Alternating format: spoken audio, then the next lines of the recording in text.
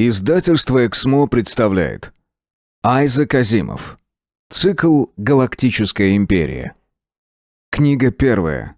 Звезды как пыль. Глава первая. Шелестящая спальня. Спальня вкрадчиво шелестела. Звук был едва слышим, однако вполне отчетлив, в нем шуршала смерть. Но не это разбудило Байрона Фаррелла и прервало его тяжелый мутный сон. Он беспокойно замотал головой из стороны в сторону, пытаясь отогнать от себя назойливое трещание, исходящее из дальнего конца стола. Не раскрывая глаз, Байрон неуклюже поднял руку и взял трубку. «Алло!» — промямлил он. Из трубки загремел голос. Он был резким и пронзительным, но Байрон был сейчас не в состоянии уменьшить громкость. «Могу я поговорить с Байроном Фарреллом?» — заорал голос. Байрон раздраженно сказал: «Говорите, что вам нужно?» Голос настойчиво повторил: «Могу я поговорить с Байроном Фарреллом?» Байрон открыл глаза, пытаясь вглядеться в темноту. Он одновременно ощутил неприятную сухость во рту и спертый воздух, заполнявший комнату. «Говорите, кто это?» Будто не слыша, его голос продолжал громко вопрошать. «Есть здесь кто-нибудь? Мне необходимо поговорить с Байроном Фарреллом!» Байрон приподнялся, опираясь на локоть, тяжело встал и заковылял к слабо светившемуся экрану видеофона. Он нажал кнопку, и маленький экран ярко вспыхнул. «Я здесь!» — буркнул он, узнав в появившейся на экране фигуре Сандра Джоунти. «Но лучше бы дождаться утра. Джоунти!» Рука его уже почти нащупала выключатель, когда Джоунти вновь заговорил. «Алло! Алло! Есть здесь кто-нибудь? Это комната 526? Алло!» Внезапно Байрон понял, что датчик обратной связи не зажегся. Выругавшись, он в сердцах щелкнул выключателем, и экран погас. Силуэт Джоунти исчез, и лишь слабый лучик пробивался сквозь тьму. Байрон вернулся в постель, натянул одеяло на голову и зарылся в подушку. В нем закипело бешенство. Во-первых, никто не имеет права будить его среди ночи. Он бросил быстрый взгляд на циферблат стоявших у изголовья часов. 3 часа 15 минут. Свет в доме зажжется только через 4 часа. Кроме того, ему не по душе просыпаться в совершенно темной комнате. За 4 года он не успел привыкнуть к земным постройкам, душным, не имеющим окон, с низкими потолками. Такова была дань тысячелетней традиции, уходящей корнями в древние времена, когда еще не изобрели защитное силовое поле, способное укрыть от взрыва примитивной атомной бомбы. Но это все ушло в далекое прошлое. Атомное оружие нанесло Земле непоправимый ущерб. Большая часть была безнадежно заражена радиацией, и использование грязных территорий стало невозможным. И из-за этого на Земле царил режим строгой экономии, поддерживаемый автоматикой. Вот почему пробуждению Байрона способствовала такая темень. Байрон вновь приподнялся, опираясь на локоть. Странно. Он замер. Его насторожил отнюдь не тихий шелест спальни. Что-то неуловимое витало сейчас в заполнявшей комнату атмосфере. В душном помещении не ощущалось ни малейшего движения воздуха. Он пытался сглотнуть слюну и не мог. Атмосфера сгущалась с каждой секундой, и он понял причину происходящего. Вентиляционная система прекратила работать. Это ужасно расстроило Байрона. Он даже не может воспользоваться видеофоном, чтобы сообщить о случившемся. Все же он решил предпринять попытку. Как и несколько ранее, экран засветился мягким матовым светом, отразившимся в хрустальных шариках, украшавших люстру. Видеофон принимал сигнал, но не мог передавать его. Ладно, к черту. Все равно до наступления утра никто ничего не сможет сделать. Он зевнул, потирая кулаками опухшие веки. «Что, дружище, плохо без вентиляции?» До него донесся странный запах. Он шумно втянул носом воздух. Запах был знакомым, но Байрон не мог определить его природу. Он направился в ванную, нажав при этом выключатель. Движение было чисто автоматическим. Для того, чтобы выпить стакан воды, свет совершенно не нужен. Выключатель щелкнул, но безрезультатно. Байрон попробовал включить свет еще раз, затем снова. то же самое. Интересно, работает сегодня хоть бы что-нибудь? Чертыхнувшись, он напился в темноте и почувствовал себя несколько лучше. Возвращаясь в спальню, он проверил по пути все имеющиеся в доме выключатели. Ни один из них не работал. Байрон сел на кровать, уперся руками в колени и принялся размышлять. Случившееся могло стать вполне подходящим поводом, чтобы поставить на место распоясавшийся обслуживающий персонал. Никто не ждет от гостиничных служащих воспитания в духе пансиона благородных девиц, но все же существуют какие-то нормы поведения. Впрочем, плевать. Через 3 дня он покинет и эту комнату, и университет Земли, и саму Землю. Все же он мог бы сообщить о случившемся. Для этого нужно только выйти и воспользоваться телефоном, стоящим в холле. Тогда они могли бы включить аварийное освещение, а, возможно, и систему кондиционирования, и он сумел бы заснуть без этих кошмарных психосоматических ощущений. Ну а если нет, пусть все катится к чертовой матери. Осталось каких-нибудь 2 ночи. Слабое мерцание экрана видеофона помогло ему найти брюки. Натянув их и прикрыв туловище футболкой, он решил, что достаточно экипирован, и двинулся к двери, громко шаркая шлепанцами. Звуконепроницаемое покрытие на полу исключало возможность разбудить соседей. Подойдя к двери, он вдавил кнопку. Раздался характерный щелчок, после которого дверь обычно открывалась. Однако сейчас этого не произошло. Он надавил на дверь плечом, но даже его атлетическая мускулатура ничего не изменила. Он отступил назад. Ситуация походила на фарс. Мог ли стать причиной происходящего сгоревший предохранитель? Нет, вряд ли. Электронные часы работали, экран видеофона все еще светился. Стоп. Это могли быть мальчишки с их дебильными шуточками. Так иногда случалось. Глупо, конечно, но он и сам в детстве принимал участие в подобных забавах. Это было несложно, и любой шалопай... Впрочем, когда он ложился спать, свет и вентиляция работали. Значит, энергия отключилась ночью, и теперь придется ждать утра, чтобы кто-нибудь из персонала обнаружил причину, по которой старина Байрон не может даже выйти отсюда. Возможно, к обеду он все-таки сумеет покинуть это помещение. «Хо-хо», — прошептал Байрон, возвращаясь назад. Внезапно он задел ногой какой-то предмет, который с металлическим звуком ударился об пол.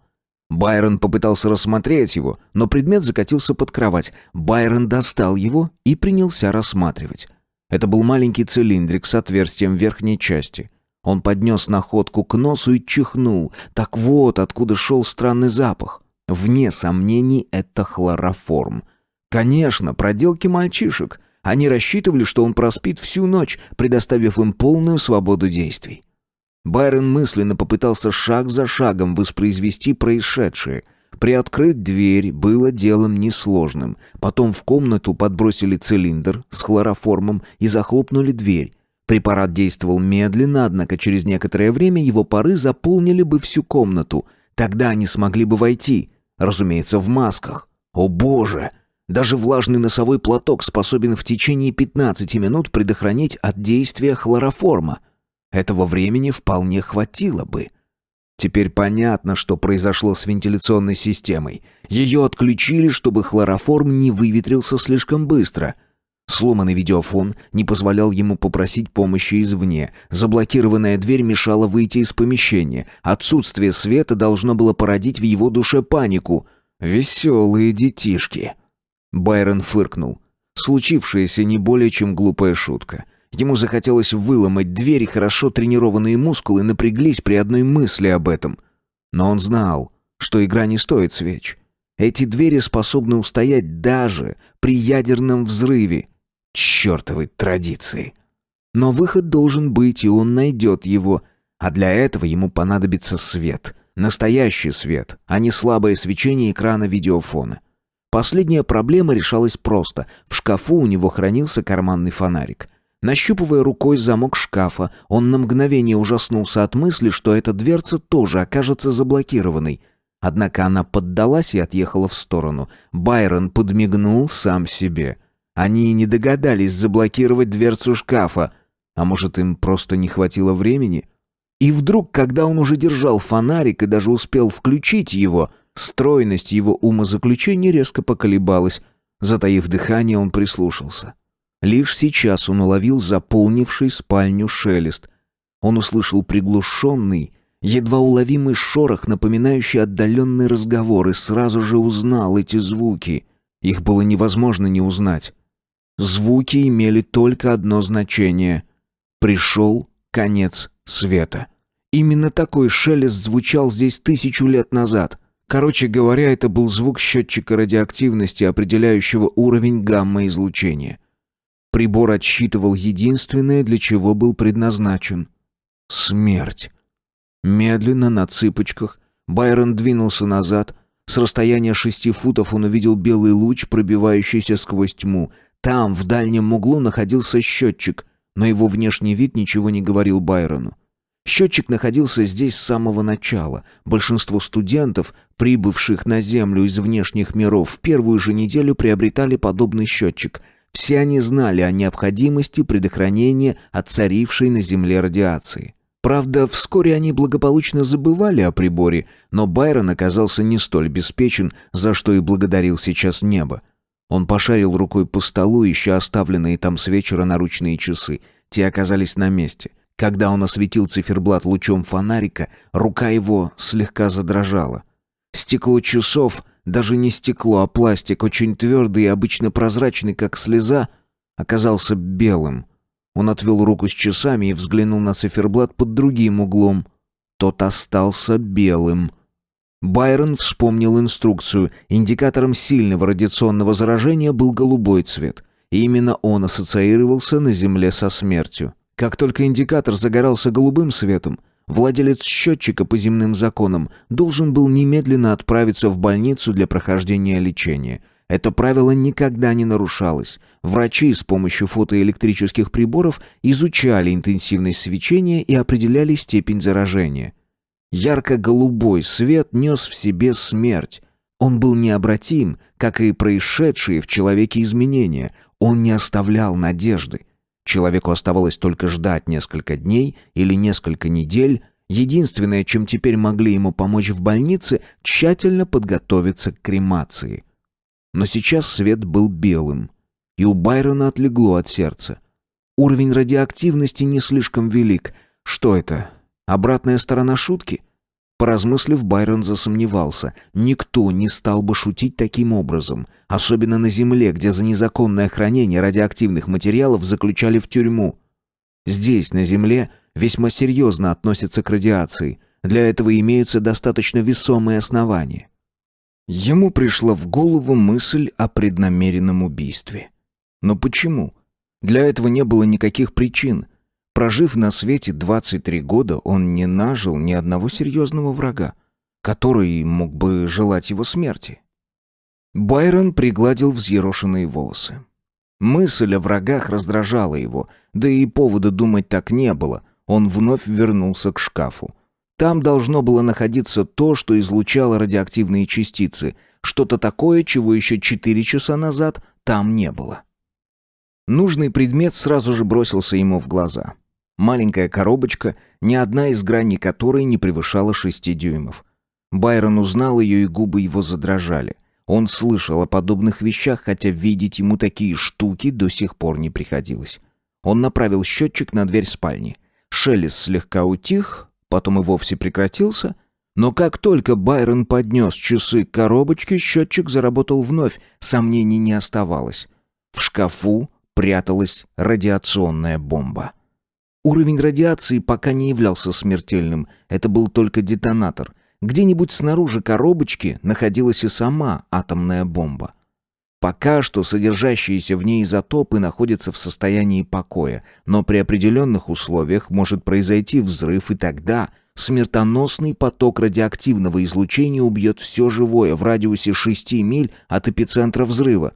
Как определить время взрыва? Это может случиться через несколько часов или в следующую секунду. Руки Байрона беспомощно повисли вдоль туловища, фонарик упал на пол. Ужасная истина оглушила его. Он должен был умереть. Умирать Байрону не хотелось, но он не мог найти выход из создавшейся ситуации. Он припомнил расположение комнаты. Она находилась в конце коридора, напротив нее, а также сверху и снизу были другие комнаты.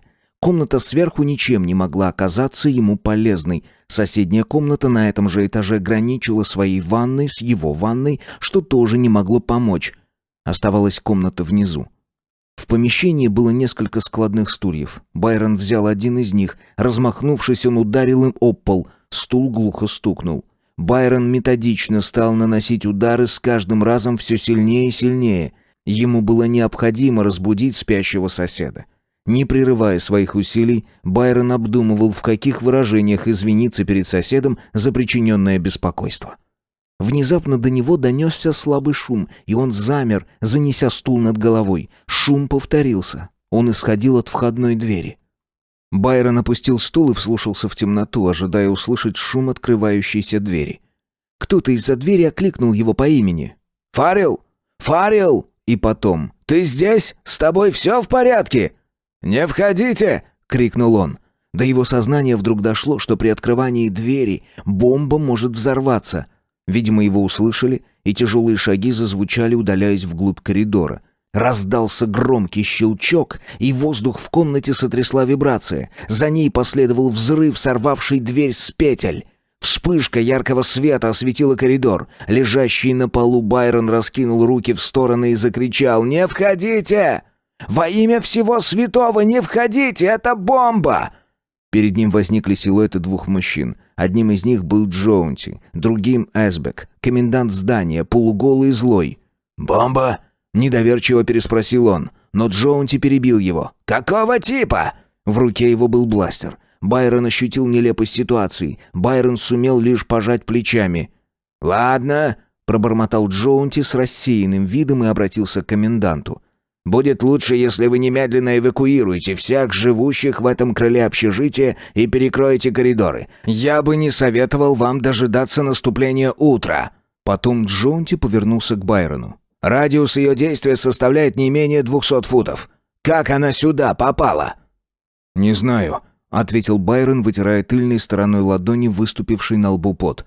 «Если ты не возражаешь, я бы с удовольствием присел».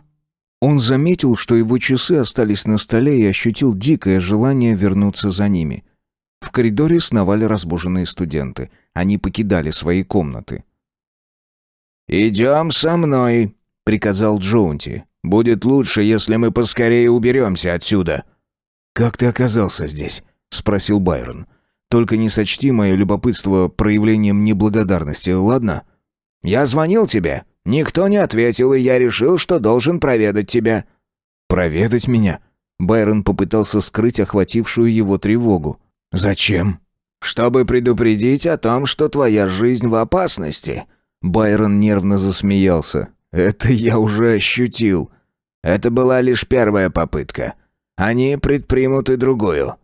«Кто они?»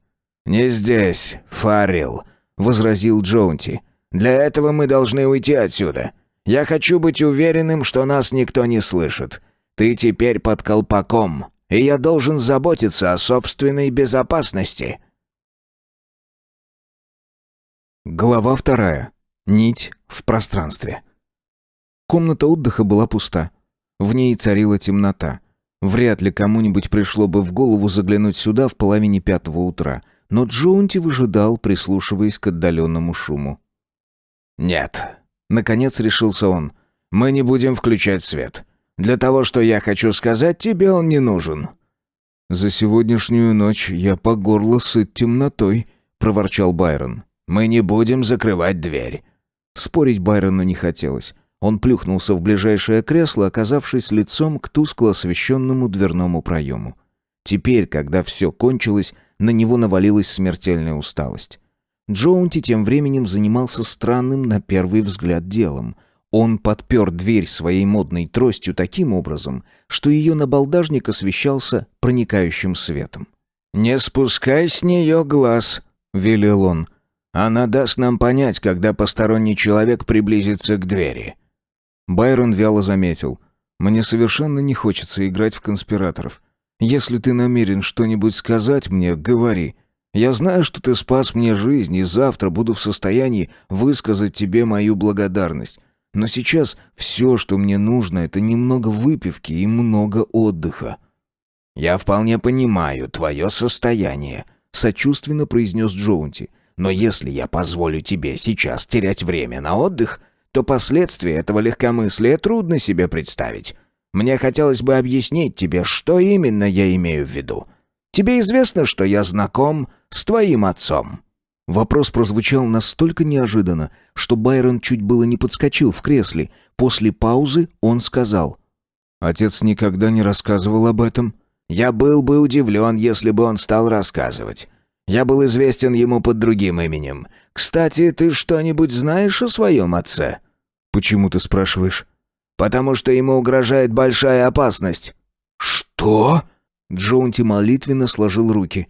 «Пожалуйста, не кричи так». Байрон понял, что все это время они разговаривали шепотом. Джоунти продолжал: «Постараюсь объяснить тебе. Твой отец заключен под стражу. Ты понимаешь, что это значит?» «Пока не совсем. Кто заключил его под стражу и что ты имеешь в виду? Или ты решил, что мне мало сегодняшних волнений?» Голос Байрона задрожал. Хлороформ и близость смерти не шли ни в какое сравнение со словами сидящего рядом с ним невозмутимого Дэнди. «Неужели?» — продолжал тот. «Тебе ничего не известно о работе, которую выполнял твой отец?» «Если ты знаешь моего отца, то знаешь и то, что он скотовод Свайдемоса. Это его работа». Джоунти улыбнулся. «Конечно, ты вовсе не обязан доверять мне, хоть я и рисковал из-за тебя своей жизнью, но мне уже ясно, что ты скажешь. Я знаю гораздо больше. Мне, например, известно, что твой отец участвовал в заговоре против тирании». «Я возражаю», — раздраженно запротестовал Байрон. «Услуга, которую ты оказал мне этой ночью, не дает тебе права делать подобные умозаключения о моем отце». «Ты глуп, дружок, и мы даром теряем время. Я знаю, что говорю.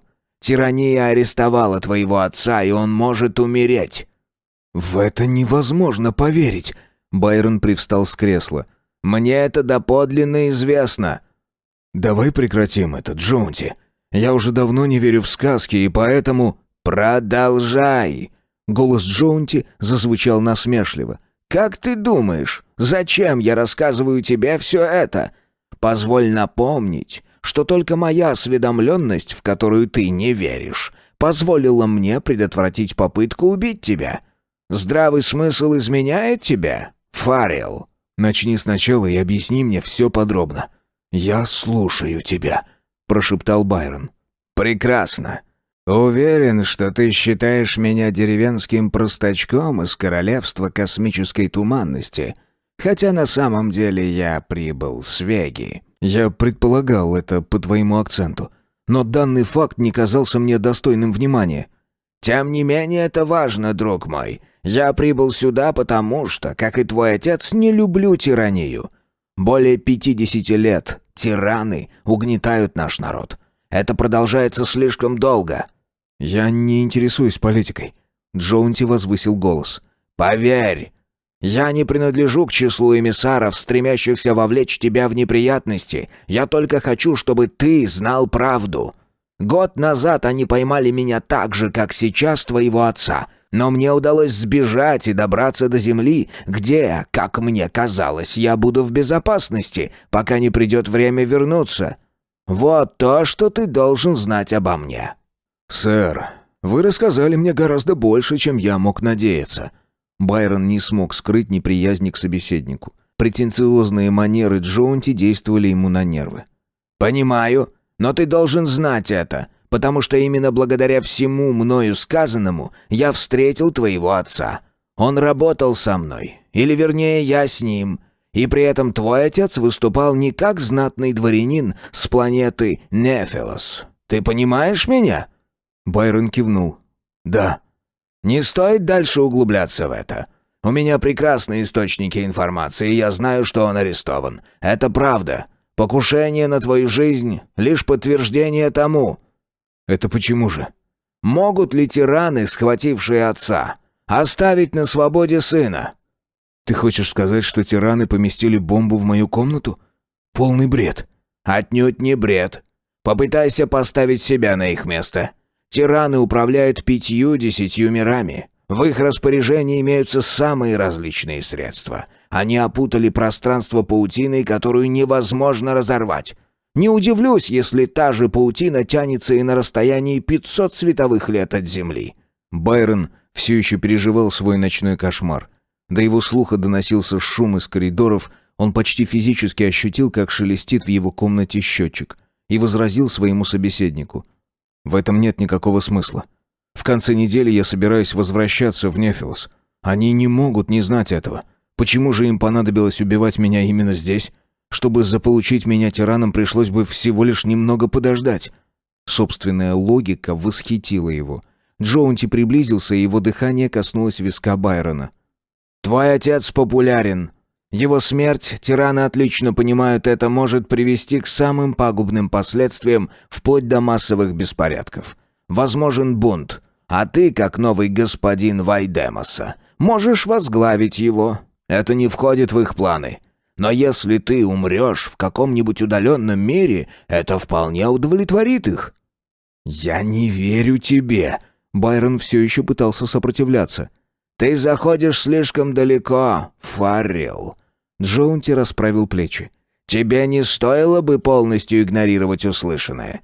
Твой отец, защищая тебя от действительности, сослужил тебе дурную службу. Думаю, ты не сумеешь оправдать его надежд. Ты просто не в состоянии ненавидеть тиранию так, как ненавидит ее он. Ты не способен бороться с нею». Байрон хмыкнул. Джоунти продолжил. «И все же здесь, на земле, ты находишься не случайно.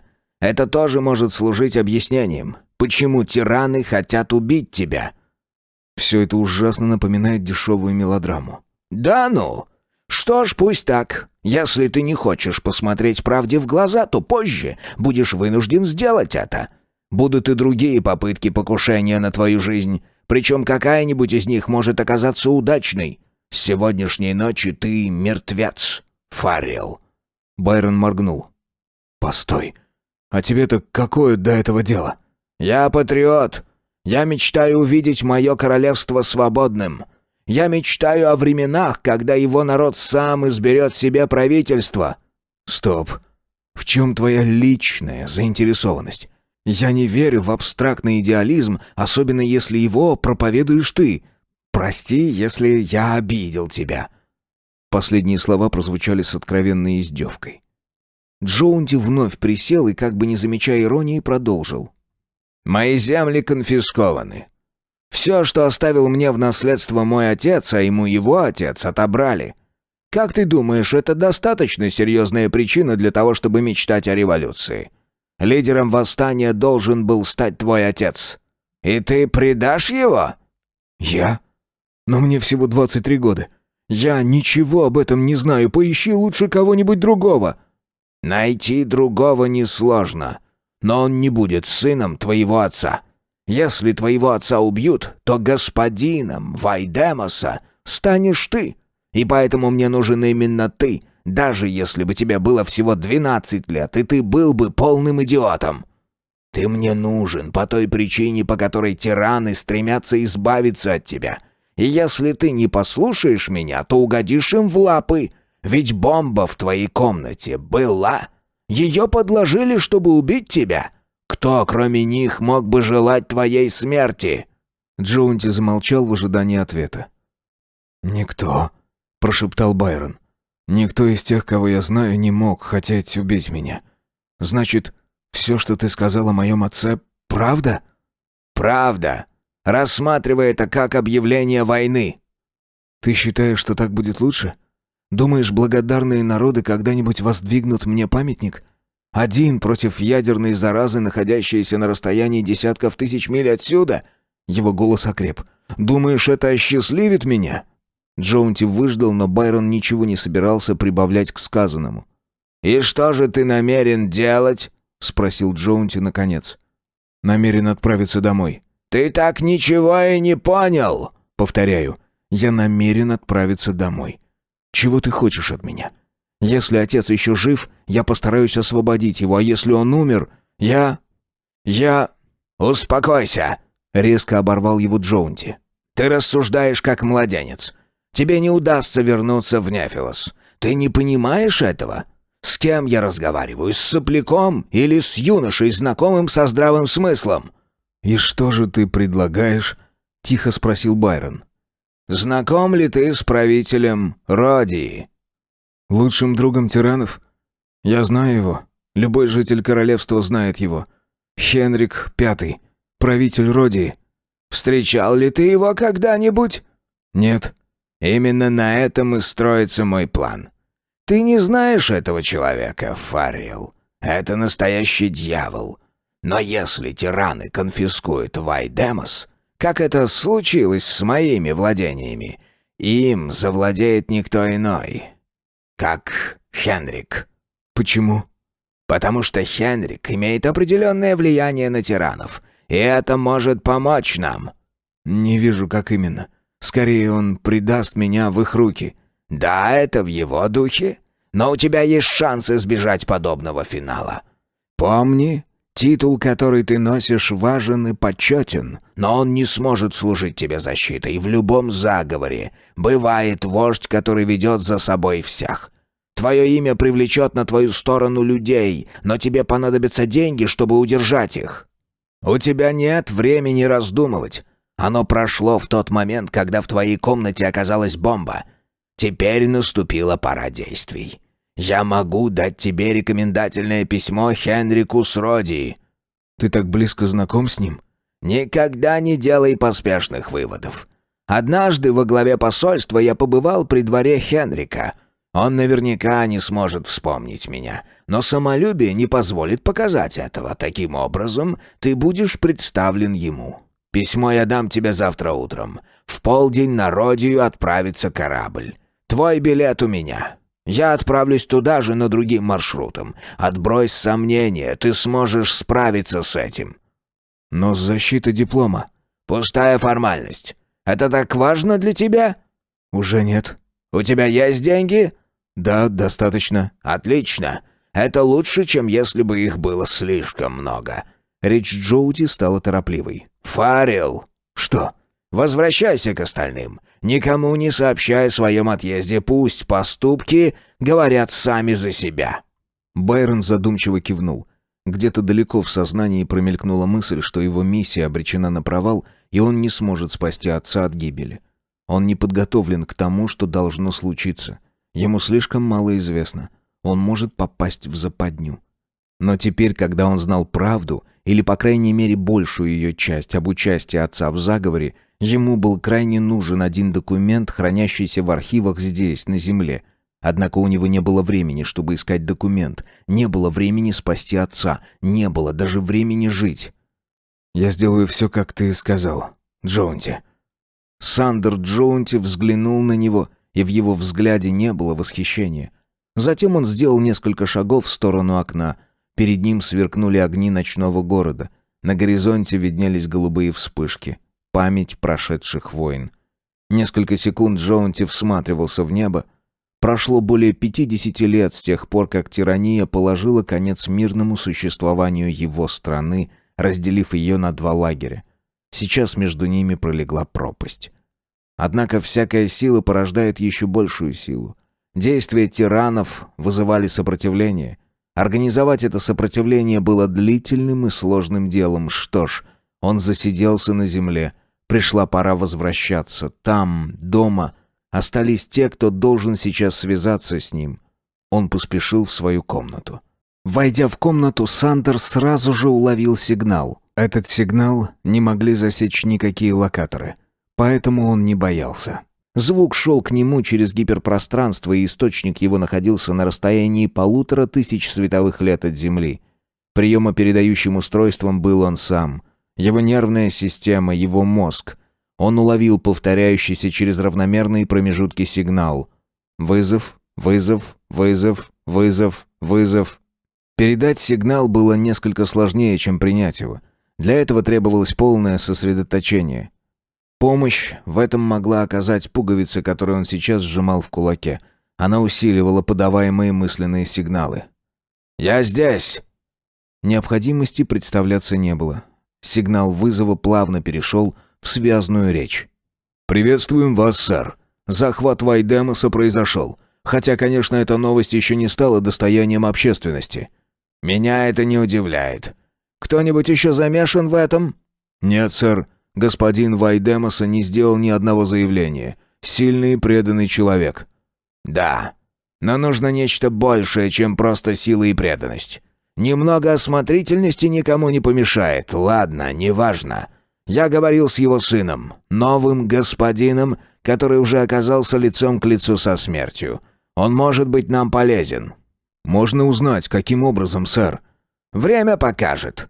Завтра он отправится на встречу с Хенриком Сродии. С Хенриком? Юноша подвергает себя большому риску. Знает ли он о случившемся? Я сказал ему столько, сколько мог, перебил говорящего Джоунти. Пока мы не можем сказать ему большего. Пока он только человек, который рискует, как, впрочем, и любой другой. Мы только используем его. Больше не вызывай меня на связь, поскольку я покидаю Землю».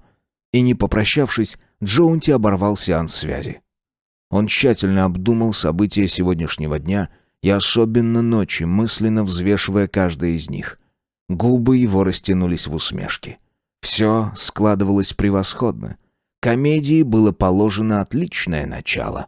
Не оставалось никакой возможности для случайности. Глава 3. О часах и случайностях. Первый час после взлета космического корабля, пожалуй, наиболее прозаичен для его пассажиров. Ими властно овладело состояние невесомости, подобно тому, как стремительный горный поток увлекает за собой поваленное дерево. Конечно, полет связан не только с неудобствами. О вашем багаже позаботятся. Протолкнувшись сквозь толпу желающих, подобно вам, улететь этим же рейсом, вы займете предназначенный вам отсек. Затем наступит тишина, какая всегда воцаряется перед взлетом. В каждом отсеке вспыхнут красными буквами надписи на табло. «Пристегнуть ремни», «Пристегнуть ремни». По коридорам промчатся стюардессы. Постучав во все двери, они с очаровательной улыбкой напомнят вам: «Прошу прощения, пристегнитесь, пожалуйста». Затем внезапно взревут двигатели. Вас отбросит в кресле назад, потом вперед, и так будет происходить все время, пока корабль не наберет скорость. Тот, кто переживет эти минуты, может быть уверен, что космическая болезнь ему не угрожает. В первые 3 часа полета кают-компания была закрыта для пассажиров, что оказалось неприятным сюрпризом. Не только для постоянных посетителей планетария, иными словами, для тех, кто еще не бывал в космосе, но и для более опытных путешественников. Обозрение Земли из космоса, помимо всего остального, являлось одной из обязательных традиций туристов. Кают-компания представляла собой прозрачную сферу, находящуюся на носу корабля. Сейчас она была переполнена людьми, прижатые к стеклу лица были устремлены в одну точку. Они не сводили глаз с удаляющейся от них Земли. Земля находилась как раз под ними. Гигантский оранжево-бело-голубой шар. Она была ярко освещена солнцем. Четко просматривались континенты, испещренные зелеными прожилками и оранжевыми пятнами пустынь. Синели моря и океаны. Вместе соединения их с горизонтом они были почти черными. А вокруг Земли в действительно черном небе сияли звезды. Они манили и притягивали к себе тех, кто смотрел на них. Внезапно ночная тень наползла на земной шар, и огромная планета скрылась во тьме. Скрылась во мраке больная, непригодная к жизни Земля. Сквозь тень едва виднелись радиоактивные вспышки, память о тех временах, когда взрывами ядерных бомб было уничтожено целое поколение. О временах, когда еще только создавалось защитное силовое поле. С тех пор прошло много времени. Ни один мир не смог бы теперь совершить подобное самоубийство. Никто из пассажиров корабля не сводил с Земли глаз до тех пор, пока она не стала крошечной светящейся точкой, а потом и вовсе скрылась из виду. Среди зрителей находился и Байрон Фаррелл. Он сидел в центральном ряду, положив руки на подлокотники. Взгляд его был блуждающим и задумчивым. Не так хотел он расставаться с землей. Этот способ был плохим, неправильным. Неправильными были космический корабль и пункт назначения. Рукой он машинально провел по щеке и обнаружил, что забыл сегодня побриться. Ничего, он сможет сделать это, вернувшись в свой отсек. Байрон колебался, стоит ли уходить к себе. Здесь все-таки были люди, в своем отсеке он будет один. А может, именно поэтому и нужно уходить? У него возникло неведомое ранее ощущение, что он дичь, и на него ведется охота. Новое ощущение оказалось не из приятных. Похоже, в этом мире у него не осталось друзей. Они исчезали в тот самый момент, когда 24 часа назад он был разбужен телефонным звонком. Даже в общежитии он мгновенно стал чужаком. Старина Эсбек, дождавшись его после беседы с Джоунти, был как никогда сух и официален. «Мистер Фаррелл, я хотел бы переговорить с вами. Случившееся не более чем несчастный случай. Я не могу найти этому разумного объяснения. Возможно, у вас есть какие-нибудь соображения на этот счет?» «Нет», — чуть было не закричал Байрон, — «никаких. Могу ли я вернуться в свою комнату и забрать личные вещи?» «Это будет возможно лишь утром. Сейчас в комнате устанавливают специальное оборудование. Первые замеры показали, что уровень радиоактивности не превышает допустимого предела. Вам повезло. Все могло обернуться гораздо хуже». «Да, разумеется. Но я, с вашего позволения, хотел бы отдохнуть». «Вы можете до утра воспользоваться моей комнатой, а потом мы могли бы на оставшиеся дни переселить вас. Кстати, мистер Фаррелл, мне кажется, что причина кроется в другом». Он принял заговорщицкий вид. Голос его понизился до шепота. «В чем же?» — осторожно спросил Байрон. «Знаете ли вы кого-нибудь, кто хотел бы вас проучить?» «Проучить меня таким образом?» «Конечно, нет». «Каковы в таком случае ваши планы? Авторитету школы, несомненно, повредит огласка происшедшего с вами инцидента». На слове «инцидент» он сделал ударение. Байрон раздраженно ответил. «Я понимаю вас. Успокойтесь. Мне не нужен ни следователь, ни полиция. Скоро я собираюсь покинуть Землю, и мне не хотелось бы нарушать свои планы. Я никуда не буду жаловаться. Ведь главное, что я все еще жив». Эсбек с нескрываемым облегчением вздохнул. Именно этого они и хотели. Никаких неприятностей. Инцидент был как бы забыт. Байрон попал в свою комнату только в 7 часов утра. Там было тихо. Бомба отсутствовала, счетчик тоже.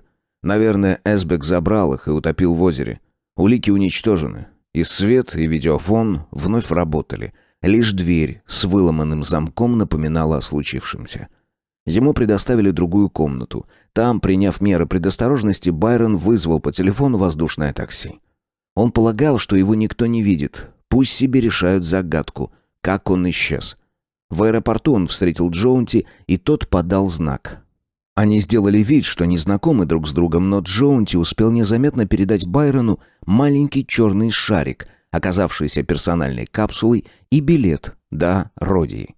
Байрон несколько мгновений рассматривал капсулу. На ней не было никакой пломбы. Позже в комнате он прочел послание.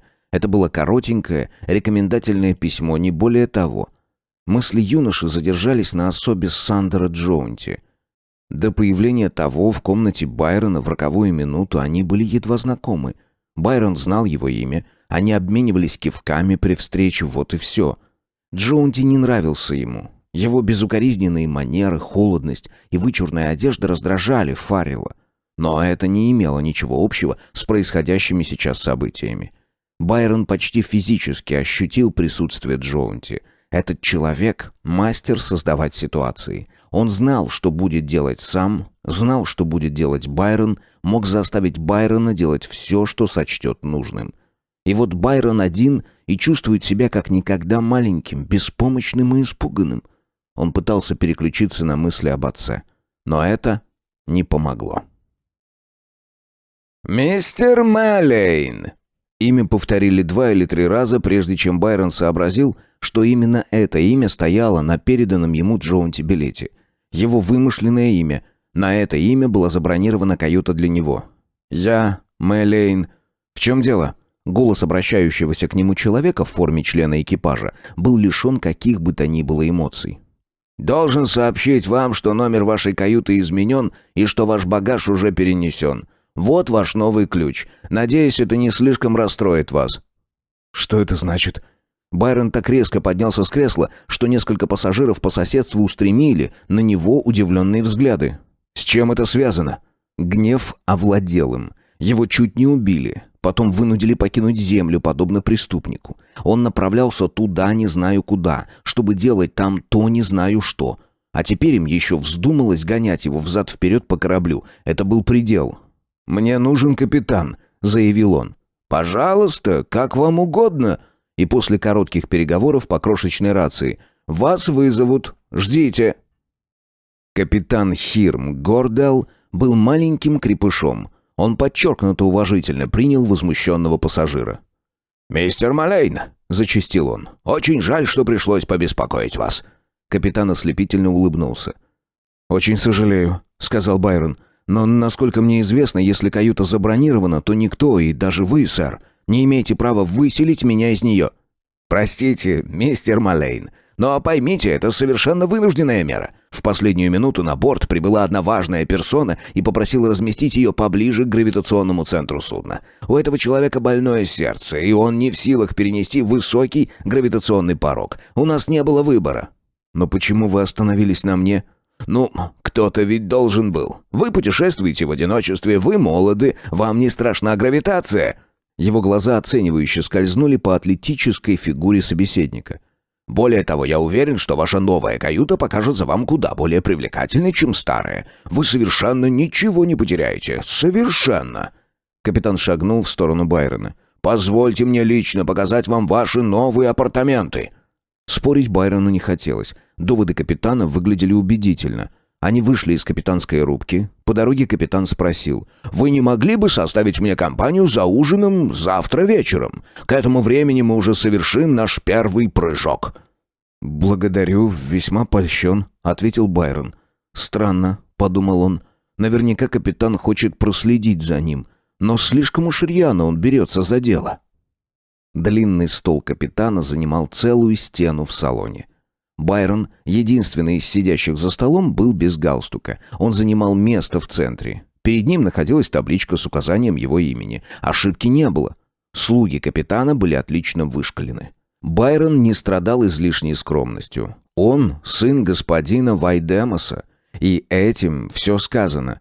Но здесь он являлся Байроном Мэллином, простым смертным, и должен был делать вид, что потрясен и восхищен. Капитан оказался совершенно прав, говоря, что его новое жилище значительно лучше старого. Прежняя комната была обычной каютой второго класса, новые же апартаменты состояли из 2 комнат. Здесь имелась и ванная комната, оборудованная всем на свете, вплоть до воздушного полотенца. Теперь он находился рядом с офицерским отсеком и повсюду натыкался на людей в форме. Завтрак подали ему в каюту на серебряном подносе. Перед обедом внезапно появился парикмахер и предложил свои услуги. Вероятно, так и должно быть, если путешествовать в каюте люкс. Но для Байрона Мэллейна подобные излишества были слишком шикарными. Перед появлением парикмахера Байрон как раз вернулся с прогулки по кораблю. Он сделал для себя неожиданное открытие. Гуляя, он наткнулся на свою прежнюю каюту, 140D, и вдруг обнаружил, что в кармане все еще лежит ключ от нее. Он остановился, чтобы прикурить сигарету, надеясь втайне, что нынешний жилец этой каюты по какой-нибудь надобности выйдет в коридор. Подождав немного, он нажал кнопку светового звонка на двери. Никто не откликнулся. Тогда Байрон достал из кармана ключ, на вид простую алюминиевую пластинку, и вставил его в замок. Фотоэлемент сработал, и дверь отворилась. Он шагнул внутрь. Дверь за его спиной бесшумно закрылась. Он сразу же понял одну вещь. Его старая каюта пустовала. Не было никакой важной персоны с больным сердцем. Постель на кровати выглядела новенькой, нигде никаких следов пребывания кого бы то ни было. Так что роскошь, в которой его поселили, была лишь предлогом, чтобы заставить его покинуть прежнюю каюту. Они не хотели, чтобы он оставался здесь. Почему? Что их интересовало? Комната или он сам? И вот он сидел за капитанским столом. А в голове у него роились неразрешенные вопросы. Вошел капитан. Все, включая Байрона, встали ему навстречу. Капитан прошел вдоль стола и занял свое место. Зачем они переселили его? На корабле играла музыка. Стена, разделяющая салон и кают-компанию, была раздвинута. Мягко светился оранжево-красный свет. Салон был полон народу. Капитан оглядел сидящих за столом и обратился к Байрону. «Добрый вечер, мистер Маллейн. Как вам понравилась ваша новая каюта?» «Она прекрасна, даже слишком. Самое лучшее, что я видел в своей жизни». Байрон произнес тираду невыразительным голосом и заметил, что капитан бросил на него пристальный взгляд. Подали десерт, и почти одновременно погас свет. Глазам пассажиров открылась великолепная картина. Они увидели Млечный Путь, захватывающее зрелище сияющей диагональной дороги среди звезд. Разговоры стихли, заскрипели отодвигаемые стулья, и все головы обратились лицом к звездам. Что-то мягко шептала музыка. Над головами зазвучал голос. «Леди и джентльмены, мы готовы к нашему первому прыжку. Большинство из вас, я думаю, знают хотя бы теоретически, что такое прыжок. Многие здесь, кажется, больше половины еще никогда не ощущали его. Именно к ним мне и хотелось бы обратиться. Прыжок — это именно то, что заложено в слове его означающем. В цепи время-пространство невозможно двигаться со скоростью, превышающей скорость света. Это простейший закон, открытый в глубокой древности великим Эйнштейном. Но даже при скорости света понадобится много лет, чтобы добраться до звезд. Теперь давайте отвлечемся от связи время-пространства и перейдем к малоизвестному понятию гиперпространства, где время и расстояние не имеют различий. В этом пространстве, без пространства, как его иногда называют, таятся гигантские накопления энергии, и наука научилась переносить часть ее в определенную точку обыкновенного пространства. Эта энергия такова, что дает возможность преодолевать большие расстояния в нулевой отрезок времени. Это тот самый прыжок, который делает возможным межзвездные путешествия. Мы с вами совершим прыжок через 10 минут. Вас предупредят об этом. Вы ощутите не более чем секундный дискомфорт. Но, надеюсь, при этом все будут сохранять спокойствие.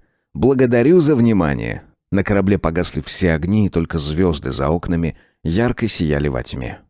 Казалось, время тянется бесконечно. Внезапно вновь зазвучал тот же голос. «Через 1 минуту мы с вами совершим прыжок. 50, 40, 30, 20, 10, 5, 4, 3, 2, 1». Мир на мгновение перестал существовать. Будто бомба, взорвавшись внутри каждого пассажира, разворотила их сознание и тело.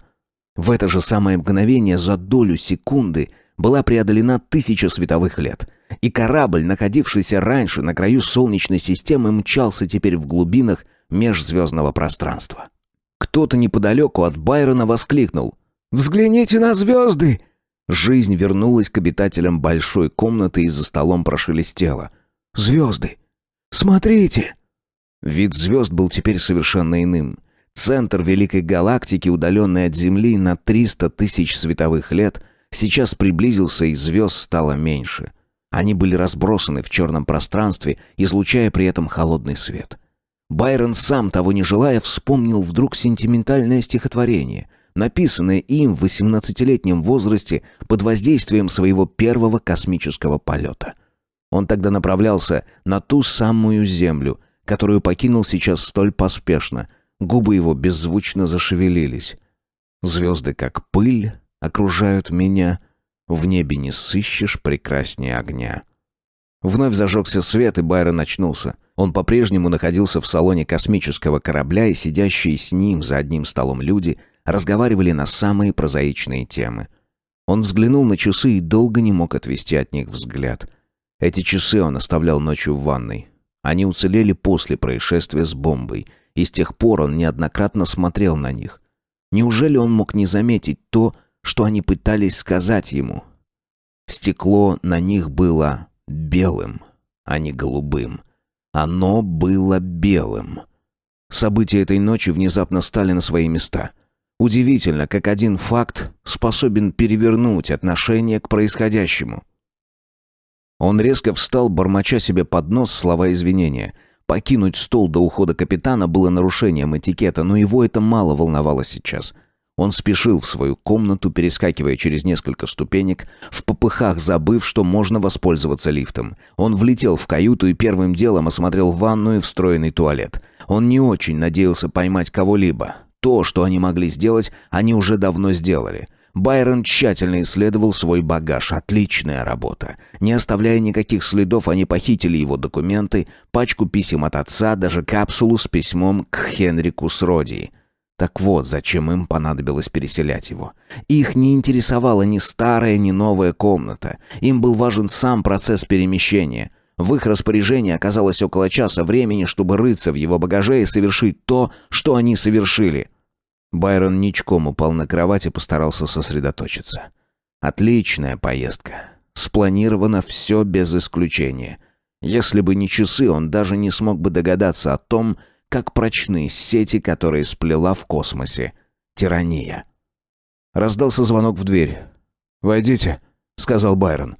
Это был стюард, который вежливо сказал: «Капитан хотел бы узнать, не может ли он чем-нибудь помочь вам? Вы выглядели не вполне здоровым, когда вставали из-за стола». «У меня все в порядке», — ответил Байрон. Какова слежка? Он понял, что ему не оставили выбора и что корабль неуклонно везет его к гибели. Глава 4. Свободен? Сандерс Джоунти холодно встретил взгляд собеседника. «Говоришь, что-то пропало?» Ризет провел рукой по щеке. «Что-то пропало. Не знаю, что именно. Думаю, это тот документ, который нам нужен. Мы знаем о нем одно. Он датируется 2015 годом по примитивному земному календарю, и он представляет опасность. Можем ли мы быть уверены, что пропавший документ то, что нам нужно?» «Вполне. Он охраняется по приказу правительства Земли». «Ерунда. Земляне охраняют любой документ, связанный с догалактическим периодом. Это одна из их идиотских традиций». «Но этот документ особый случай. Ведь он похищен, а они продолжают охранять пустую папку». «Представляю их лица, когда они обнаружат пропажу своей жалкой реликвии. Хотя мне и не нравится, что документ у молодого Фаррелла. Я надеялся, что после обыска он окажется в твоих руках».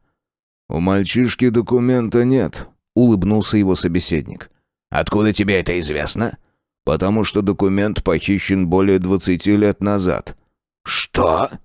«Его никто не видел более 2 десятилетий». «Ложь. Повелитель узнал о нем всего 6 месяцев назад». «Тогда 19,5 лет назад его похитил кто-нибудь другой». Джоунти на мгновение задумался, потом сказал: «Ладно, это не важно». «Почему же?» «Я давно нахожусь на Земле. И если до моего прибытия сюда я еще мог поверить, что на Земле способна храниться какая-нибудь серьезная информация, то сейчас очень в этом сомневаюсь. Но посуди сам. Когда Земля была единственной населенной планетой галактики, она имела лишь примитивное вооружение. Самое серьезное оружие, которым располагали земляне, малоэффективные атомные бомбы. И они не смогли даже от них создать элементарной защиты». Он указал рукой на горизонт, где то и дело возникали голубые радиоактивные вспышки. Затем Джоунти продолжил: «Все это я понял, только прибыв сюда. Странно было бы предположить, что можно научиться чему-нибудь полезному у общества с таким уровнем военного развития. Здесь загублено искусство, загублена наука, а жители Земли упорствуют в поддержании культа примитивизма, оставшегося с прежних времен». Ризет возразил: «Но наш властитель был мудрым человеком, и он особенно подчеркивал, что этот документ наиболее опасен из всех известных ему. Вспомни, что он говорил. Это повлечет гибель тирании, гибель всех нас, и оно же пробудит к жизни всю галактику». «Властитель, как и все смертные, мог ошибаться». «И все же, сэр, пока что даже мы не знаем содержания этого документа. Возможно, в нем содержатся чьи-то неопубликованные исследования, или документ имеет отношение к оружию, которое земляне вовсе не считают оружием, потому что с первого взгляда оно таковым не кажется». «Чепуха. Ты человек военный и, конечно, лучше в этом разбираешься. Но если на свете и есть какая-нибудь наука, которая постоянно прогрессирует, то это лишь военная технология. Никакое потенциальное оружие не могло быть не выявлено за 10 тысяч лет. «Думаю, Ризет, что нам пора возвращаться на Лингану». Ризет пожал плечами.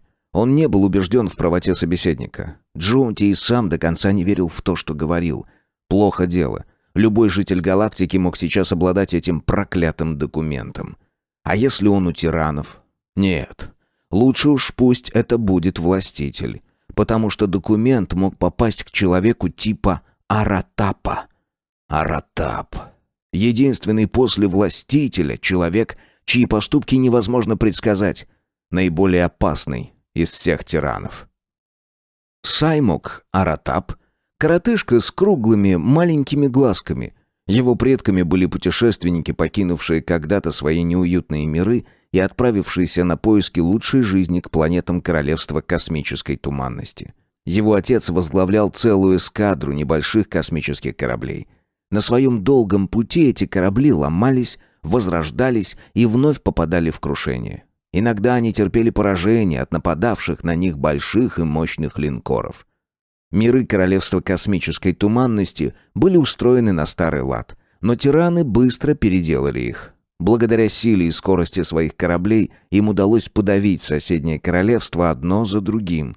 Оставшиеся просто-напросто перешли на сторону более сильных тиранов. Каждому хотелось сохранить хотя бы ощущение безопасности, а не дрожать в ожидании, когда наступит его очередь. Но все это происходило 50 годами раньше.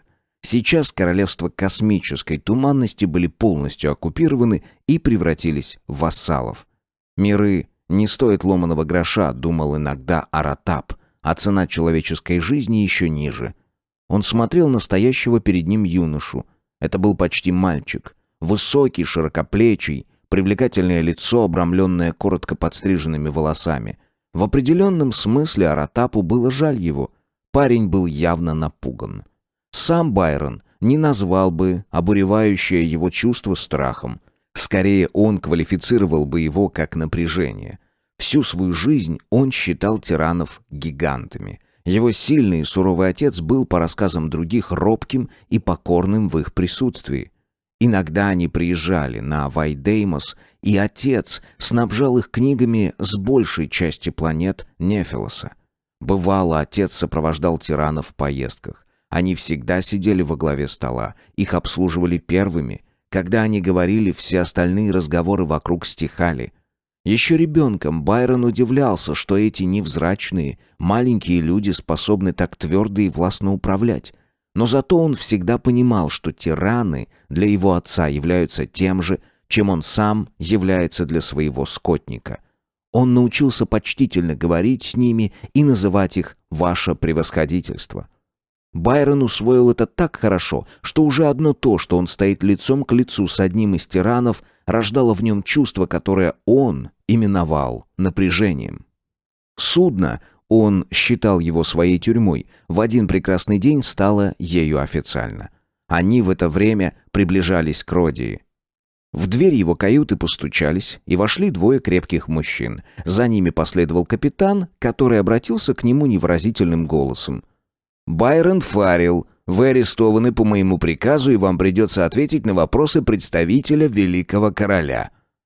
Представителем и был этот крошечный тиран, сидящий сейчас перед Байроном и выглядевший скучно и неинтересно. Великим королем являлся хан Тирании, все еще живший в легендарном каменном дворце на главной планете Тирании. Байрон оценивающе посмотрел на него. С этим коротышкой он справился бы без труда. Но присутствие 4 стражников, по 2 с каждой стороны, делало любую попытку нападения невозможной. 5-й охранник сидел позади представителя. Представитель обратился к Байрону со словами. «Как тебе должно быть известно?» Голос его был тонким и визгливым. «Старый господин Вайдемоса, твой отец казнен за измену». Взгляд его бегающих глаз сосредоточился на Байроне. Байрон не шелохнулся. В его положении лучше не проявлять эмоций, решил он. Конечно, можно закричать на них, но от этого отец не оживет. Он понимал, зачем ему сообщили о гибели отца. Хотят вывести из равновесия. Ну что ж, он не доставит им этого удовольствия. Байрон лениво протянул. «Я Байрон Мэлейн, с Земли. Если необходимо удостоверить мою личность, я хотел бы связаться с земным консулом». «Конечно, конечно. Но, увы, мы сейчас находимся слишком далеко от Земли. Ты утверждаешь, что ты Байрон Мэлейн с Земли. Но вот...» Аратап зашуршал лежащими перед ним бумагами. «Письма, написанные господином Вайдемоса своему сыну. Здесь же студенческий билет и зачетная книжка на имя Байрона Фаррелла. Все это нашли в твоем багаже». Байрон слегка опешил, но постарался не подать виду. «В моем багаже кто-то рылся и подбросил все это?» «Мы пока не в суде, мистер Фаррелл или Мэлейн. А для суда потребуется объяснение получше». «Еще раз повторяю, если все это найдено в моем багаже, то бумаги подброшены туда нарочно». Байрон слегка перевел дух. Конечно, его заявление звучит глупо, и он отлично понимал это. Но представитель перевел разговор на другую тему. В руках он держал капсулу с письмом к правителю Родии. «А это рекомендательное письмо? Тоже не твое?» «Нет, но принадлежит мне». Байрон заранее решил ответить так, потому что знал, в письме не проставлено имя. Это послание к правителю. Он сам оборвал себя. Любые объяснения в подобной ситуации были проявлением слабости, а представитель к тому же усмехался. Или это ему только показалось? Аратап не усмехался. Быстрым движением руки он поправил контактные линзы, затем вынул их из глаз и опустил в стакан с водой, стоящий перед ним на столе. Его опухшие веки были слегка влажными, он сказал: «И тебе это известно? Известно на Земле в 500 световых лет отсюда? Об этом не слыхала даже наша собственная полиция здесь, на Родии».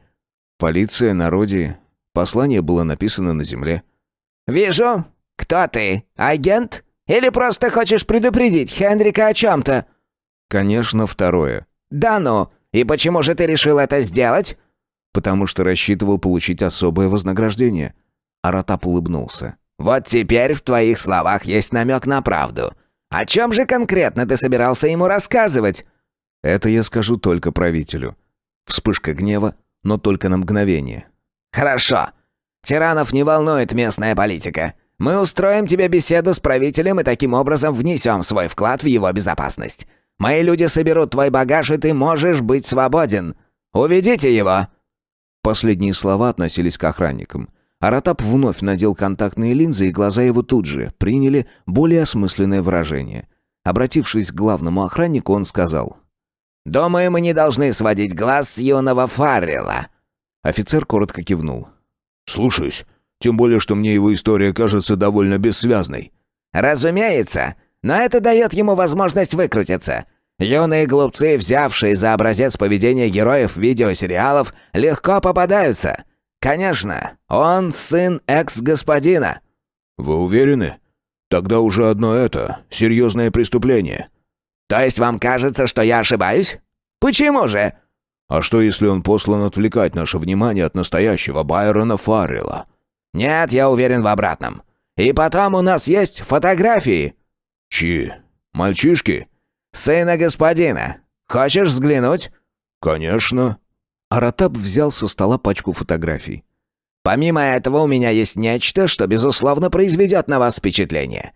Думаю, с подобной штукой вы еще не сталкивались. Она изобретена во внутренних мирах и внешне представляет собой обычный фотокуб. Но если перевернуть его вверх ногами, автоматически происходит молекулярная реакция, и он становится полностью прозрачным. Славная вещица!»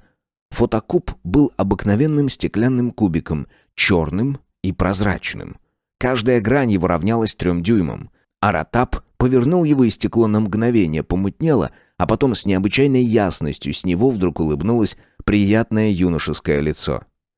«Раньше эта штука принадлежала экс-господину», — заметил Аратап. «Что ты скажешь?» «Вне всяких сомнений здесь изображен наш молодой приятель». «Да», — представитель тирании задумчиво рассматривал кубик. «Знаешь, мне пришло в голову, что, используя тот же процесс, можно поместить в куб не одну, а 6 фотографий, 6 связанных друг с другом фотографий. И статический феномен станет динамическим, наполнив первый новым смыслом и содержанием. Более того, это может стать новым видом искусства». В голосе его прозвучало нескрываемое торжество. Но его молчаливый собеседник не обратил никакого внимания на идею Аратапа, и тому пришлось прервать свои творческие фантазии. «Так ты видишь Фаррелла?» — резко спросил представитель. «Так точно». «Теперь ты должен встретиться с Хенриком». «С Хенриком?» «Конечно. Для этого я и собираюсь освободить мальчика. Мне нужно получить ответы на некоторые вопросы. Зачем Фарреллу понадобился Хенрик? Что их связывает? Смерть господина здесь ни при чем. Между ними должна быть хорошо отлаженная тайная связь, и мы еще не знаем, как именно она осуществлялась». «Но Хенрик не может быть вовлечен в это. Даже если у него хватило бы смелости, то ума явно недостаточно». «Согласен. Но именно из-за своего идиотизма он может служить орудием в их руках.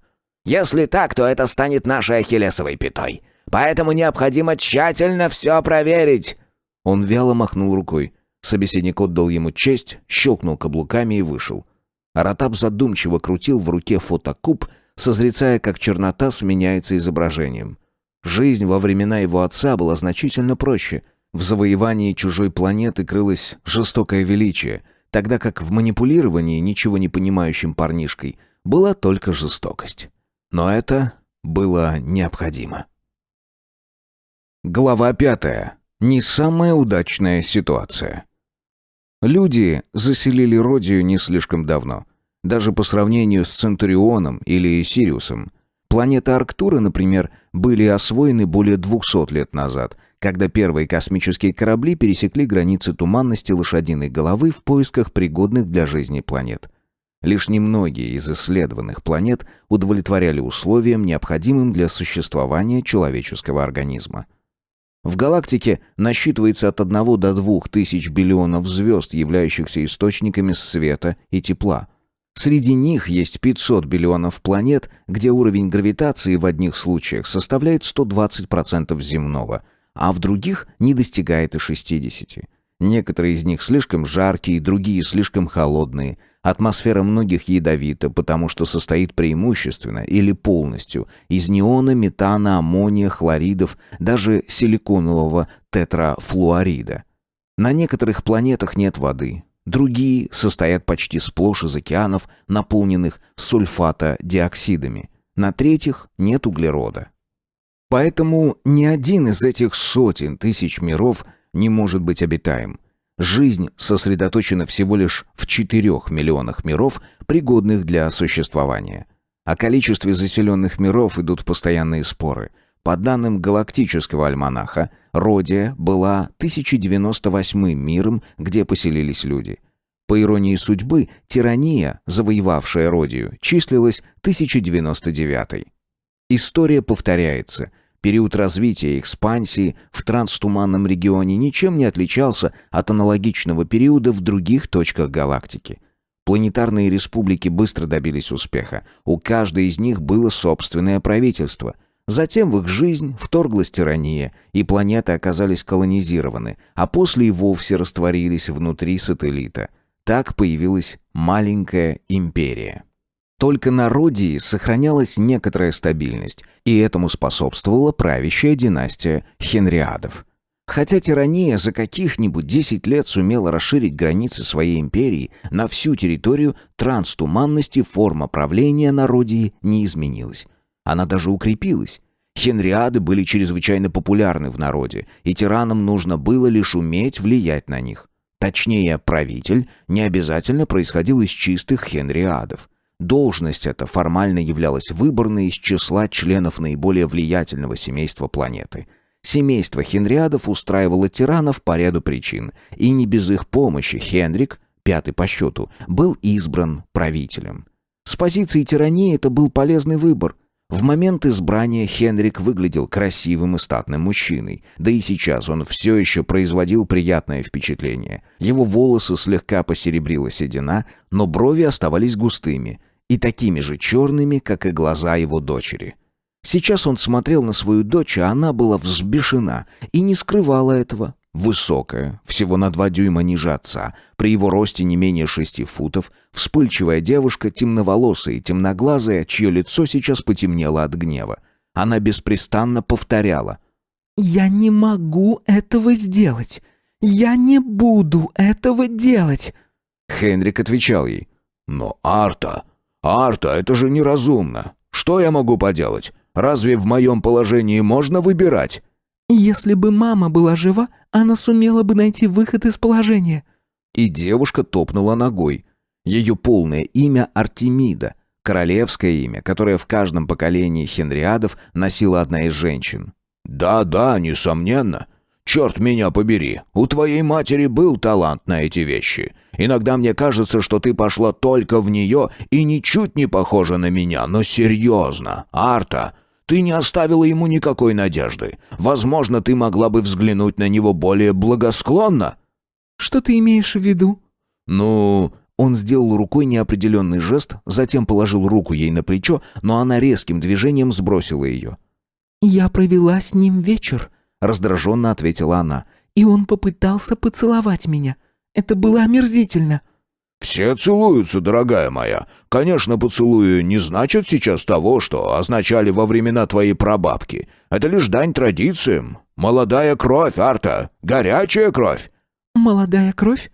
За последние 15 лет молодая кровь в этом чудовище была разве что сразу после переливания.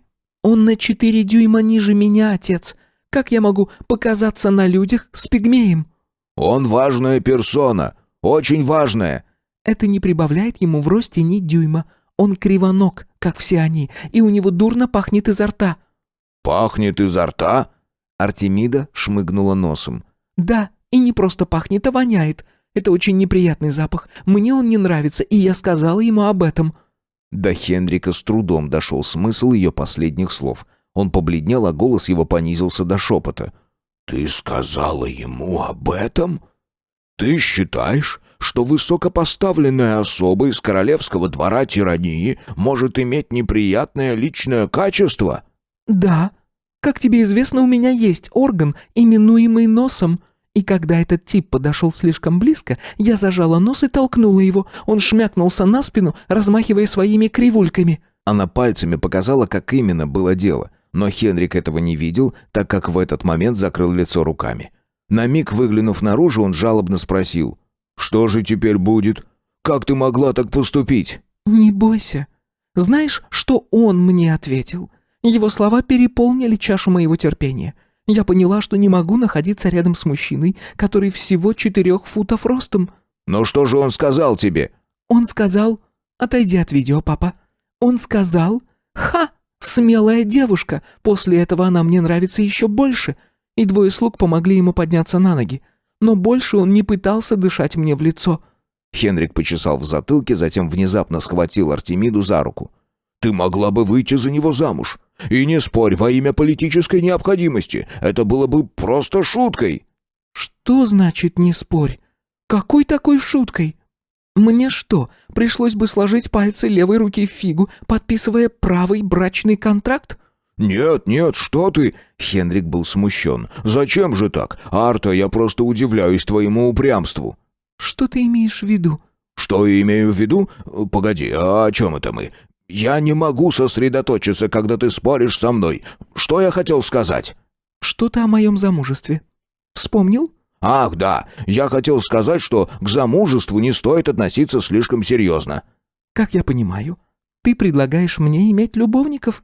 Хенрик покраснел и гневно взглянул на нее. «Арта, я всегда воспитывал тебя умной и рассудительной девочкой. Такой была твоя мать. Как ты можешь говорить подобные вещи? Стыд и срам». «Но разве ты имел в виду не это?» «Мне можно так говорить. Я мужчина, зрелый мужчина. А девушка, подобная тебе, не должна бросаться такими словами». «Но я уже бросилась ими, папочка, и слова назад не вернешь. Я ведь не имела в виду, что действительно буду иметь любовников. Я только сказала, что в принципе могу их иметь, если выйду замуж по соображениям государственной необходимости». Она обняла себя руками за плечи. «Чем же я буду заниматься в свободное от любовников время? Этот карлик ведь все-таки будет моим мужем, хотя подобная мысль может внушить исключительно брезгливость». «Дорогая, он уже не молод. Тебе недолго придется жить с ним». «Твое недолго может оказаться вечностью. 1 час, проведенный с ним, уже слишком долго. Постой, отец, ведь всего 5 минут назад ты рассказывал мне про его молодую кровь. Помнишь?» Хенрик развел руками. «Арта, этот человек один из тиранийцев, и причем самых влиятельных. При дворе хана он на хорошем счету». Хан может иметь о нем свое мнение. Возможно, он и сам воняет». От ужаса Хенрик забыл закрыть рот. Автоматически он оглянулся через плечо. Потом осторожно сказал: «Никогда больше не говори так. Никогда!» «Если ты еще раз заведешь разговор на эту тему, я повторю все сначала. И потом он уже трижды был женат». Она подумала и уточнила: «Не хан, а человек, за которого ты хочешь выдать меня замуж». «Но ведь его жены умерли», — напомнил ей Хенрик. «Арта, их больше нет в живых. Как ты могла подумать, что я способен выдать свою дочь замуж за полигама? Мы заставим его предъявить соответствующие документы. Он женился на них последовательно, а не одновременно. Сейчас все они умерли и лежат, каждая в своей могиле». «Это неудивительно. При таком муженьке». «О боже! Ну что мне с тобой делать?» Он попытался в последний раз переубедить ее. «Арта, такова цена того, чтобы быть одной из рода Хенриадов и дочерью правителя». «Я не просила, чтобы меня назначали Хенриадой и дочерью правителя». «Но судьба распорядилась именно так. Вся история галактики Арта показывает, что бывают ситуации, когда интересы государства, интересы безопасности планеты, интересы народа важнее, чем...» «Чем то, что бедная девушка станет проституткой?» «Боже, как вульгарно! Когда-нибудь ты переменишь свое мнение?» «Отец, я скорее умру, чем сделаю это. Можешь мне поверить?» Правитель направился к ней. Его губы дрожали, и он не мог вымолвить ни слова. Дочь подбежала к нему, заливаясь слезами, и прижалась к его груди. «Я не могу, папочка. Не могу. Не принуждай меня». «Ты знаешь, что произойдет, если ты откажешься. Тиранийцы рассердятся, они сместят меня, заточат в тюрьму, а, возможно, даже Он поперхнулся на последнем слове. «Случится большое несчастье, Арта.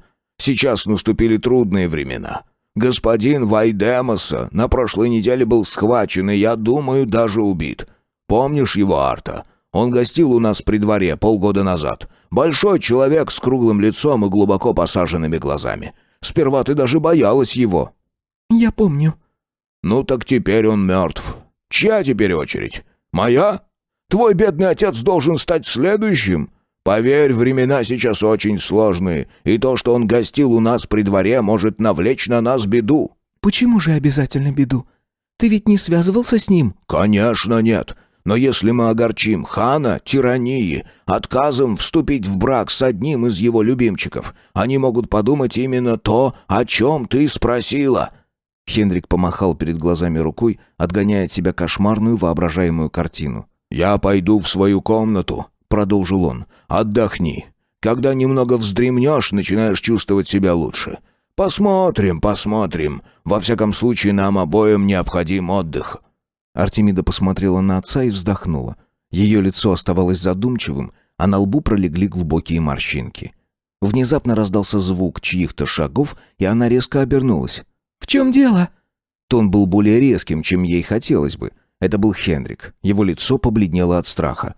«Звонил майор Андрас». «Из внешней охраны?» Хенрик сумел только кивнуть. Артемида вскрикнула. «Уверена, он не...» Она на миг замолчала, не решаясь высказать свои ужасные предположения и ожидая дальнейшего рассказа отца. «Какой-то юноша настаивает на аудиенции. Я его не знаю. Зачем он здесь? Он прибыл с земли!» Хенрик перевел дыхание. «Сядь, отец», — оборвала его Артемида, — «и объясни мне, что случилось». Она взяла его за руку, и Хенрик немного успокоился. «Я в растерянности», — продолжил он.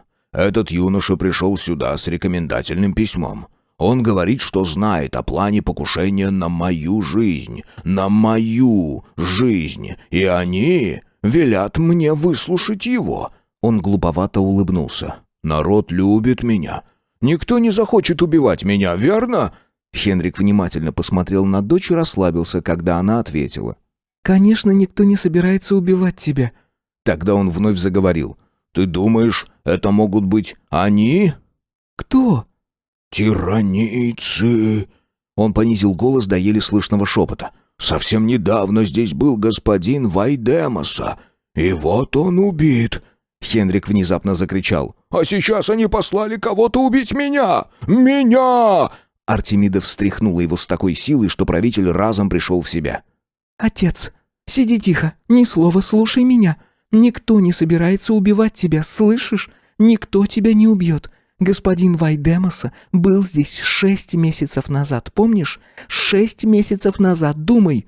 «Так давно?» — прошептал правитель. «Да, кажется, именно так». «Сейчас ты останешься здесь и отдохнешь. Ты слишком перенапрягся. Я сама взгляну на юношу, и потом, если это безопасно, приведу его к тебе». «Ты? Арта? Ты? Он не станет убивать женщину. Конечно, он не станет убивать женщину». Она вскочила и поцеловала отца в щеку. «Будь осторожна», — пробормотал Хендрик, и глаза его устало закрылись. Глава 6. Носители корон. Возле одного из строений дворца в нетерпении ждал Байрон Фаррелл. Впервые в жизни он чувствовал себя провинциалом. Вайдемос Холл, где он вырос, казался ему прекраснейшим местом на свете. И сейчас память вызвала к жизни картины его варварского блеска. При мысли об этом он непроизвольно вздрогнул. Это место было совершенно другим. Дворец основателей Родии явился кульминационной точкой династии Хенриадов, выраженной в камне. Он был стройным и светлым, прямые линии его легко и изящно взмывали ввысь, создавая эффект шпилей, и это походило на крещендо в музыке, пиком которого был центральный дворец. В нем отсутствовали привычные Байрону ложные окна, такие популярные в украшении зданий у него на родине. Дворец состоял из конструкций, создававших некую геометрическую абстракцию, устремленную прямо в небо. Охранник из числа тиранийцев ввел гостя во внутренние покои. «Байрон Мэлейн?» — уточнил находящийся там второй страж, и Байрон кивнул. Перед ним остановился небольшой металлический вагончик, управляемый диамагнетическими силами. Байрону еще никогда не приходилось видеть подобного, и он на мгновение задержался. Вагончик, в котором поместились бы 5-6 человек, раскачивался на ветру, и в его окнах отражалось прекрасное солнце Родии. К вагончику был подведен тонкий и на первый взгляд не очень прочный рельс, и Байрону показалось, что вагончик даже не касается его. Внезапно порыв ветра ударил по рельсу, но, вопреки ожиданиям, тот не сдвинулся с места, удерживаемый какой-то неведомой юношей силой. «Входи!» — нетерпеливо скомандовал стоящий за его спиной охранник, и Байрон вошел в вагончик. Охранник последовал за ним. Казалось, вагончик превратился в прозрачный пузырь. Он неощутимо для сидящих в нем людей двинулся вверх. Через секунду перед Байроном открылся прекрасный вид на весь комплекс зданий Дворца Основателей. Это было замечательное, величественное зрелище. Менее чем через 2 минуты они остановились. Подъем был окончен. Перед Байроном отворилась дверца, и он вышел. Дверца тут же закрылась вновь. В комнате, куда попал Байрон, никого не было. Но это не успокоило Байрона, он не питал иллюзий относительно того, что с той самой ночи его действиями управляют другие. Джоунти поместил его на борт космического корабля. Представитель тирании отправил его сюда, и с каждым шагом он все больше втягивался в водоворот непонятных ему событий. Байрон прекрасно понимал, что расчет тиранийца был весьма тонок. Конечно, избавиться от него совсем несложно. Это можно было сделать еще на корабле и не один раз, но Джоунти в чем-то прав. Им невыгодно убивать его, чтобы не вызвать негативный резонанс. Хенрик — их марионетка, и они рассчитывали убрать Байрона руками правителя Родии. Тогда тиранийцы остались бы только сторонними наблюдателями. Пальцы юноши непроизвольно сжались в кулаки. Он высок и силен, но совершенно безоружен. У людей, которые придут за ним, будут бластеры и огнеметы. Незаметно для самого себя он прижался к стене. Слева от него раздался звук открываемой двери. Вошел вооруженный человек в военной форме, за ним следовала девушка. Байрон немного расслабился. Всего лишь девушка. В другое время он не преминул бы рассмотреть ее поподробнее, но сейчас она была для него просто девушкой. Вошедшие приблизились к Байрону, который не сводил глаз с бластера в руках мужчины. Девушка повернулась к стражнику. «Сначала с ним буду говорить я, лейтенант». Затем она строго сдвинула брови и обратилась к Байрону. «Ты и есть тот человек, который хочет предостеречь правителя о покушении на его жизнь?» «Я уже сказал, что буду говорить только с самим правителем», — ответил Байрон. «Это невозможно. Если тебе есть что сказать, то скажи это мне. Если твои сведения окажутся правдивыми и полезными, тебя вознаградят». «Тогда разреши поинтересоваться. Кто ты? Откуда мне знать, имеешь ли ты право говорить от лица правителя?»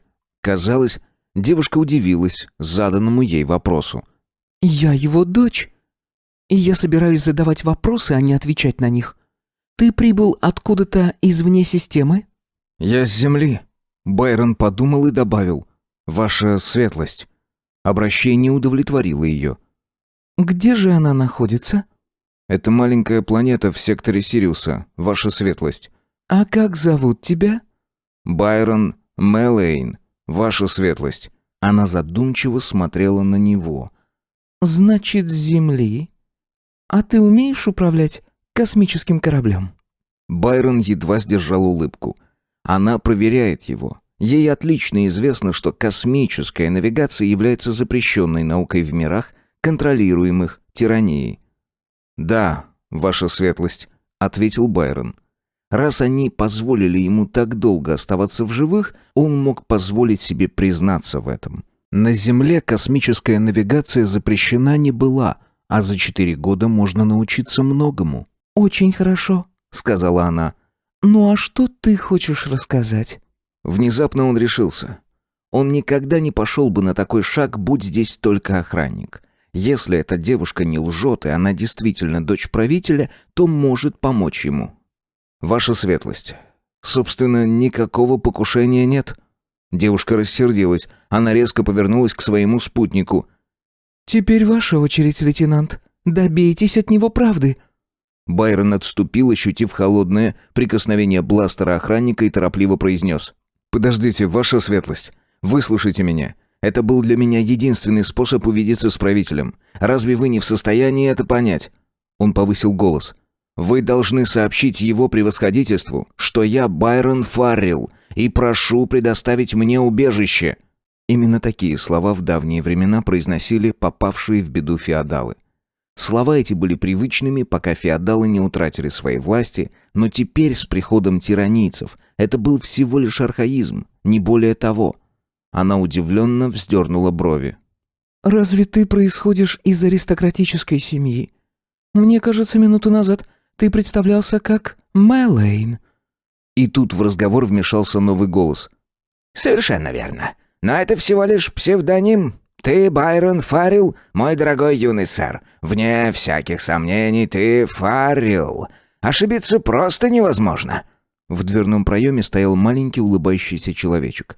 Его сияющие глаза скользили по фигуре Байрона. Человечек еще раз улыбнулся и обратился к девушке. «А ты, Артемида, ты разве не узнала его?» Артемида поспешила к нему. В ее голосе звучало беспокойство. «Что ты делаешь здесь, дядя Джилл?» «Забочусь о своих интересах, моя дорогая. Вспомнив, что здесь может произойти убийство, я, как ближайший из Хенриадов, намеревался бы претендовать на престол. Ладно, шутки в сторону. Отошли лейтенанта. Опасности нет». Пропустив его слова мимо ушей, она спросила. «Ты опять подслушивал у коммутатора?» «А как же? Разве я мог лишить себя подобного удовольствия?» «Когда-нибудь ты попадешься». «Опасность — неотъемлемая часть любой игры, милочка. Причем самая восхитительная ее часть. Кроме того, тиранийцы уже давно, как мне кажется, знают о моем хобби. Мы мало что можем сделать, чтобы это не стало сразу же известно им. Ладно, ерунда. Ты не хочешь представить меня нашему гостю?» «Нет, не хочу», — резко ответила она. «Это не твое дело». «Тогда я представлю ему тебя». Когда я услыхал его имя, то перестал подслушивать и вошел. Он отвесил Байрону полушутливый поклон. «Дорогая, это Байрон Фаррелл». «Я уже говорил это». Все внимание Байрона было приковано к лейтенанту, все еще сжимающему в руке бластер. «Но ты забыл добавить, что ты сын господина Вайдемоса». «Я хотел, но вы прервали меня. Как бы там ни было, вам это уже известно. Я сбежал от тиранийцев и не назвал им моего настоящего имени». Он перевел дыхание. Если его сейчас не арестуют, то у него остается маленький шанс на спасение. «Понимаю», — кивнула Артемида. «Это, я думаю, сможет убедить правителя. Вы уверены, что речь не идет о покушении?» «Вполне, ваша светлость». «Хорошо. Дядя Джилл, ты останешься с мистером Фарреллом? Лейтенант, следуйте за мной». Ноги Байрона подкосились. Он мечтал об одном — о возможности присесть, и его не интересовало, какое впечатление он может произвести на Джилберта, все еще с нескрываемым интересом изучавшего пришельца. «Сын господина. Прелестно. Очаровательно». Байрон попытался сосредоточиться. Он устал постоянно думать о том, что можно и чего нельзя говорить. Поэтому он ответил. «Да, сын господина. Титул, получаемый при рождении. Чем могу служить?» Джилберт хранил невозмутимый вид. Только улыбка на его лице стала еще шире. «Удовлетвори мое любопытство, юноша. Ты действительно пришел искать здесь убежище?» «Я предпочел бы обсудить этот вопрос с правителем, сэр». «Попытайся, дружок, попытайся. Ты поймешь, что от правителя здесь не слишком много толку. Как ты думаешь, почему тебе только что пришлось общаться не с ним, а с его дочерью? Проникнись этой мыслью. Она прелестна». «Вам кажется прелестным все без исключения?» «А почему бы и нет? Жизнь вообще прелестная штука. Если не видеть в ней прелести, то скоро захочется сунуть голову в петлю. Задумайся об этом тоже. Кстати, я забыл представиться. Я кузен правителя». «Поздравляю», — холодно ответил Байрон. Джилберт усмехнулся. «Ты прав. Это не впечатляет. Но пока у меня нет ни малейшей надежды изменить свой статус». «Думаю, данный факт очень огорчает вас». «О, у вас есть чувство юмора. Имейте в виду, что здесь никто не воспринимает меня всерьез. Для окружающих я всего лишь закоренелый циник. Ты не задумывался, что на свете нет ничего хуже директории? Ведь Хендрик никогда не отличался большим умом, а с каждым годом он становился все более беспомощным». «Совсем забыл. Ты ведь не знаком с ним, но скоро тебе это предстоит. Я слышу его шаги. В разговоре с правителем помни, что он правит самым большим из стран туманных королевств. Это самая прелестная мысль». Хендрик был в полусонном состоянии. Он вошел в комнату, едва кивнул в ответ на церемонное приветствие Байрона и сразу же заявил хриплым голосом. «Какое у вас к нам дело, сэр?» Артемида стояла рядом с отцом, и Байрон с некоторым удивлением отметил, что она весьма хороша собой. «Ваше превосходительство», — поклонился он, — «я прибыл в интересах доброго имени моего отца. Вы не можете не знать, что его казнь была несправедлива». «Я немного знал вашего отца, молодой человек. Он гостил у нас раз или два». Голос Хендрика немного окреп. «Вы очень похожи на него, очень. Но он совершил ошибку, и вам должно быть об этом известно. Во всяком случае, мне так кажется. Уверен, что при его аресте не был нарушен ни один закон, хотя детали мне неизвестны». «Конечно, ваше превосходительство. Но мне бы хотелось как раз выяснить детали. Я уверен, что мой отец не изменник». Хендрик торопливо прервал его. «Это понятно. Вы, его сын, и должны защищать отца, но поверьте, что крайне сложно обсуждать подобные вопросы. И вдобавок, несколько несвоевременно. Почему бы вам не увидеться с Аратапом?» «Я не знаю, кто это, ваше превосходительство». «Аратап? Представитель! Я имею в виду представитель тирании». «Я уже виделся с ним, и он отослал меня сюда. Конечно, вы понимаете, что я не намерен прощать тирании». Хенрик вскочил, зажимая рукой дрожащие губы, и его речь стала невнятной скороговоркой.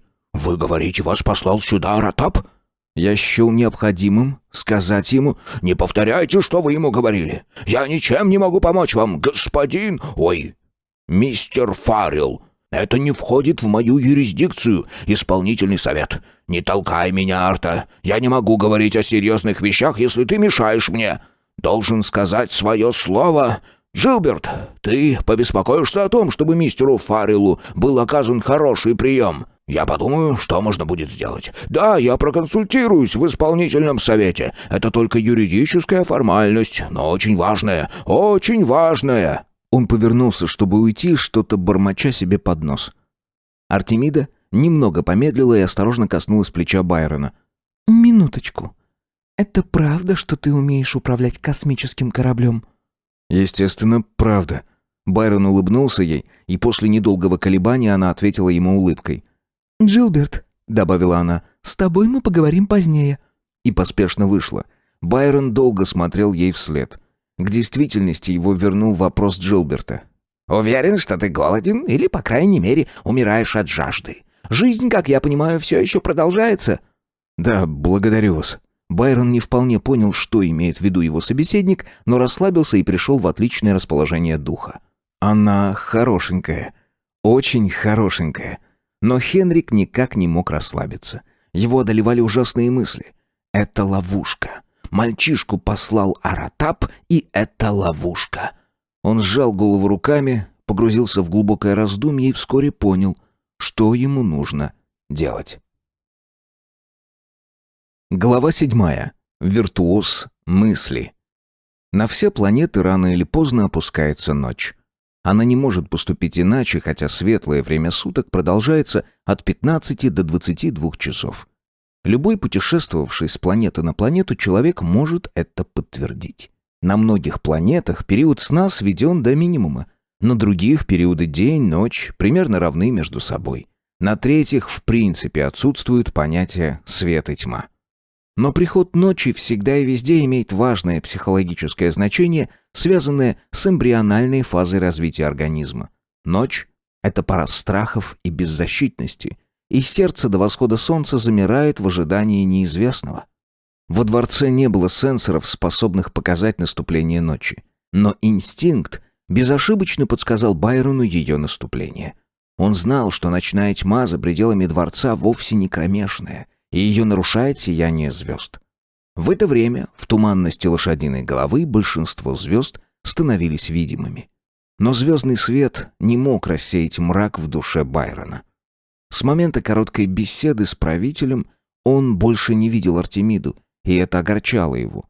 Он ждал обеда. Возможно, ему удастся с ней поговорить, но, вопреки ожиданиям, он ел в одиночестве, и только 2 охранника стояли на посту по обе стороны двери. Даже Джилберт покинул его, оставив наедине с самим собой.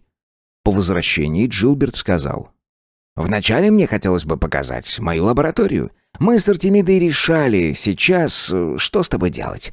И жестом он приказал охране выйти. «Какую лабораторию?» В голосе Байрона не звучало ни малейшей заинтересованности. «Я строю разные приспособления», — прозвучал лаконичный ответ. На первый взгляд помещение ничуть не напоминало лабораторию. Это скорее была библиотека, в углу которой стоял маленький столик. Байрон медленно осмотрелся по сторонам. «Именно здесь ты строишь свои приспособления? Что же они собой представляют?» «Они помогают мне незаметно шпионить за шпионами тирании. Защиты от моих приспособлений не существует. Вот почему я узнал и о тебе, как только от Аратапа поступило первое сообщение. У меня имеется множество прелестных штучек. Например, мой визисонар. Ты любишь музыку?» «Да». «Отлично. Я создал один инструмент, только не уверен, что ты сочтешь его музыкальным». Джилл коснулся рукой книжной полки. «Это не очень хороший тайник, но поскольку никто не воспринимает меня всерьез, его пока не обнаружили. Прелестно, не правда ли? Ах да, я совсем забыл, что ты не находишь в этом прелести». Перед юношей возник некий предмет. Самодельный, грубо сработанный и похожий на коробку. Одна сторона его была покрыта маленькими блестящими ручками, коробочка лежала этой стороной кверху. «Он не слишком красив», — сказал Джилберт. «Но кого это волнует? Включи подсветку. Нет-нет, не трогай ни выключателей, ни контактов. Просто медленно пожелай, чтобы подсветка зажглась. Сосредоточься на этом желании». Внезапно на коробочке замигали огоньки. Их свет отразился в украшавшей потолок хрустальной люстре, и 2 пятна зажглись во тьме. Джилберт удовлетворенно засмеялся, видя изумление Байрона. «Это лишь один из трюков моего визисонара. Им можно управлять с помощью мыслей. По такому же принципу действуют персональные капсулы. Ты понимаешь, что я имею в виду?» «Нет, не понимаю. Если вам хочется услышать от меня правду». «Тогда смотри. Электрическое поле, создаваемое твоим мозгом, индуцируется в приборе. С точки зрения математики это очень просто, но я не знаю никого, кому бы удалось поместить подобный прибор в крошечную коробочку. Для этого обычно выстраивают 5-этажное здание размером с приличный завод. Да и принцип работы здесь другой. Я сумел замкнуть цепь непосредственно на коре головного мозга, минуя подключение глаз и ушей. Смотри!» Сперва смотреть было не на что. Потом в глазах Байрона что-то замелькало. Это что-то превратилось в сияющий темно-фиолетовый шар, мелькающий в воздухе. Шар преследовал Байрона при каждом движении, движением шара сопутствовал ясный музыкальный аккомпанемент, который сам являлся частью движения. Все это усиливалось, и Байрону стало казаться, что удивительный эффект существует внутри его самого. Ведь цвет не был в полном смысле слова «цветом».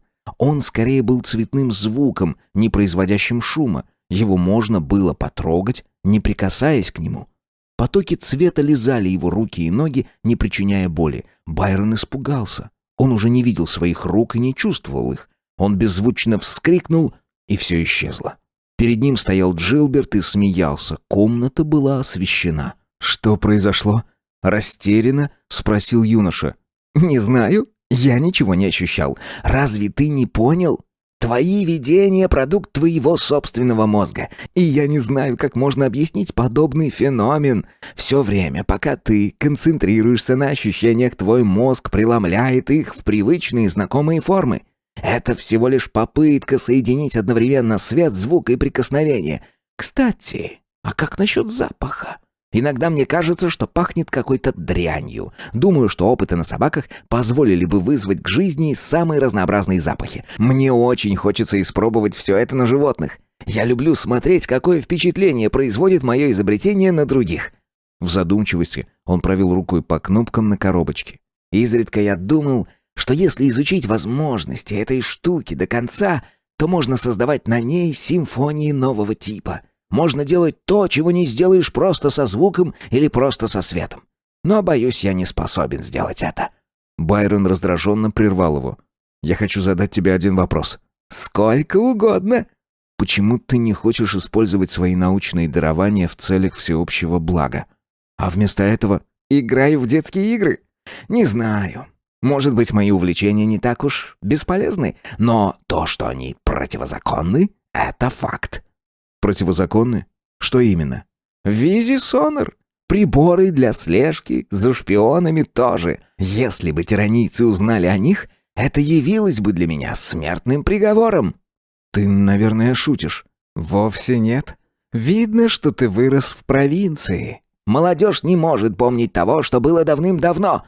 Внезапно он скосил глаза в сторону Байрона. «Ты против тиранийских правил? Говори смело, ведь я открылся тебе и рассказал Артемиде о твоем отце». «Да, против», — тихо сказал Байрон. «Почему?» «Они пришельцы, завоеватели. По какому праву они командуют на Нефилосе и Родии?» «Ты всегда так думал?» Байрон не ответил. Джилберт вздохнул. «Другими словами, ты решил, что они пришельцы и завоеватели, но только после того, как они казнили твоего отца, причем согласно закону? Нет-нет, лучше не вспыхивай, а рассуди сам. Поверь мне, я на твоей стороне. Но смотри, твой отец был господином. Какие права были у его скотников? Ведь в случае, если двое из них поспорили вплоть до драки, он мог посадить в тюрьму обоих. Кем был твой отец для своих подданных? Он был их тираном. В своих, да и моих глазах твой отец был патриотом. Но что из того? Для тиранов он был всего лишь заговорщиком, и они убили его. Надеюсь, ты не против самозащиты. В свое время хенриады пролили немало крови. Читай историю, мой юный друг. Любое правительство убивает своих подданных, и это в порядке вещей. Поэтому для своей ненависти к тирании избери повод получше. Как только это произойдет, ты станешь свободен». Байрон сжал кулаки. «Твоя философия чрезвычайно интересна, но мне сложно ее понять. Интересно, что бы ты сказал, если бы казнили твоего отца?» «А ты что, ничего не знаешь? Мой отец был правителем перед Хенриком, и его убили. Только не физически, а морально. Они убили его волю, его дух, и то же самое сделали сейчас с Хенриком. Им не хотелось, чтобы после смерти отца правителем стал я. Я был для них слишком непредсказуемым. С Хенриком дело обстоит проще. Но все же недостаточно просто. Они убивали его постепенно, превращая в послушную марионетку. Ведь ты видел его. Он изо дня в день становится все хуже. Его постоянное состояние — маниакально-депрессивный психоз. Но не поэтому я хочу разрушить тиранийскую систему. Отнюдь!» «Что?» — спросил Байрон. «У тебя есть другие причины?» «Да, и довольно обоснованные. Тиранийцы нарушили права более чем 20 биллионов людей, что составляет большую часть человеческой расы. Ты учился в школе? Там ты изучал экономический цикл. Как только происходит освоение новой планеты, она сразу же сталкивается с проблемой, как накормить себя. Она становится сельскохозяйственной державой миром скотоводства. По мере развития, когда производится достаточно много продукции, излишки экспортируются и взамен приобретаются оборудование и станки. Это уже второй шаг. Потом, с ростом населения и иностранных инвестиций, начинает строиться промышленная и индустриальная цивилизация, что является третьим шагом. Происходит автоматизация всех процессов, ввоз продуктов питания, вывоз продуктов машиностроения, участие в развитии других более примитивных миров и так далее. Это четвертый шаг.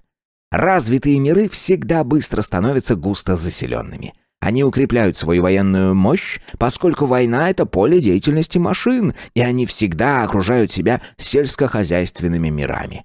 Что же произошло с нами?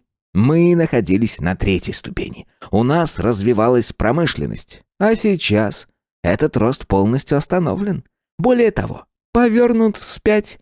Происходит это потому, что тирания жестко контролирует наше развитие. Чем меньше они позволяют нам действовать, тем беспомощнее мы становимся. Кроме того, если уж мы достаточно развиты в промышленном отношении, мы можем развивать и военную промышленность. Поэтому индустриализация приостановлена, исследовательская работа заморожена, и поскольку люди быстро привыкают к реальности, они уже даже не пытаются что-либо изобретать. Поэтому ты и удивился, когда я показывал тебе действие Визи Сонора. Конечно, когда-нибудь мы одолеем тиранию, это неизбежно. Они не могут править вечно и становятся вялыми и ленивыми.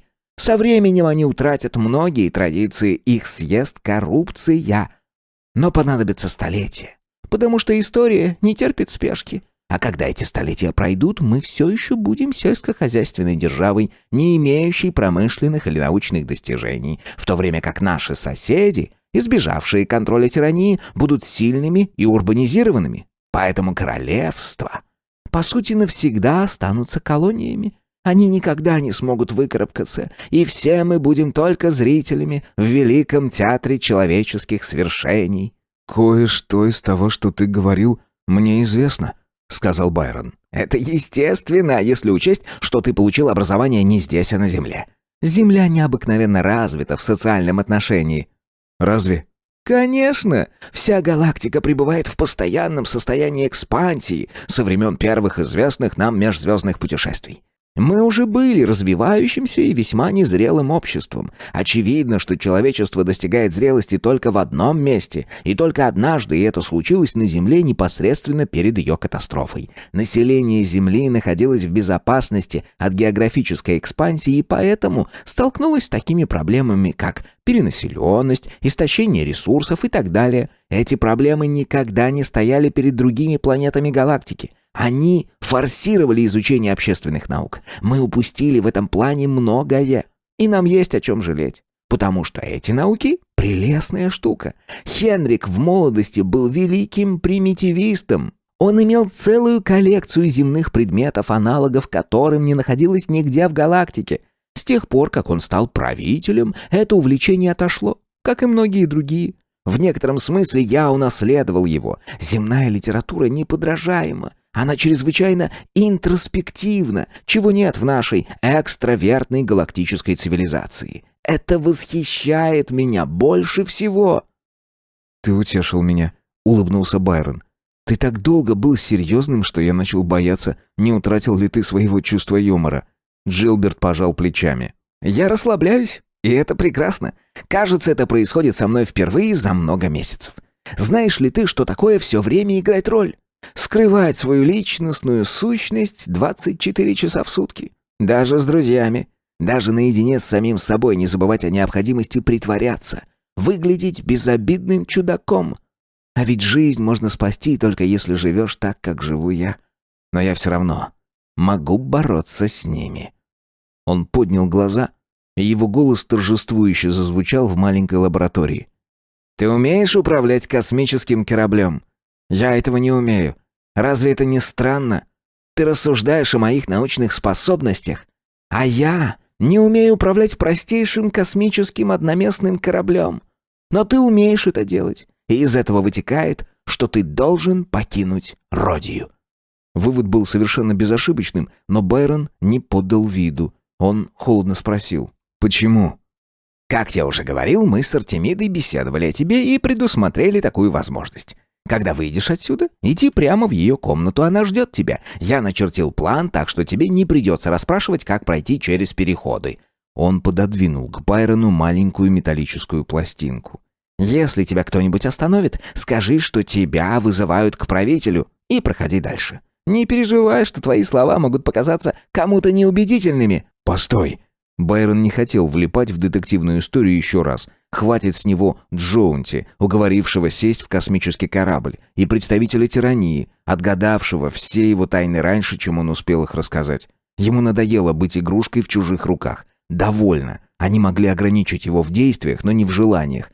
Он слишком упрям для них. «Я здесь по очень важному для меня делу, сэр, и не собираюсь покидать Родию». «Не будь молодым идиотом!» В голосе Джилберта прозвучали гневные нотки. «Кого ты хочешь провести? Думаешь, ты сможешь покинуть дворец, если дождешься восхода солнца? Тиранийцы свяжутся с Хенриком, и он заточит тебя в тюрьму.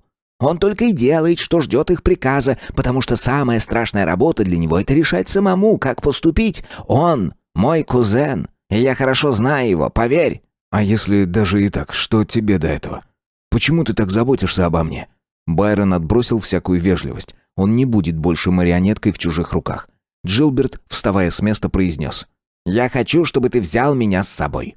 Я забочусь исключительно о самом себе. Я больше не могу жить под игом тирании. Если бы Артемида или я умели управлять космическим кораблем, мы бы уже давно сбежали отсюда. У нас нет еще одной жизни в запасе, и мы не собираемся доживать свой век на Родии». Байрон несколько поколебался в своей уверенности. «Дочь правителя? А она тут при чем?» «Уверен, что она наиболее отчаянная из всех нас. Для женщин существует особая смерть. Кто может сделать так, что дочь правителя, молодая, независимая и незамужняя, станет молодой, зависимой и замужней? Кто этот счастливчик? Это старый мерзкий тиранийский придворный, который уже угробил 3 жен и желает погасить огонь юности в груди еще одной, милой девушки». «Правитель не допустит этого?» «Правитель допустит все, что угодно, лишь бы не лишиться своего звания». Байрон вспомнил Артемиду, их последнюю встречу. Прекрасные густые волосы, нежная чистая кожа, черные глаза, алые губы. Высокая, веселая, юная. Эти слова подошли бы к миллионам девушек в галактике. Но ожидавшая ее участь ужасно. «А здесь есть исправный космический корабль?» Лицо Джилберта озарила улыбка. Но еще до того, как он успел что-либо сказать, послышался стук в дверь.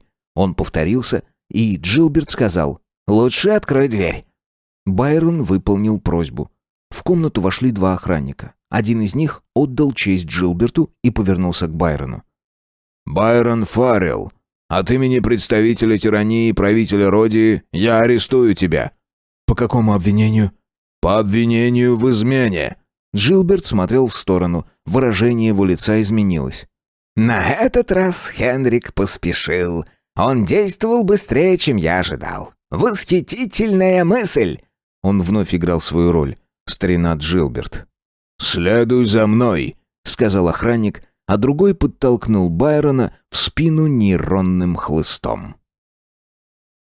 Глава 8. Женские юбки.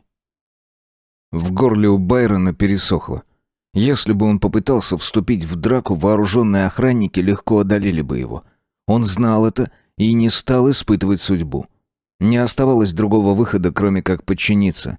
Но Джилберт сказал: «Позвольте ему прихватить с собой пальто, господа». Байрон бросил удивленный взгляд на маленького человечка. Ведь у него не было пальто. Охранник сделал жест, который можно было истолковать как разрешение, и направил на Байрона хлыст.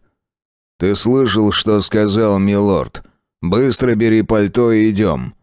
Байрон медленно, как только мог, отступил назад. Он подошел к книжной полке и стал шарить рукой по стулу в поисках несуществующего пальто. Он ждал какого-нибудь сигнала от Джилберта. Охранникам не виден был визисонар, поэтому они также не заметили, как Джилберт нажал одну из кнопок. Байрон мысленно умолял аппарат включиться. Когда же он, наконец, заработает? Охранник насмешливо спросил. «Твое пальто что, валяется за стулом? Встать!» Он сделал шаг вперед и остановился. Его глаза округлились, и он скосил их куда-то влево. Началось. Байрон рывком дернул за рукоять нейронного хлыста в руке охранника, и страж как тюфяк повалился на пол, выпустив оружие. Второй охранник был все еще вооружен, но сейчас это не имело значения. Свободной рукой он размахивал перед своими глазами, как бы отгоняя что-то. Джилберт рассмеялся. «Тебя что-то беспокоит, Фаррелл?» «Ничего, кроме хлыста в моей руке». «Отлично! Тогда пошли. Они не смогут остановить тебя. Сейчас их мозг переполнен несуществующими звуками и образами». Тело одного из охранников сотрясалось в конвульсиях.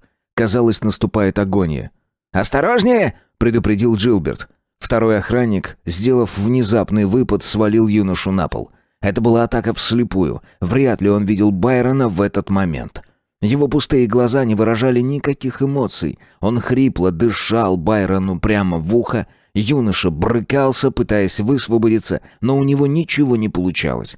Воспользоваться вновь обретенным оружием он тоже не мог. Внезапно охранник издал какое-то мычание, сквозь которое едва прослушивались слова «Я уничтожу вас всех». Воздух наполнился запахом озона, издаваемым лучом хлыста. Луч коснулся ноги Байрона. Юноше показалось, что он вступил в кипяток, или что на ногу упала гранитная плита, или ногу отрезала пилой. На самом деле с ногой физически ничего не произошло. Хлыст подействовал на нервные окончания, и они спровоцировали болевой эффект небывалой силы. Ничего другого луч не мог сделать. Боль сковала все мышцы Байрона. Он даже не заметил, что схватка закончилась. Когда он смог открыть переполненные слезами глаза, то увидел, что охранник, прислонившись спиной к стене, хихикает, бормоча что-то себе под нос. Первый охранник все еще лежал на спине, но сейчас его руки и ноги были вытянуты. Он молчал, но находился в сознании. Глазами он следил в воздухе за чем-то воображаемым, и его тело слегка вздрагивало. Из уголка рта стекала струйка слюны. Байрон усилием воли заставил себя подняться. Он с трудом дополз до стены, опираясь на рукоять хлыста. Прислонившись спиной, он направил луч на одного охранника, затем на другого. Они не оказали никакого сопротивления. Байрон оглянулся на Джилберта. Тот выключил свой визи-сонар и потирал рукой щеку. «Спасибо», — прошептал юноша. «Не теряй времени! Беги к Артемиде! Скорее!» Байрон понял, что тот прав. Его нога нестерпимо болела, но промедление грозило гибелью. Он поправил носок, перевязал шнурки на ботинках. Один хлыст у него уже был, но он вспомнил про второй и прихватил его тоже. Подойдя к двери, он остановился и задал Джилберту мучивший его вопрос. «Что ты дал ему видеть?» «Не знаю. Я не могу это контролировать. Я только вложил в прибор все свои силы, а остальное добавили их внутренние комплексы. Не теряй времени на болтовню. Ты не потерял схему, как добраться до комнаты Артемиды?» Байрон отрицательно покачал головой и выскочил в коридор. Там было пусто.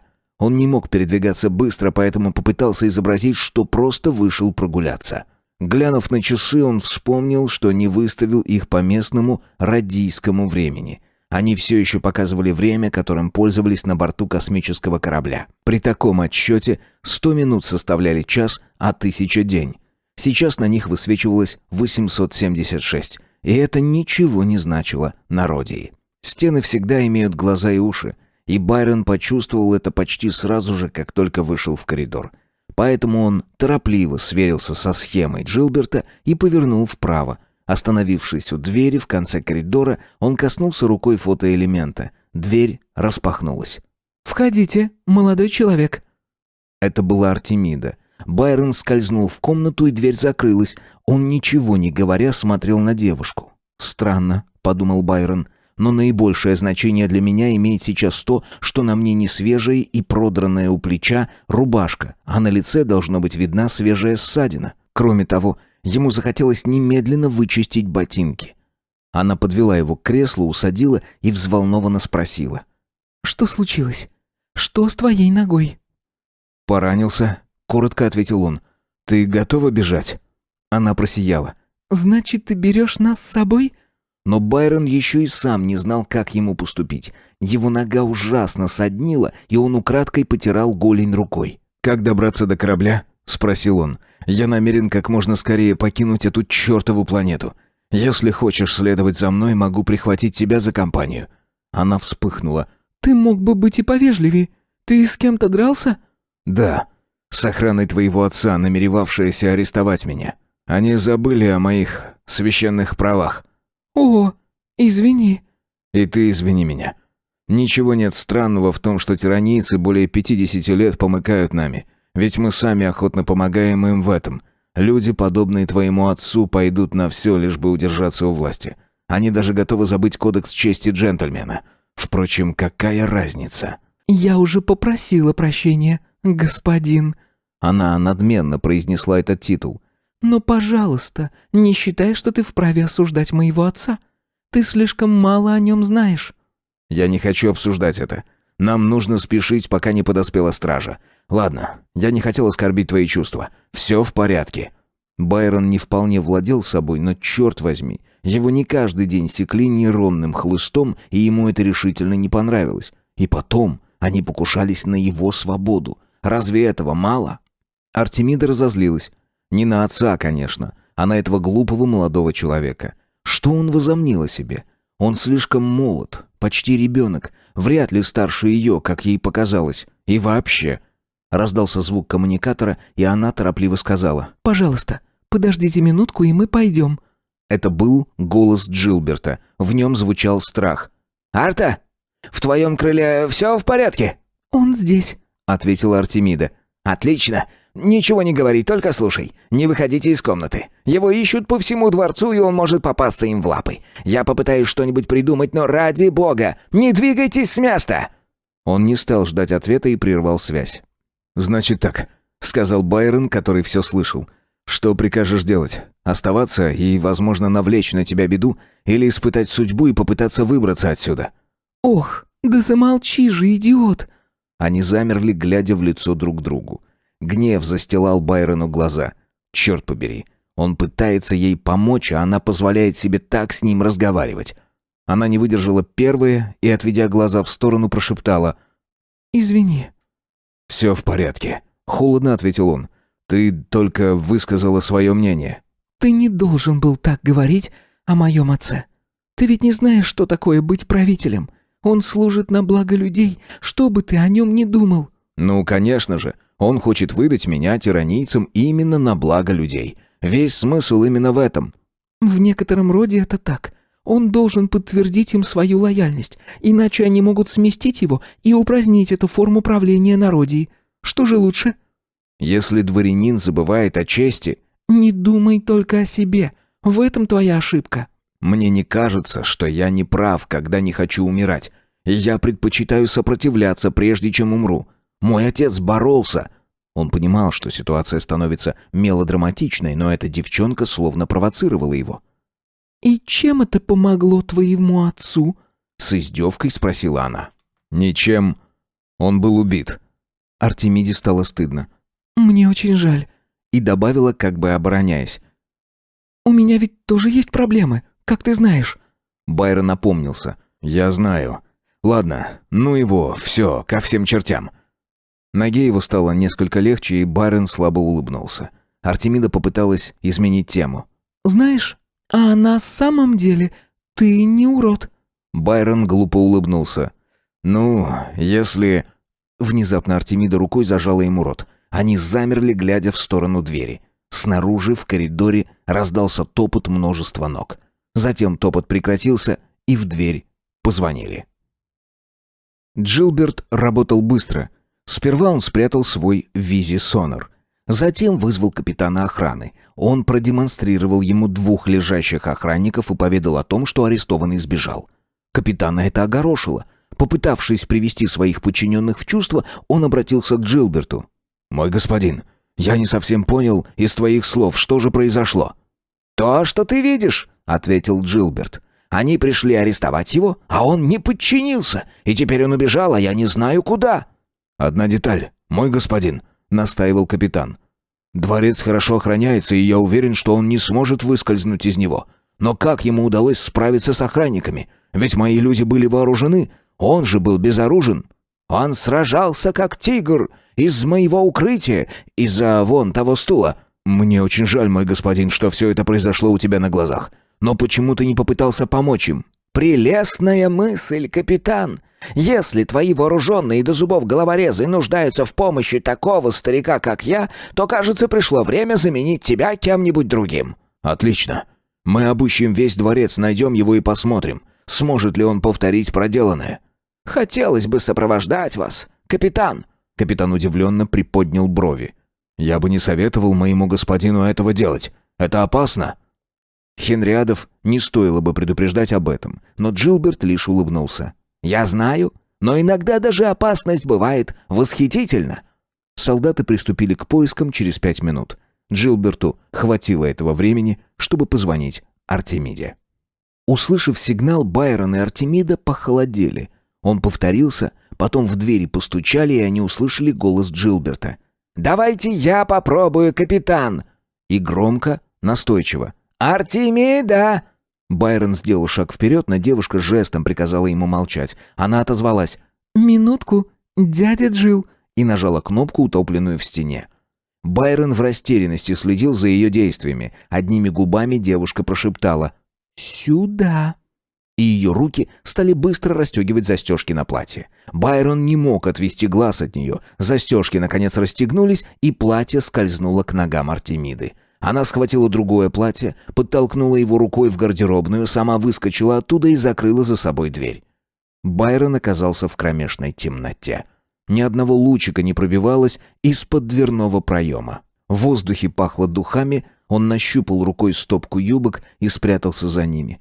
С помощью Джилберта он одолел 2 стражников, но здесь ему оставалось только лишь прятаться под юбками, под женскими юбками. Ему захотелось стать сейчас невидимым и оказаться в комнате рядом с этой девчонкой. Отчаянная дама. И что самое приятное, совершенно не похожа на своего отца. Сейчас ему оставалось только ждать, спрятавшись за стеной. Ждать звука шагов в комнате, ждать включения двери, ждать встречи с врагами. Да, теперь Визисонер бессилен помочь ему. Он ждал, сжимая по нейронному хлысту в каждой руке. Глава 9. И мужские брюки. «В чем дело?» Удивление Артемиды было почти непритворным. Она обращалась к Джилберту, стоящему в дверях рядом с капитаном охраны. Позади них маячили полуодетые люди. Она быстро спросила: «Что-нибудь случилось с отцом?» «Нет-нет», — успокоил ее Джилберт. «Не произошло ничего, из-за чего стоило бы беспокоиться. Ты спала?» «Конечно. И вся моя прислуга тоже давно спит. Вы напугали меня до полусмерти». Внезапно она повернулась к капитану, и в ее голосе зазвучал гнев. «Что от меня хотят, капитан? Пожалуйста, выясните ваши проблемы поскорее. Сейчас не время для подобных вторжений». Джилберт не дал никому раскрыть рта.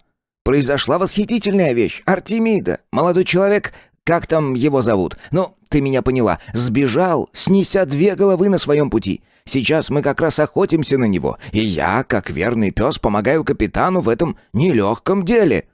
Артемида усилием воли заставила себя сдержать улыбку. Губы капитана задрожали, и он прервал речь Джилберта. «Позвольте заметить, мой господин, что насмешки сейчас неуместны. Госпожа, человек, именующий себя сыном экс-господина Вайдемоса, был арестован за измену. Он сумел скрыться из-под стражи. Сейчас мы обыскиваем дворец. Комната за комнатой». Артемида, отступив назад, возмущенно спросила: «Включая и мою комнату?» «Если госпожа не возражает». «Госпожа возражает. Если бы в моей комнате находился посторонний мужчина, я бы знала об этом. А подозрения, что я могла укрывать у себя подобного человека, в высшей степени бестактны. Взгляните на это с моей стороны, капитан». Это отлично сработало. Капитан только смог выдавить из себя: «У нас нет ни малейших подозрений в отношении вас, моя госпожа. Приношу свои извинения за беспокойство в столь поздний час, но это необходимо в целях вашей же безопасности. Он очень опасен». «Надеюсь, не настолько опасен, чтобы улизнуть от вас, капитан». В разговор вновь вмешался Джилберт.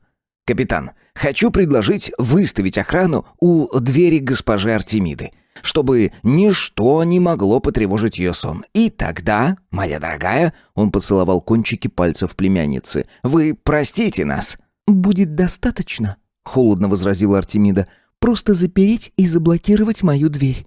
«Ты не права, Артемида. Ты недооцениваешь наших доблестных стражей. У них отличная форма. Она понравится тебе, когда один из солдат останется здесь, у двери». «Мой господин», — нетерпеливо перебил капитан, — «у нас мало времени. Сейчас неуместно шутить». В ответ на его жест один из солдат козырнул Артемиде и занял порученный ему пост в коридоре. Вскоре в обоих направлениях по коридору зазвучали удаляющиеся шаги. Артемида выждала немного, потом приоткрыла дверь на пару дюймов. Страж был здесь. Он стоял, слегка расставив ноги, откинувшись назад, с оружием в правой руке, держа левую руку на спусковой кнопке. Он был высоким и сильным, высоким, как Байрон, с Вайдемоса, но менее широким в плечах.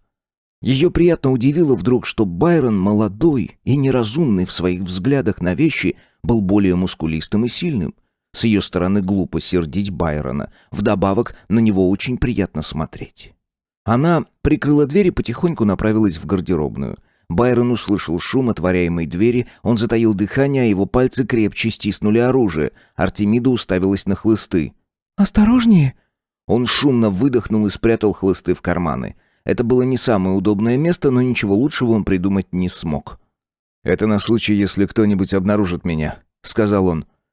«Выходи и говори шепотом». Она была в ночной рубашке, сквозь которую мерцала, просвечиваясь ее прекрасная кожа. Ничего более привлекательного и совершенного, чем фигура Артемиды, Байрону видеть не приходилось. Он чувствовал, что непроизвольно краснеет. Выждав минуту, Артемида нетерпеливо спросила: «О чем ты думаешь?» Байрон растерянно посмотрел на нее. «Что? Ой, прости». Он повернулся к ней спиной и стал внимательно изучать маленькую трещинку в стене. Ему не приходило в голову задуматься, почему она не переоделась перед тем, как вошла к нему. Подобные глубины женской психологии, требовавшие глубокого анализа, были ему неведомы. Когда он повернулся, она уже облачилась в черный костюм-двойку, юбка которого не прикрывала колени. Это произвело на Байрона еще более сильное впечатление, чем ее ночной наряд. Он автоматически спросил: «Так мы идем?» Она покачала головой. «Сперва ты должен кое-что сделать. Тебе необходимо переодеться. Стань за дверью, а я позову охранника». «Какого охранника?» Она загадочно улыбнулась. «Они оставили за дверью охранника. Это была идея дяди Джилла». Дверь тихонько отворилась, охранник был все еще на месте. «Эй, солдат!» – прошептала она. «Входи быстро!» У солдата не было никаких причин не выполнить распоряжение дочери правителя, поэтому со словами «К вашим услугам, моя Го» он вошел в комнату и тут же, подавившись последним словом, упал от неожиданного удара. Артемида быстро захлопнула дверь и со страхом, смешанным с состраданием, смотрела на упавшего охранника.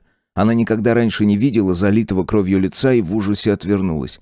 Через мгновение охранник бессильно повис на руках Байрона, и тот бесшумно опустил стража на пол. «Он умер?» — испуганно прошептала Артемида. «Думаю, что нет. Но некоторое время он не сможет прийти в сознание. У тебя найдется чем связать его?» Она лишь беспомощно покачала головой. Байрон подсказал ей: «У тебя должны быть чулки. Они бы подошли». Он уже обезоружил охранника и снял с него одежду. «И потом мне бы хотелось умыться. Я обязательно должен это сделать». Обстановка ванной комнаты Артемиды умиротворяюще подействовала на Фаррелла. В воздухе витал запах хорошего мыла и духов. Он вымылся под душем и высушился воздушным полотенцем. У него не было ничего подобного ни на Вайдемосе, ни на земле. Форма охранника оказалась слегка маловата, и потом Байрону не нравилась форменная фуражка. Он критически рассматривал свое отражение в зеркале. «Как я выгляжу?» «Как солдат», — ответила Артемида. «Тебе придется взять один из этих хлыстов. Я не могу нести 3». Она 2 пальчиками взяла хлыст и сунула его в сумку, которая, как намагниченная, висела у нее сбоку, оставляя свободными руки. «Сейчас нам лучше идти. Не говори ни слова, если мы встретим кого-нибудь, и предоставь все разговоры мне. Твой акцент легко выдаст тебя. Помни, ты простой солдат». Охранник на полу слегка пошевелился и приоткрыл глаза. Он был крепко связан. Переступив через него, Артемида позвала Байрона. «Сюда!» Внезапно за спиной юноши что-то прошелестело, и легкая рука коснулась его плеча. Он резко обернулся, свободной рукой выхватил из кармана оружие. Но это был Джилберт, который сказал: «Эй, полегче!» Байрон опустил хлыст. «Я ждал вас, но это не значит, что ты можешь переломать мне все кости. Дай лучше рассмотреть тебя, Фаррелл. Форма сидит на тебе как влитая, и в ней ты просто солдат, как и любой другой солдат в форме». «Дядя Джилл», — прошептала Артемида. «не говори так много. Где остальные охранники?» «Обшаривают башню. Они решили, что раз нашего друга нет на низших уровнях, следует искать его на самом верху. Система оповещения отключена, и мы беспрепятственно сможем миновать ее». «Они не хватятся вас, сэр?» — спросил Байрон. «Меня? Ха! Капитан просто мечтал о моменте, когда я лишу его своего общества. Я уверен, они не станут искать меня». Они говорили шепотом, но вдруг резко умолкли. Вдали показались 3 охранника. Они вышли из-за двери, ведущей наружу. Джилберт окликнул их. «Известно что-нибудь о беглеце?» «Нет, мой господин», — сказал один из них, отдавая честь. «Ладно, держите глаза открытыми и не прозевайте его». И наши друзья прошествовали прямиком в дверь, откуда только что вышли солдаты. Снаружи царила ночь. Небо было чистым и звездным. Вдалеке вспыхивали огоньки. Дворец нависал над людьми черной массой, а в полумиле отсюда виднелось дворцовое поле. Они не прошли и 5 минут, как вдруг Джилберт остановился. «Что-то здесь не так», — бросил он. «Дядя Джилл», — спросила Артемида, — «ты не забыл подготовить корабль?» «Конечно нет!» Он гневно взглянул на нее. «Но почему летная башня вся светится? Она должна быть темной!» Он указал в сторону деревьев, за которыми белым светом сияла башня, которая использовалась для взлетов и посадок всех космических кораблей. «Сегодня ночью ничего такого не ожидалось», — пробормотал Джилберт. «Это странно». Они увидели ответ на свой вопрос почти сразу же. Джилберт остановился и резким движением руки задержал своих спутников. «Все пропало!» — истерически хихикнул он. «Вот оно и пришло. То, чего так боялся идиот Хенрик. Они здесь! Тиранийцы! Понятно? Это вооруженный корабль Аратапа!» Байрон тоже увидел корабль, явственно выделяющийся на фоне неосвещенных судов. Он был легче, изящнее и тоньше, чем корабли Родии. Джилберт сказал: «Капитан говорил, что персоны прибудут сегодня, но я не обратил на это внимания. Теперь мы ничего не сможем сделать. Нам не одолеть тиранийцев». Внезапно Байрона охватило раздражение. «Это почему же? Почему мы не одолеем их? Они не ждут нас, а мы, к тому же, хорошо вооружены. Так давайте захватим собственный корабль представителя тирании, а его самого оставим со спущенными штанами». Он двинулся вперед, прячась в тени деревьев, остальные последовали за ним. Им не было необходимости прятаться, и они скоро это поняли. Выпрямившись, все 3 двинулись в направлении башни, 2 члена королевской династии и эскортирующий их солдат. Им предстояло сражение с тиранийцами. Саймок Аратап был потрясен, когда год назад увидел центральный дворец на Родии. Сейчас, конечно, от былого восхищения остались лишь воспоминания, и все казалось слишком древним. 2 поколениями ранее на эти земли высадились первые поселенцы, и теперь здесь располагалось большинство радийских административных зданий. В самом центре планеты был построен центральный дворец. Раз в году в нем собирались члены исполнительного совета. Хан не возражал против существования таких скромных форм демократии.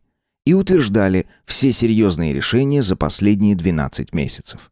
Собственно говоря, совет был постоянно действующим органом, но так уж сложилось, что большинство его членов 11 месяцев в году забывали о своих обязанностях. А те, кто заседал в совете постоянно, хорошо осознавали свою зависимость от правителя и, в еще большей степени, от тиранийцев. Поэтому все величие дворца на поверку оказывалось чисто внешним.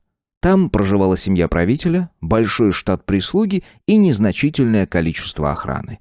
Аратапу было несколько неуютно. Уже поздно, он чертовски устал, его глаза болели, потому что он долго не снимал контактные линзы, и, кроме того, он был сбит с толку. Вполуха, прислушиваясь к разговору правителя с майором охраны, он отстраненно поинтересовался. «Сын Вайдемоса? Любопытно. Итак, вы арестовали его? Очень верное решение». Вайдемос был предателем, а его сын попытался встретиться с правителем Родии. Сперва он хотел сделать это тайно, но когда его планы провалились, он рискнул открыться. Должно же это иметь какой-нибудь смысл. Но почему Хенрик мечтает немедленно избавиться от мальчишки? Или Аратап еще не проанализировал всех фактов? Он попытался вновь сосредоточиться на том, что говорит правитель. Хенрик начал повторяться. Нет, он все-таки крайне несимпатичен, даже если принять во внимание его преданность тирании. Его лояльностью движет только страх. Страх и ничего более. Вот Вайдеймос. Тот не боялся и бунтовал против тиранийских законов. А Хенрик боится, и в этом их разница. Вслух же Аратап сказал: «Прекрасно. Я доволен вашей службой и доложу обо всем хану. Он будет рад услышать это». Хенрик просиял от удовольствия. «Доставьте же вашего петушка сюда, и мы послушаем, что он запоет». Слова сопровождались громким зевком. Ему было совершенно неинтересно, что может спеть петушок. Хенрик собрался вызвать по телефону капитана охраны, но в этом не было необходимости, потому что капитан сам возник перед ним. Стоя в дверном проеме, он воскликнул: «Ваше превосходительство! Заключенный скрылся!» В душе Аратапа шевельнулся страх. «Подробнее, капитан!» — приказал он, выпрямившись на стуле.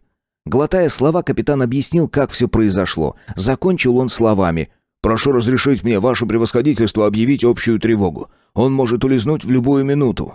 «Конечно! Вне всяких сомнений!» — воскликнул Хенрик. «Вне всяких сомнений! Скорее, мой друг! Скорее, господин представитель! Я не мог предположить подобного поворота событий. Это недоразумение, сэр! Если вы сочтете нужным, я казню всех охранников! Всех!» Он повторял и повторял последнее слово, близкий к истерике. Но капитан не сдвинулся с места. Было очевидно, что он хочет сказать что-то еще. «Чего вы ждете?» — спросил Аратап. «Могу ли я поговорить с его превосходительством наедине?» Хенрик бросил быстрый испуганный взгляд на невозмутимого Аратапа. «У нас, — выдавил он, — не должно быть секретов от солдат хана, наших друзей». «Говорите, капитан!» — прервал его Аратап. Отбросив минутные колебания, капитан произнес: «Хочу сообщить, ваше превосходительство, что госпожа Артемида и господин Джилберт помогали арестованным убежать». «Он попытался похитить их?» Хенрик вскочил на ноги. «И мои солдаты допустили это?» «Их никто не пытался похитить, ваше превосходительство. Они помогали ему добровольно». «Откуда вам это известно?» Аратап был удивлен, но удивлен приятно, очень неплохой поворот событий. При проверке постов во дворце я обнаружил, что часовой, которого я поставил у дверей госпожи Артемиды, убит. Она обманула меня, сказав, что спит. Когда обман обнаружился, было слишком поздно. Поэтому перед тем, как объявить сигнал тревоги, я хочу получить разрешение на арест членов королевской семьи». Хенрик отсутствующим взглядом смотрел на него, не произнося ни слова. Аратап сказал: «Капитан, мне кажется, ваш правитель нездоров. Было бы лучше, если бы вы пригласили его врача». «Общая тревога?» — повторил капитан. «Не будет никакой общей тревоги», — резко бросил Аратап. «Вы меня поняли? Никакой общей тревоги, никаких поисков арестованного. Инцидент исчерпан. Прикажите вашим людям возвращаться в казармы, а сами исполняйте свой долг по отношению к вашему господину. Идемте, майор!» Майор заговорил только после того, когда они покинули центральный дворец. «Аратап», — заявил он, — «уверен, вы знаете, что делаете. Именно поэтому я предпочел ни во что не вмешиваться». «Благодарю вас, майор». Аратап полной грудью вдыхал ночной воздух, в котором так хорошо смешивались запахи зелени и земли. Тирания — более красивая планета, но она красива своими горами и скалами. Иногда ее пейзаж казался Аратапу суховатым. Он продолжил: «Хенрику это не помогло бы. Майор Андрос. Он полезен, но нуждается в хорошем лечении». «Тогда почему вы запретили объявить тревогу?» давайте на минутку присядем. Андрос». Аратап остановился. «Вот как раз подходящая скамейка. Какое прекрасное местечко. Майор, зачем вам нужен юноша?» «А зачем мне нужен любой заговорщик и конспиратор?» «Но поймав нескольких птичек, вы оставите нетронутым само осиное гнездо. Что даст вам арест мальчишки, девчонки и старого олуха?» Рядом раздался звук, как будто что-то упало в воду. Что-то маленькое, но тяжелое. «Странно», — подумал Аратап. Насколько ему было известно, никакой воды в той стороне не было. Может, это игра воображения? «Если так», — тем временем отвечал майор, — «то арест не даст ничего». «Когда юноша прибыл сюда, мы связали его с Хенриком. И в этом была наша ошибка. Сейчас уже ясно, что дело вовсе не в Хенрике. Дело в его дочери и кузене». «Почему этот болван-капитан так долго не сообщал нам о случившемся?» «Потому что он глуп, как пробка. Думаю, мальчишка готов убить каждого, кто приблизится к нему. А Джилберт мнит себя героем. Как ты думаешь, что они предпримут?» «Родия большая», — пожал плечами майор. «Да, она большая для мальчишки Фаррелла. Но как быть с двумя членами королевской семьи? Им не удастся остаться неузнанными. Особенно девушке». «Тогда они, по-видимому, должны попытаться покинуть планету». «Каким образом? До Дворцового поля им идти не более 15 минут. Там мы и должны быть сейчас. Это единственный вариант». «Наш корабль?» — спросил майор. «Конечно. Тиранийский корабль идеально подошел бы для их целей. Фаррелл получил образование на Земле, и, я уверен, сумеет управлять им». «Я не могу поверить в это». «И все же будет лучше, если мы сейчас уже установим контакт с судном. Вызывайте его!» Однако корабль не отвечал. Они попытались связаться со взлетной площадкой. Через мгновение им ответил тихий голос. На вопрос о корабле он растерянно пробормотал. «Но я не понимаю, это какая-то ошибка. Ваш пилот покинул планету 10 минут назад». «Видите?» — рассмеялся Аратап. «Надо только подойти к факту логически, и вы все оцените правильно. Можете представить себе, каковы будут последствия?» Майор представлял, он внезапно тоже засмеялся. «Конечно!» «Они, безусловно, не могут знать», — сказал Аратап, «что уничтожат сами себя. Их ничто не спасет. Это так же верно, как то, что на мне мои собственные брюки. Скоро все разрешится, и можно будет отдохнуть». Он почувствовал, что засыпает. «Ну, нам повезло, и теперь можно не спешить. Вызовите центральную базу, и пусть за нами пришлют другое судно». Глава 10. Возможно. Познания Байрона Фаррелла в космонавигации были скорее академического характера. В университете он прослушал специальный курс, из которого половину семестра они изучали теорию действия гиператомного мотора. Лекции им читали пилоты, и Байрону было известно много из истории космических полетов. Но ведь всем также известно, что искусством управления космическим кораблем можно овладеть только в космосе, а не на студенческой скамье. Поэтому юноше пришлось полагаться не на опыт, а на случай. Беспощадность был космическим кораблем совершенно нового типа. Байрону на Земле приходилось управлять несколькими космолетами, но все они были устарелых моделей, приспособленных исключительно для обучения студентов. Их механизмы вконец износились, а скорость прохождения сквозь слои атмосферы упала до предела. Беспощадность, напротив, осуществила свой взлет с немыслимой скоростью, так что Байрона вжало в кресло, а все его суставы онемели. Артемиду, Джилберта, а также захваченного нашей компанией тиранийца постигла та же участь, за исключением того, что они молча лежали у стены, а тираниец еще и непрерывно постановал. Поднявшись, Байрон ударом заставил пленного замолчать. И тут же был отброшен назад, в кресло. Ускорение не любило шутить. Они достигли верхних слоев радийской атмосферы. Небо здесь было темно-фиолетовым, а обшивка корабля накалилась настолько, что жар ощущался даже внутри. Через пару часов Байрону удалось вывести судно на орбиту. Он никак не мог рассчитать скорость, необходимую для преодоления радийского притяжения. Он пытался манипулировать кнопками, наблюдая за показаниями массометра, показывающего изменение удаленности судна от поверхности планеты. Ему повезло. Массометр был настроен на массу и радиус Родии. Самому Байрону это никогда не удалось бы. Но вот уже 2 часа, как показания массометра не менялись. Байрон решил, что необходимо несколько расслабиться. Спутники последовали его же примеру. Артемида произнесла: «Вы несколько неуклюжи, господин Вайдемоса». «Милая леди», — раздраженно ответил ей Байрон, «если вы считаете, что сделаете это лучше, можете попытаться, но только после того, как я покину борт корабля». «Спокойней, спокойнее», — вмешался Джилберт. «Корабль слишком неподходящий плацдарм для споров. И не стоит так официально называть друг друга. Я Джилберт, ты Байрон, она Артемида. Думаю, нам лучше пользоваться при обращении друг к другу именно этими именами. А что касается управления кораблем, то я хочу спросить, почему бы нам не воспользоваться услугами нашего тиранийского друга?» Тираниец бросил в его сторону свирепый взгляд, и Байрон сказал: «Нет, ему нельзя доверять. И потом, мне кажется, я сумею управлять этим кораблем. Ведь я еще не разбил его, верно?» Его плечи все еще болели от перегрузок, и боль, как обычно, вызывала в нем глухое раздражение. «Тогда», — продолжил Джилберт, — «что же мы сделаем с ним?» «Мне бы не хотелось убивать его», — ответил Байрон. «Да это и не поможет нам. Убийство будет только на руку тирании.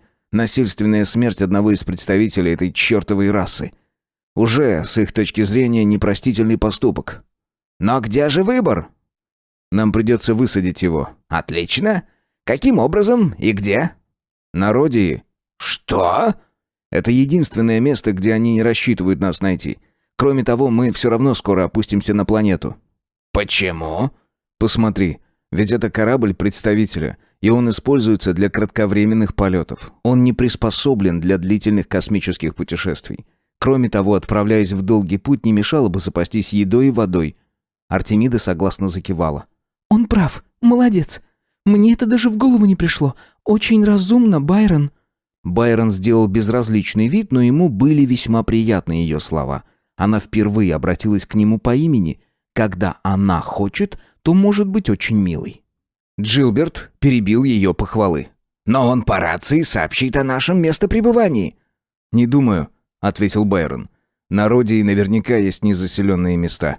Мы же не собираемся высадить его в центре большого города или посреди одного из тиранийских гарнизонов. Кроме того, он и сам не настолько глуп, чтобы вступать в контакт со своими соотечественниками. Скажи, болван, что у вас происходит с солдатом, который позволяет бунтовщикам использовать корабль, принадлежащий одному из представителей хана, против него же самого?»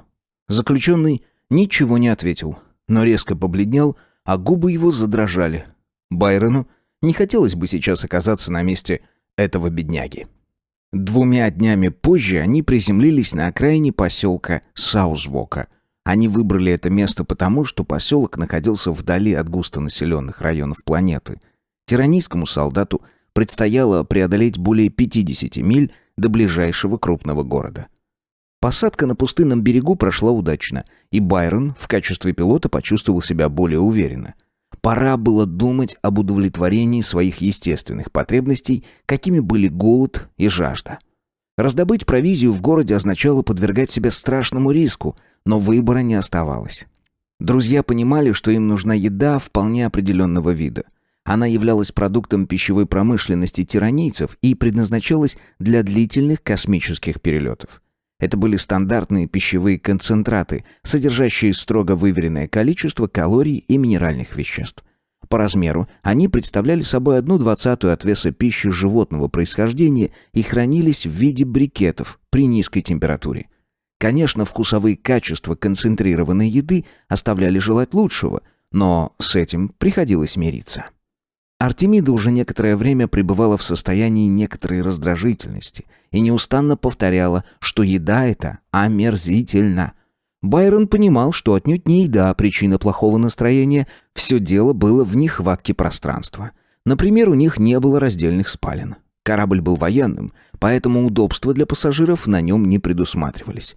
Артемиду тяготила невозможность уединиться, отсутствие умывальных принадлежностей, отсутствие зеркал, невозможность сменить наряд. Что ж, ей придется мириться, подумал Байрон. Он и так достаточно делает для нее. Но почему она постоянно недовольна и так редко улыбается? У нее хорошая улыбка. Глядя на нее, можно забыть о дурном характере девушки. Но этот характер... О боже! Впрочем, стоит ли думать о ней так долго? Ситуация с водой обстояла хуже. Тирания была безводной пустынной планетой, где вода являлась наградой, и ее использовали только для утоления жажды, а не для водных процедур. Тиранийцы не создали никаких способов концентрировать воду, чтобы она занимала меньший объем, а содержание воды в пищевых концентратах было крайне низким. На корабле имелись устройства по переработке жидкости, теряемой телом, но Байрон, поняв принцип их действия, решил никогда не прибегать к их услугам. Химически здесь все было несложно, но оператору требовалось специальное образование. В свободное время он знакомился с системой управления кораблем. Нажимая на пульте различные кнопки, он пытался проанализировать их действия, тщательно записывая свои выводы. Однажды это его занятие прервал Джилберт. Байрон через плечо взглянул на него. «Надеюсь, Артемида в кабине?» «На судне нет другого места, где она могла бы быть». «Когда увидишь ее, скажи, что отныне я намерен ночевать в кабине пилота, что советую сделать и тебе. Тогда другая кабина будет в полном ее распоряжении». Он помолчал и добавил: «Надеюсь, это утешит ее». «Ты не должен забывать, что она всегда вела совсем другую жизнь», — мягко укорил его Джилберт. «Отлично. Разумеется, я это прекрасно помню.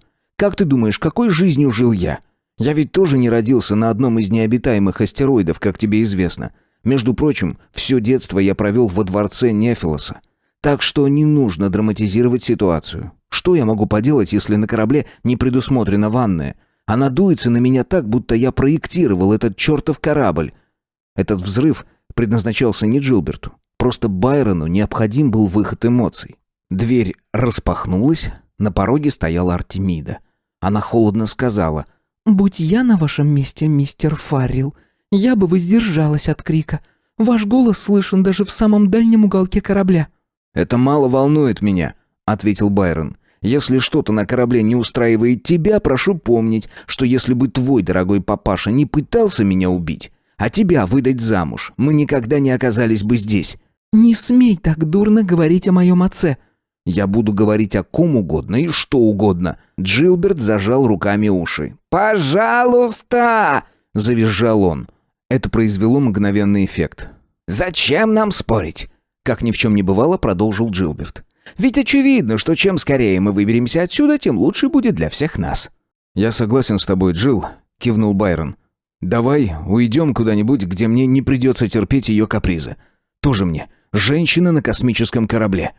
Слова Артемиды, как бы не услышавшие его, относились только к Джилберту. «Почему мы не улетаем отсюда?» «Не знаю, почему не улетаешь ты», — насмешливо сказал Байрон. «А я рассчитываю вернуть себе свои владения, а также отомстить за смерть отца. Поэтому я остаюсь в королевстве». «Я не говорю», — уточнила Артемида, «что мы должны улететь навсегда. Но не лучше ли дождаться других времен где-нибудь в более безопасном месте? Я не представляю, как ты сможешь вернуть себе то, что отняли у твоего отца, пока жива империя тиранов». «Ты никогда не понимала, что и зачем я делаю». «Можно внести предложение?» — вмешался Джилберт. Он дождался тишины и добавил: «Мне кажется, Арта права. Пока сильна империя, ты не сможешь ничего. Следовательно, мы должны помочь ей расколоться на кусочки». «Да? И как же ты предполагаешь это сделать?» «Мой дорогой мальчик», — улыбнулся Джилберт, — «ты поражаешь меня. И не смотри на меня, как на безумца. Все-таки это я помог тебе выбраться из дворца». «Я знаю. Именно поэтому я внимательно слушаю тебя». «Так продолжай слушать. Я ждал этого случая 20 лет. Если бы я был простым горожанином, я бы уже давно мог сделать это. Но в силу своего рождения в королевской семье я всегда находился на виду. Впрочем, мое положение имеет и свои положительные стороны. Как один из хенриадов, я присутствовал на коронации нынешнего хана Тирании, и теперь знаю секрет, который позволит однажды этого хана уничтожить». «Продолжай», — коротко приказал Байрон. Путешествие с Родией на Тиранию и обратно проходило на военном судне, похожем на это, но гораздо большим по размерам. Путешествие было неинтересным. Пребывание на Тирании имело свои восхитительные моменты, но с нашей точки зрения тоже было не слишком интересным. А вот по дороге назад нас сбил метеор. «Что?» Джилберт предостерегающе поднял руку. Я прекрасно знаю, как невероятно это звучит. Случаи с метеорами — достаточная редкость в космосе, и шансов спастись мало. «Знаю», — согласился Байрон. «Сейчас ведутся большие исследования по вопросу связи их массы со скоростью. Слишком большая скорость уменьшает массу». Он повторил это как заученный урок и поймал на себе насмешливый взгляд Артемиды. Она, сидя совсем близко от него, внимательно слушала Джилберта. Их плечи почти соприкасались. Байрон отметил, что профиль девушки был прекрасен, и даже слегка растрепанные волосы не портили его. Она сняла жакет, ее белоснежная блузка имела на себе следы 48-часового непрерывного ношения, но при этом выглядела все же достаточно свежей. И как ей это удается? Если она будет держать себя в руках, путешествие обещает быть чудесным, думал он. Проблема лишь в том, что никто не мог обуздать ее. Этого не сумел бы ее отец. Она слишком самоуверена. Если бы она родилась военачальником, не хотел бы Байрон служить под ее командованием.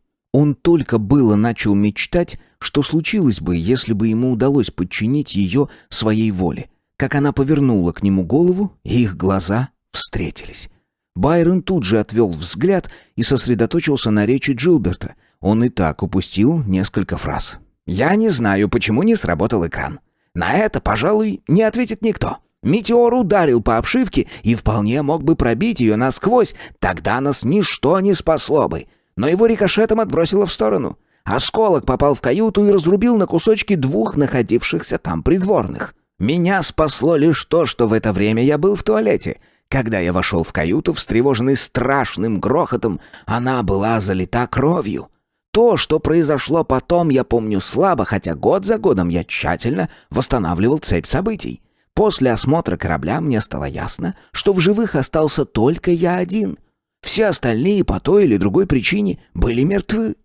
Как же мне вернуться? Я был полностью беспомощен. Я не мог покинуть судно, я не мог управлять им, даже не знал, как пользоваться системой пространственной связи, чтобы послать сигнал бедствия. Мне пришлось предоставить судну лететь своим курсом. Но это же... Байрон был совершенно ошеломлен рассказом. А прыжки через гиперпространство? Если бы ты не совершал их, ты не был бы здесь. «Тиранийский корабль, — сказал Джилберт, — совершает такие прыжки автоматически». Байрон недоверчиво уставился на него. «Джилберт считает его идиотом?» «Ты все это придумал?» «Вовсе нет. Это одно из военных изобретений, которое помогло им выиграть войну. Их тактика всегда отличалась от нашей, потому что базировалась на автоматике, автоматических прыжках. Это увеличивало маневренность их кораблей и давало возможность поворачивать ход любого сражения в то русло, которое мы никак не могли предвидеть. Я считаю, что это один из наиболее охраняемых секретов их технологии. Я не понял его, пока летел на борту кровопийцы. Не правда ли очаровательное название? Тиранийцы любят давать судам неприятные для слуха имена, но увидел его в действии. Я видел, что корабль совершает прыжки, и ничье вмешательство для этого не нужно. Ты хочешь сказать, что этот корабль тоже способен на такое? Я не знаю. Я только предполагаю это. Байрон повернулся к приборной доске. Там оставалось еще много кнопок, значения которых он не знал. Ладно, подождут. Затем он вновь взглянул на Джилберта. «И корабль доставил тебя домой?» «Нет. Сперва корабль начал тормозить, и я решил, что путешествие окончено, но потом обнаружил, что мы находимся совсем рядом с планетой. Я решил, что меня, очевидно, сумеют обнаружить с помощью радара. Корабль направился прямо к планете, и все же он мог пролететь мимо. Я не хотел допустить этого, и поэтому решил воспользоваться радиосвязью. К счастью, у меня есть некоторые познания в радиотехнике». «Итак, ты воспользовался ею?» — нетерпеливо спросил Байрон. «Да, и они пришли и спасли меня». «Кто?» «Люди с планеты. Она была обитаема». «Что же это была за планета?» «Я не знаю». «Ты хочешь уверить меня, что они не сказали тебе этого?» «Восхитительно, не правда ли? Да-да, именно так. Они не сказали мне, но эта планета находится где-то среди королевств космической туманности». «Откуда тебе это известно?» Потому что они поняли, корабль, на котором я прибыл, тиранийского образца. Более того, они намеревались уничтожить его, когда услышали мои сигналы. Мне пришлось долго убеждать их, что на борту только я один». Байрон сжал руками колени. «Послушай, но разве то, что они знали, будто корабль принадлежит тирании, не является наилучшим доказательством факта, что планета находится за пределами королевств? Что это где-то в другом месте?» «Нет, она здесь, в галактике», — твердо ответил Джилберт. «На территории королевств. Они высадили меня на поверхности, боже мой! Что за чудо была их планета? Там были люди со всех планет королевств, как я понял по их акцентам, и они не боялись тирании. Мой мальчик, эта планета все еще где-то есть, и ее жители намерены уничтожить тиранию, как уничтожили бы судно, на котором я к ним прилетел. Если бы я был там не один, они живут под землей, но их души полны огня и света». Сердце Байрона было готово выскочить из груди.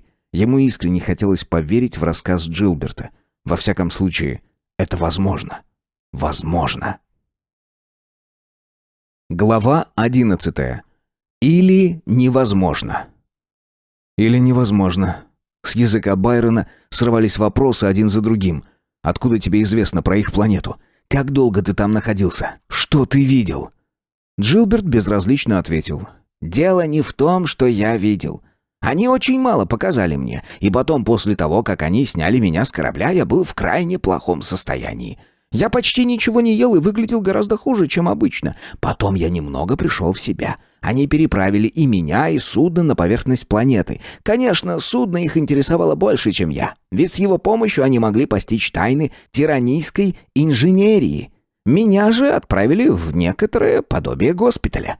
«Но что же ты все-таки видел, дядя?» — спросила Артемида. Байрон прервал ее. «Он рассказывал тебе об этом раньше?» «Нет», — ответила девушка. Джилберт кивнул. «Об этом я не рассказывал до сих пор никому. Как я уже сказал, меня отправили в госпиталь. Исследовательские лаборатории там гораздо совершеннее, чем на Родии. По дороге в госпиталь я проезжал мимо заводов, где велись какие-то металлургические работы. Тот корабль, который подобрал меня, был не похож ни на что из виденного мною до сих пор. Все это было настолько невероятно, что я растерялся и не задал ни одного вопроса. Но все эти годы я ждал, что однажды к нам прилетит корабль, подобный тому, на котором меня доставили на эту планету. Каждый год я говорил себе: наверное, в следующем году. И каждый раз в душе я чуть-чуть боялся этого. Назревала великая битва, и мне не хотелось бы, чтобы она началась без меня». Байрон спросил: «Почему же они до сих пор не прилетели, если, как ты говоришь, это произошло более 20 лет назад, и не подали тебе никакого знака?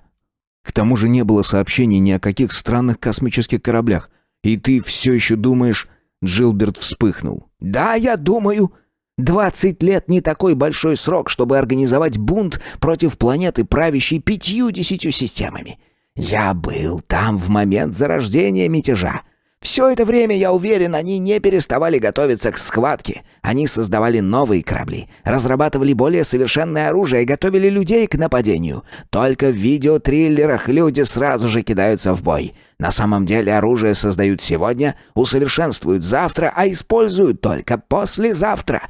Для этого нужно время, Байрон. И люди из восставшего мира должны быть полностью уверены в своей готовности перед тем, как начать. У них не будет возможности пытаться дважды. И потом, что ты называешь происшествием? Корабли тиранийцев исчезали, и их никогда не удавалось найти. Космос велик, скажешь ты, и они могли просто теряться. Но что, если все они были захвачены мятежниками? 2 года назад такое произошло с Неутомимым. Они сообщили, что к судну приближается странный предмет, и больше о корабле никто не слышал. Возможно, это был метеор. Ну а если нет? Поиски длились много месяцев, но никто не смог найти судно. Я думаю, оно в руках мятежников. Неутомимый был новым кораблем, экспериментальной моделью. Это как раз то, что им нужно. Почему же ты, оказавшись там, не остался? Думаешь, я не хотел? У меня просто не было выбора. Когда они думали, что я без сознания, они говорили открыто, и я многое понял. Они в то время только начинали, и излишняя реклама лишь помешала бы им. Они знали, кто я. Знали они и то, что если я не вернусь на Родию, меня будут тщательно искать и, возможно, обнаружат их. Они не хотели рисковать, и поэтому было решено вернуть меня на Родию, что они и сделали». «Что?» — вскричал Байрон. «Но ведь это было еще большим риском. Как же они это сделали?» «Не знаю». Джилберт запустил пальцы в волосы и устало посмотрел на юношу. «Думаю, они усыпили меня. Этот период полностью стерт из моей памяти. Я только помню, что открыл глаза и обнаружил, что вновь нахожусь на борту кровопийцы. Я дрейфовал в космосе, приближаясь к Родии». «А твои погибшие спутники? Они все еще были на борту?» «Да, они все еще лежали на борту». «Оставались ли на корабле какие-нибудь признаки того, что ты побывал в мятежном мире?» «Никаких. Исключая, конечно, мою память». «А как ты узнал, что приближаешься к Родии?» «Никак. Массометр показывал, что я нахожусь вблизи планеты. Я вновь воспользовался радио, и ко мне подлетел радийский корабль. О случившемся со мной я в тот же день рассказал тиранийскому наместнику. Конечно, я не обмолвился ни словом о мятежном мире. Я лишь сказал, что корабль столкнулся с метеором после последнего прыжка. Я не хотел, чтобы они поняли. Мне известно, что корабль может совершать прыжки автоматически». «Как ты думаешь, известен ли жителям мятежного мира этот факт? Ты говорил им об этом?» «Нет, я не говорил им об этом. У меня не было такой возможности, ведь я пробыл там очень недолго. Я имею в виду, пробыл в сознании. Но мне совершенно неизвестно, как долго я был без сознания, а также, что им удалось обнаружить самим». Байрон размышлял. Беспощадность может двигаться со скоростью 10 тысяч миль в час. Звезды, тяжелые, яркие и неподвижные, гипнотизировали Фаррелла. Он спросил: «Так что же нам делать? Ведь ты не знаешь, где находится этот мятежный мир». «Не знаю, но я предполагаю, кто может знать. Я почти уверен в этом». «И кто же это?» «Автарх Линганы». «Линганы?» — удивился Байрон. Он когда-то слышал это название, но не помнил в связи с чем. Почему именно он? Лингана была последним королевством, капитулировавшим перед тиранией. Она, можно сказать, не так порабощена, как другие. Разве в этом нет скрытого смысла? Возможно, ты и прав, но если тебе нужен другой довод, то этим доводом станет твой отец». «Мой отец?» На мгновение Фаррелл забыл, что его отец мертв. Он как бы увидел его своими глазами, большого и сильного, но тут же опомнился, и внутри его разлился неприятный холодок. Какое отношение имеет к этому мой отец? 6 месяцев назад он гостил при дворе. Я сделал некоторые выводы по поводу его намерений. Кроме того, я подслушал некоторые его разговоры с моим кузеном, Хенриком». «Ох, дядя!» — укоризненно вздохнула Артемида. «Ты не имел права подслушивать частные разговоры отца». «Конечно нет, но это было восхитительно и, как выяснилось, полезно». Байрон прервал их. «Погоди, ты говоришь, мой отец был на Родии 6 месяцев назад?» «Да». «Расскажи мне о нем. Интересовался ли он коллекцией примитивизма Хенрика? Когда-то ты рассказывал, что у правителя есть большая коллекция материалов о Земле». «Конечно, коллекция очень знаменита, и ее посещают многие, в их числе был и твой отец. Да, я помню, это очень хорошо, он провел там почти целый день». Именно полгода назад отец в первый раз попросил сына о помощи. «Думаю, сам ты хорошо знаком с коллекцией», — сказал Байрон. «Разумеется». «Есть ли там что-то, позволяющее предположить, что на Земле существует документ большой военной ценности?» На лице Джилберта отразилось непонимание. Байрон продолжил. «Где-то в последних столетиях доисторической Земли должен был существовать такой документ. Могу сказать только, что мой отец считал его самой большой ценностью в галактике и самой смертоносной. Я должен был раздобыть его, но мне пришлось слишком неожиданно покинуть Землю. Да и в любом случае...» Его голос сорвался. «Отец слишком быстро умер». «Не знаю, о чем ты говоришь». Взгляд Джилберта был все еще отсутствующим. «Ты не понимаешь.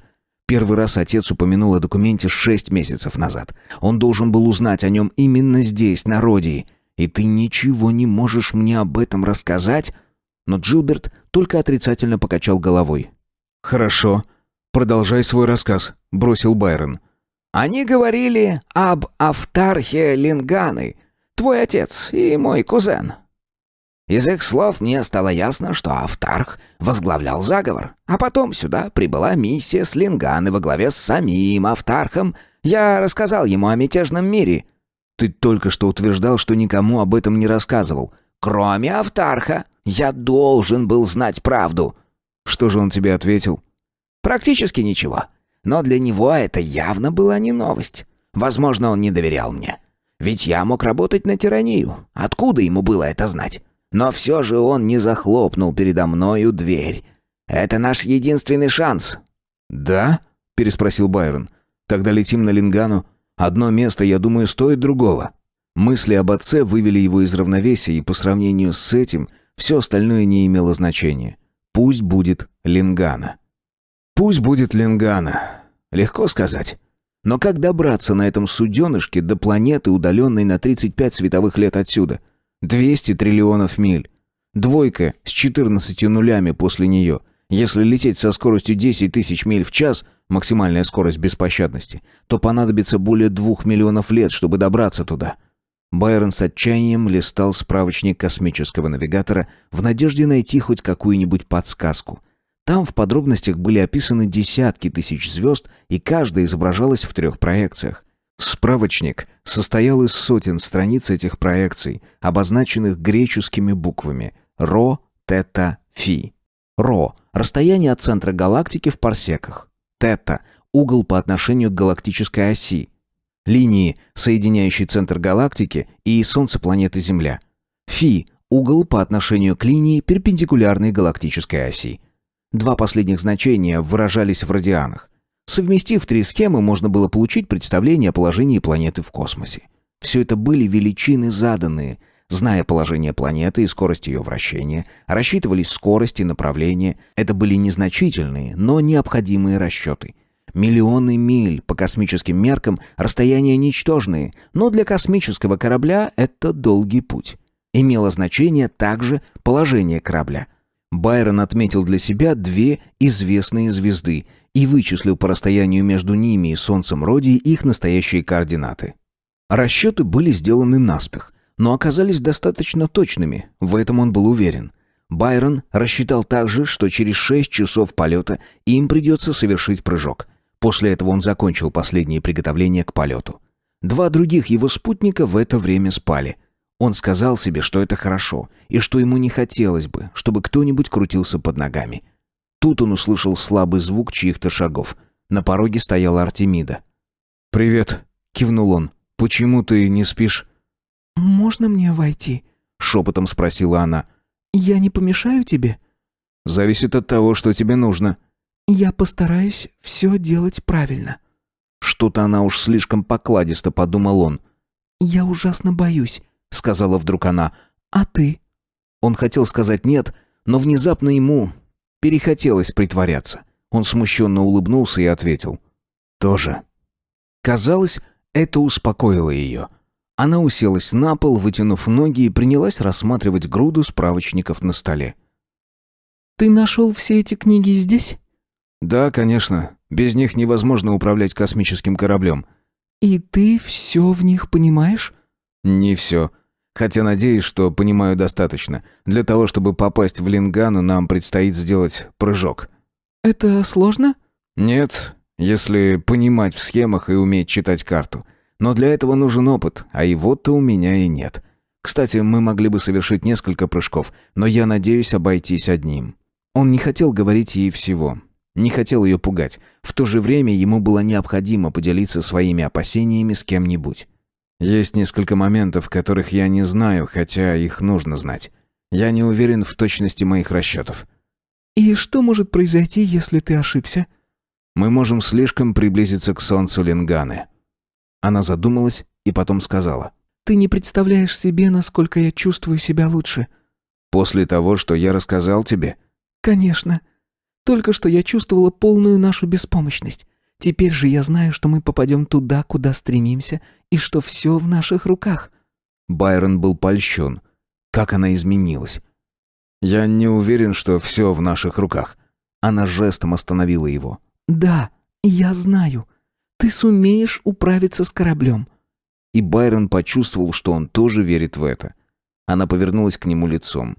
Он заметил, что она смыла макияж и удивился, как ей это удалось. Вероятно, с помощью носового платка и мизерного количества питьевой воды. Ее белоснежный воротничок прекрасно оттенял смоль ее волос и глаз. Глаза. Какие они теплые. Молчание затягивалось. Он торопливо спросил: «А ты, я думаю, не слишком много путешествовала? Кажется, ты говорила, что летала на пассажирском космическом лайнере». «Только раз. Но и этого было много. Если бы я не летала на нем, то никогда не встретилась бы с этим противным тиранийским Дон Жуаном. Я не хочу говорить о нем». Она замолчала. Ее взгляд скользил по полу. Потом она вдруг окликнула его. «Байрон, как ты думаешь, история дяди Джилла, правда?» «Ты полагаешь, что все может оказаться лишь игрой его воображения? Ведь он мог сам придумать все это, а по прошествии лет поверить в реальность вымысла. Но все-таки не стоит спешить с выводами. В любом случае, мы летим на Лингану». Они были очень близко друг от друга. Он мог коснуться ее рукой, обнять, поцеловать. Что он и сделал.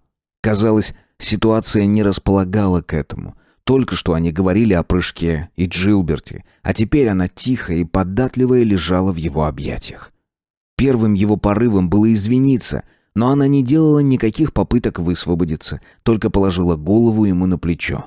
Глаза ее были закрыты. Поэтому он не сказал ничего и вновь поцеловал ее. Медленно и торжественно.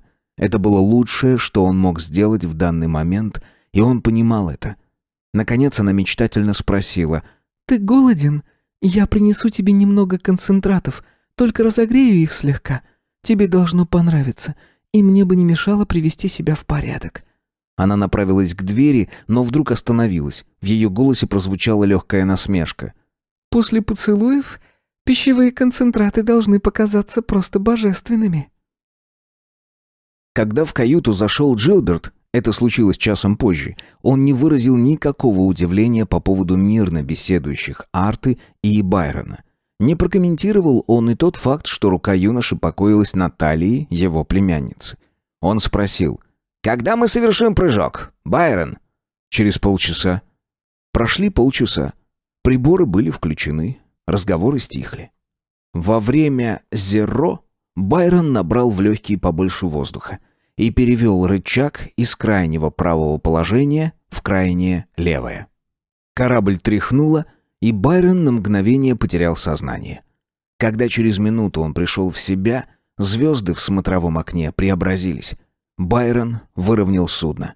Одна из звезд яркой белой точкой сияла перед ними. Байрон направил на нее телескоп. Сверившись со справочником, он сделал вывод. Слишком далеко, но все же это она, Лингана. Это был первый совершенный им прыжок, и он прошел успешно. Глава 12. Прибытие Автарха. Автарха Линганы, казалось, занимает какая-то мысль. «И вы ждали 48 часов, чтобы сказать мне об этом?» — сказал он. Рейзет вяло возразил: «Но, сэр, не было никакой необходимости сообщать вам об этом раньше. Если бы мы беспокоили вас по всякому пустяку, ваша жизнь давно превратилась бы в сущий ад. Сейчас мы сообщаем вам об этом, потому что не можем сами принять решение. Это подозрительно, а в нашем положении мы не можем допускать ничего подозрительного». «Повторите мне все, что вам известно». Автарх задумчиво смотрел в окно. Окна были самой большой достопримечательностью линганийской архитектуры. Они были средних размеров, невероятно чистые и прозрачные. Не столько окна, сколько линзы, отражающие во все стороны свет и открывающие перед любым взглядом великолепную панораму. Из дворца Автарха была видна часть освещенного солнцем горизонта. Когда солнце оказалось непосредственно напротив окон, они автоматически открылись. Теория, что архитектура планеты вполне соответствует месту планеты в галактике, вполне оправдывала себя в отношении Линганы. Как и окна, Лингана представляла собой весьма живописное зрелище. Это была планета-государство, в свое время достигшая стабильного экономического и политического развития. В В то время как политическая жизнь соседних планет все время менялась, Лингана веками оставалась тем, чем и была – просто обитаемым миром. Ее стратегическое положение оказалось весьма важным, именно поэтому она захватила в свои руки торговую монополию. Со всех концов галактики везли сюда минералы, мясо, зерно, а также продукцию машиностроения, медикаменты, готовые продукты, переработки и многое другое.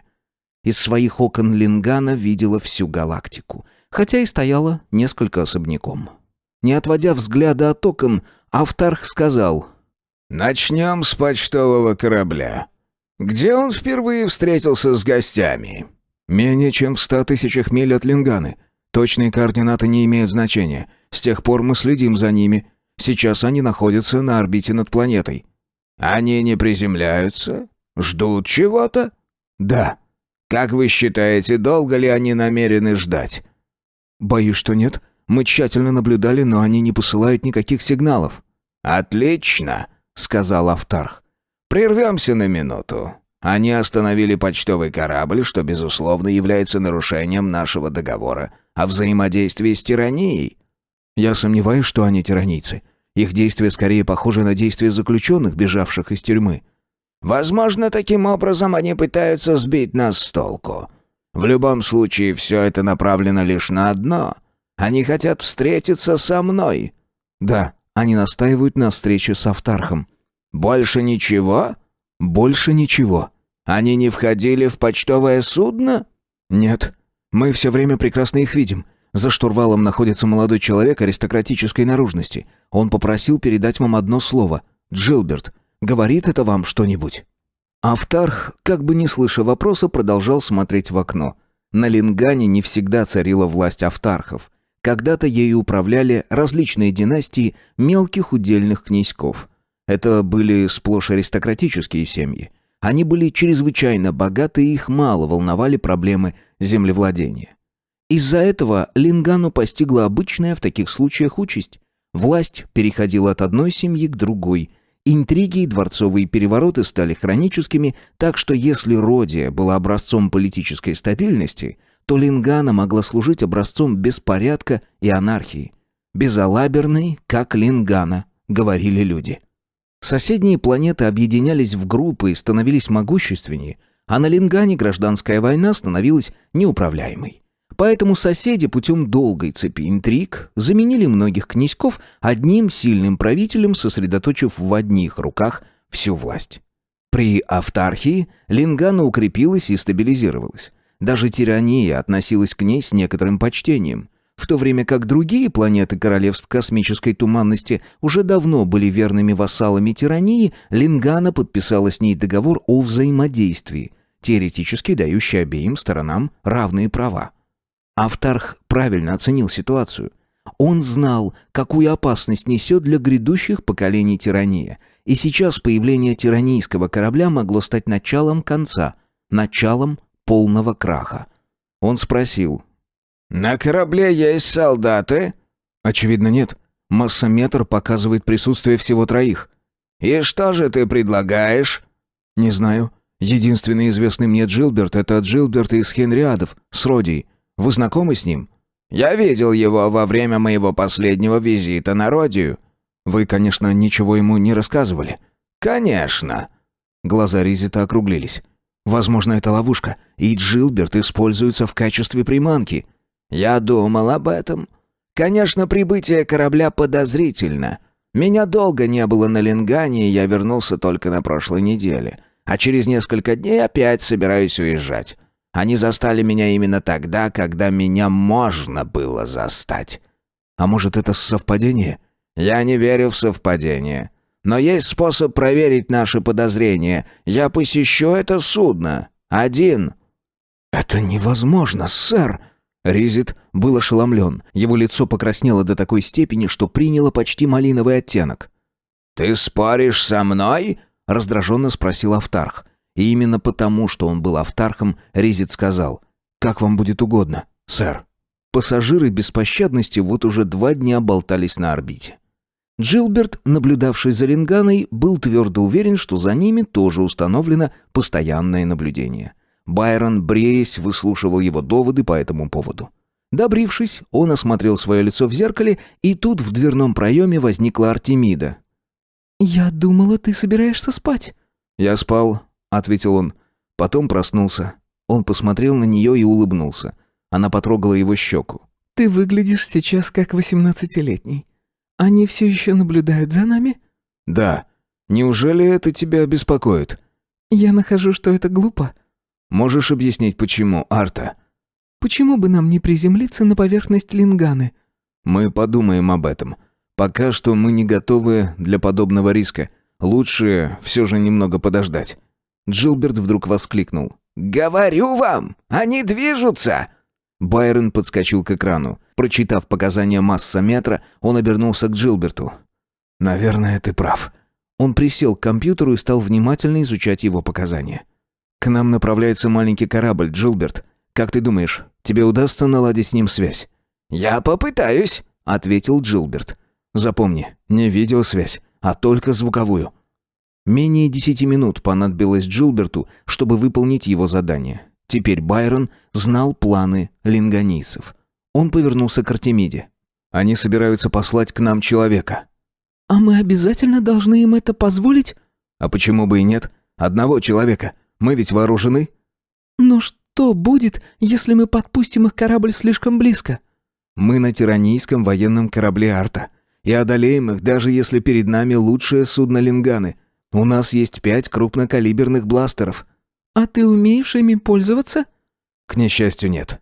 Пока еще нет. Но ведь линганийцам это, как ты понимаешь, неизвестно». Через полчаса на экране появилось судно. Как только радар поймал его, Джилберт в восторге завопил. «Это яхта Автарха, его личная яхта. Я же говорил, что упоминание одного лишь моего имени тут же привлечет его внимание». Они установили с яхтой радиосвязь, и чей-то голос из трубки сказал: «Готовы к принятию на борт?» «Готовы», — ответил Байрон. «Только одного человека». «Одного человека», — был ответ. Яхта подошла ближе, раздался металлический скрежет. Потом корабль линганийцев слегка отдалился от судна наших друзей, и между обоими кораблями возникла крепкая прозрачная галерея, напоминающая туннель. По этому туннелю мог пройти человек, и при этом ему не нужны были никакие средства защиты, которыми он пользовался бы в открытом космосе.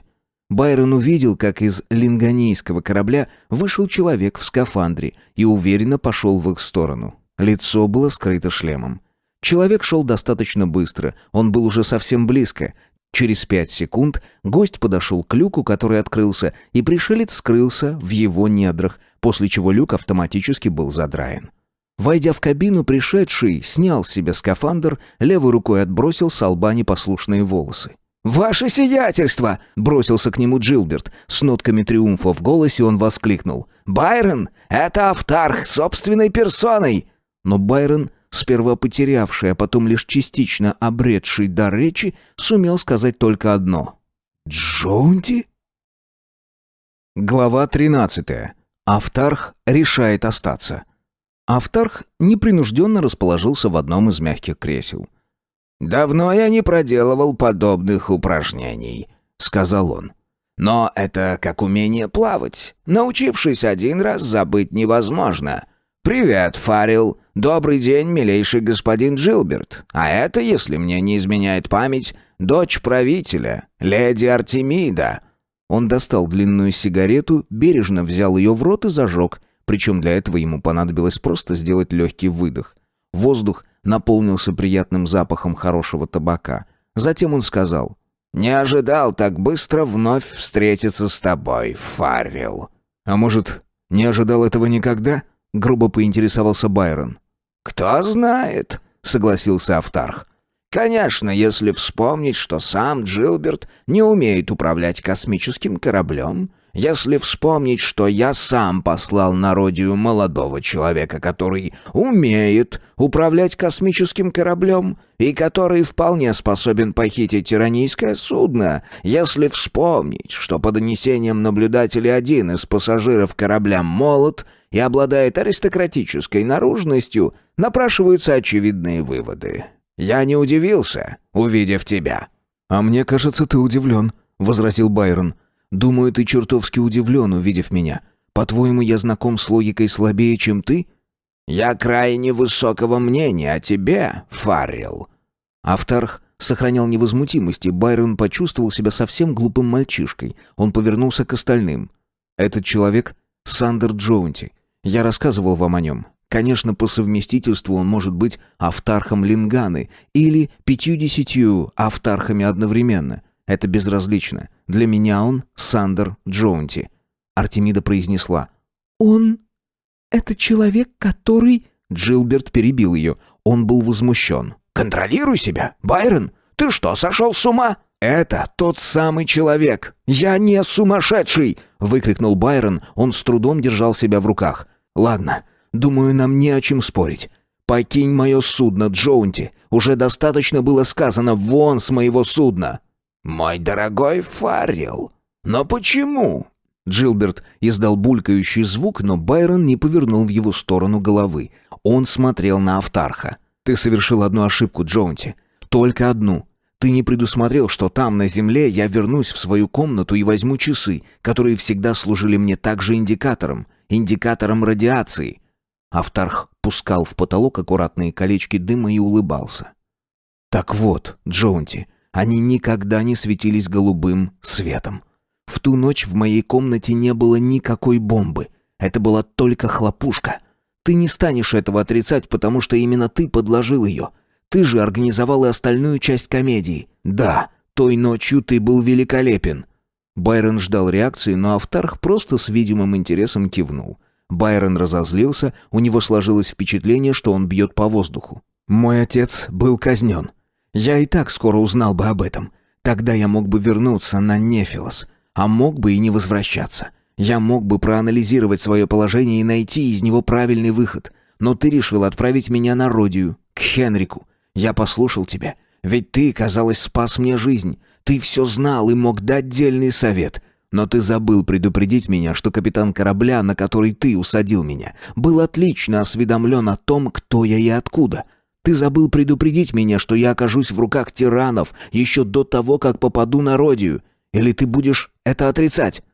Он сделал длинную паузу. Джоунти сосредоточенно дымил сигаретой. Джилберт стиснул руки у груди. «Байрон, ты ужасен! Автарх не может...»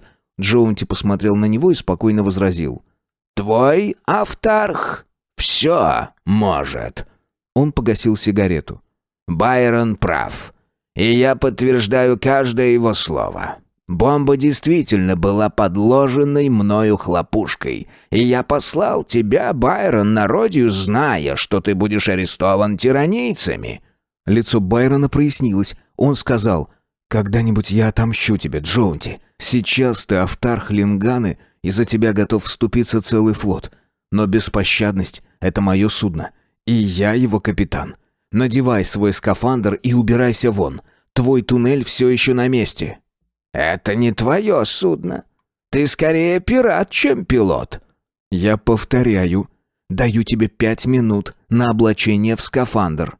«Пожалуйста, не драматизируй ситуацию. Мы нужны друг другу, и я не намерен уходить». «Мне ты не нужен. Ты не был бы мне нужен, даже если бы на нас напали тиранийцы, и ты принял бы мою сторону». «Фаррелл», — улыбнулся Джоунти. «Ты говоришь и действуешь как младенец. Я дал тебе высказаться. Дай же теперь высказаться мне». «Нет, я не вижу причин слушать тебя». «А это ты видишь?» Артемида вскрикнула. В грудь Байрона уперся бластер. «Это предупреждение», — продолжил Джоунти. «Прошу простить меня за вынужденную меру, но, возможно, это поможет мне заставить тебя слушать». Оружие его было предназначено не просто причинять боль. Оно должно было убивать. Джоунти сказал: «Много лет назад я организовал жителей Линганы против тирании. Знаешь ли ты, что это значит? Это было нелегко. Это было почти невозможно. Окружающие нас королевства оказались абсолютно беспомощны. Но и в них жили люди, желающие нам помочь. Твой отец сделал это наиболее активно и был убит. Помни это. Гибель твоего отца явилась для нас ударом. Значит, тиранийцы способны добраться и до нас. поэтому мне пришлось отправить тебя к Хенрику, чтобы сбить их с толку. Это удалось. Пойми, у меня не было выбора. А потом есть еще одна вещь. Документ». «Какой документ?» — прервал его Байрон. «Не спеши. Я уже сказал, что твой отец работал на меня, так что мне известно все, что знал он. Тебе стало известно о документе, и вначале нам всем было выгодно, чтобы ты поискал его. Но после смерти твоего отца это оказалось ненужным. Более того, пришлось убрать тебя с земли, пока ты не удостоился пристального внимания тиранейцев. Мне это удалось». «Значит, документ у тебя?» «Нет, к сожалению. Он был утерян на земле много лет назад. Я не знаю, у кого он. Ну что, могу я опустить бластер? Он весьма тяжел». «Убери его к черту», — пробурчал Байрон. Автарх так и поступил. Потом он спросил. «Что говорил о документе твой отец?» «Ничего, что было бы тебе неизвестно». Автарх улыбнулся. «Вот это да!» «Скажи, ты все объяснил нам?» — спросил Байрон. «Практически все». «Тогда», — подытожил Байрон, — «убирайся с корабля». Джилберт вмешался в их диалог. «Теперь подожди, Байрон. Это не только твое дело. Здесь есть еще и мы с Артемидой. У нас тоже найдется, что сказать.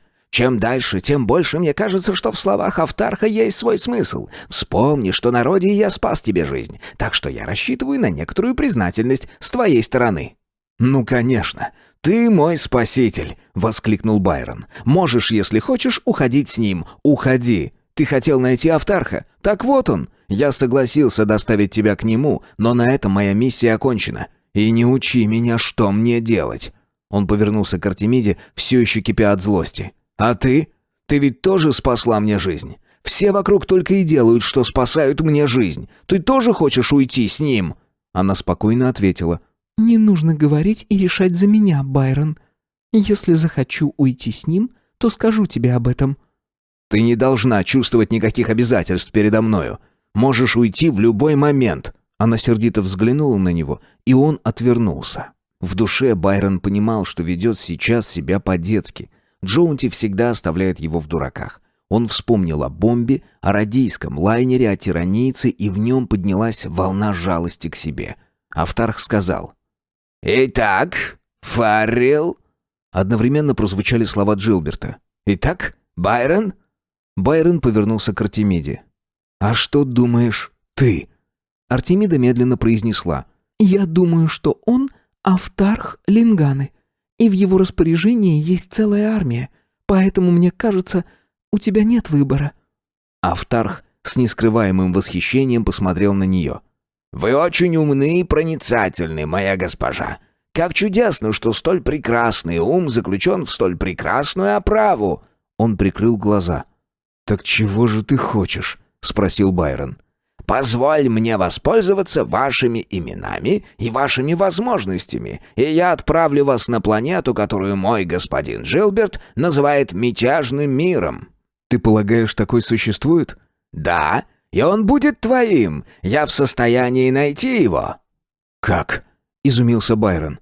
«Это не так сложно, как может показаться на первый взгляд.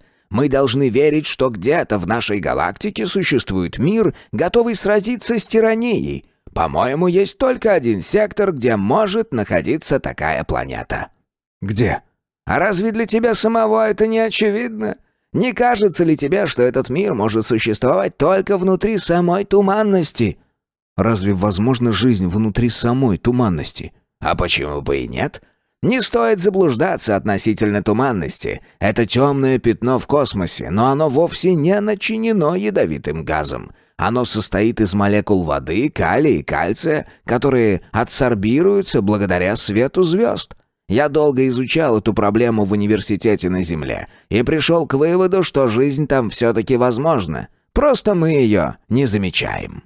«Кстати, а что ты делал на Земле?» — поинтересовался Байрон. «Это не слишком важно для меня, но все же». «В этом нет никакой тайны. Я покинул Лингану по своим делам. 6 месяцев назад я посетил Родию. Мой агент, Вайдемос, твой отец, Байрон, был не слишком удачлив в своих переговорах с правителем, которого мы рассчитывали привлечь на свою сторону. Прошу прощения у леди, но Хенрик оказался сделанным из неподходящего для нашего дела материала». «Да уж, знаем», — прошептал Байрон. Автарх продолжил. «Но я встретил Джилберта, о чем он уже говорил тебе. Потом я отбыл на Землю, потому что Земля — родной дом гуманизма. Именно с Земли послано большинство исследовательских экспедиций в галактику. Туманность лошадиной головы была исследована ими весьма тщательно. Мне понадобились результаты исследований. Теперь слушайте внимательно. Тиранийский корабль, на котором летел мой господин Джилберт, столкнулся с метеором после своего первого прыжка. Если учесть, что перелет из Тирании на Родию был самым обычным делом, можно установить совершенно точные координаты места столкновения.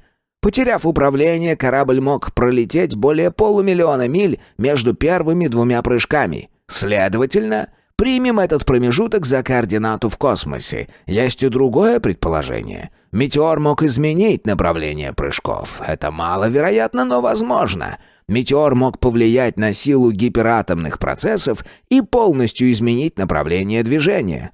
В то же время длина 4 последующих прыжков осталась величиной неизменной.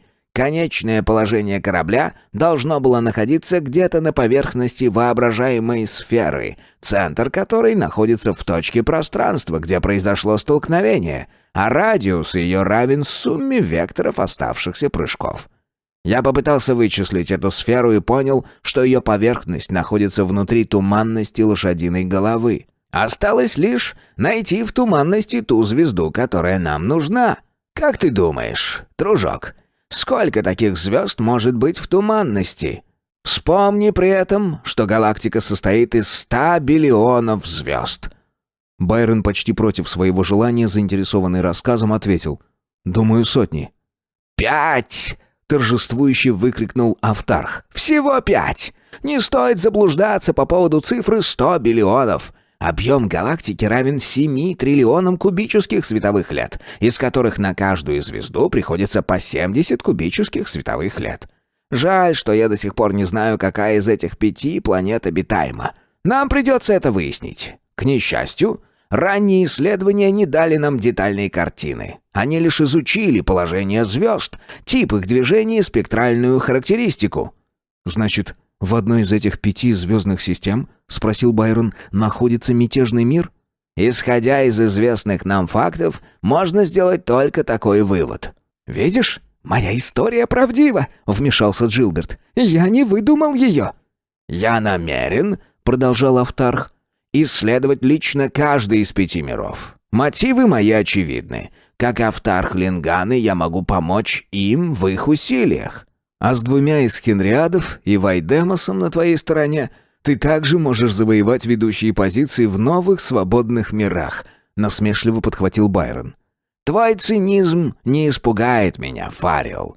Ответом будет «да». Если восстание окажется удачным, всегда лучше присоединиться к победителю». «Более того, в награду одному из друзей восстания может быть отдана Автархия Линганы? Или Вайдемос, верно. А если восстание обречено на провал?» «Тогда у нас будет время разобраться и решить, что делать дальше». Байрон медленно сказал. «Я полечу с тобой». «Отлично. Тогда нужно переместить тебя с этого корабля на другой». «Зачем?» «Так будет лучше для тебя. Этот корабль всего лишь игрушка». «Это военный корабль тиранийцев. Было бы глупо не учитывать его мощь». «Именно потому, что это военный корабль тиранийцев, отправляться в путешествие на нем опасно». «Но не в туманность. Прости, Джоунти, я присоединяюсь к тебе, потому что тоже хочу найти мятежный мир. Но мы с тобой не друзья, и поэтому я буду поступать по собственному усмотрению». «Байрон», — осторожно вмешалась Артемида, — «но корабль слишком мал для 3». «Конечно, Арта, но к нему можно прикрепить прицеп. Джоунти это так же хорошо известно, как и мне. Тогда в космосе у нас будет все необходимое. Кроме того, прицеп изменит внешний вид судна». Автарх вслух размышлял.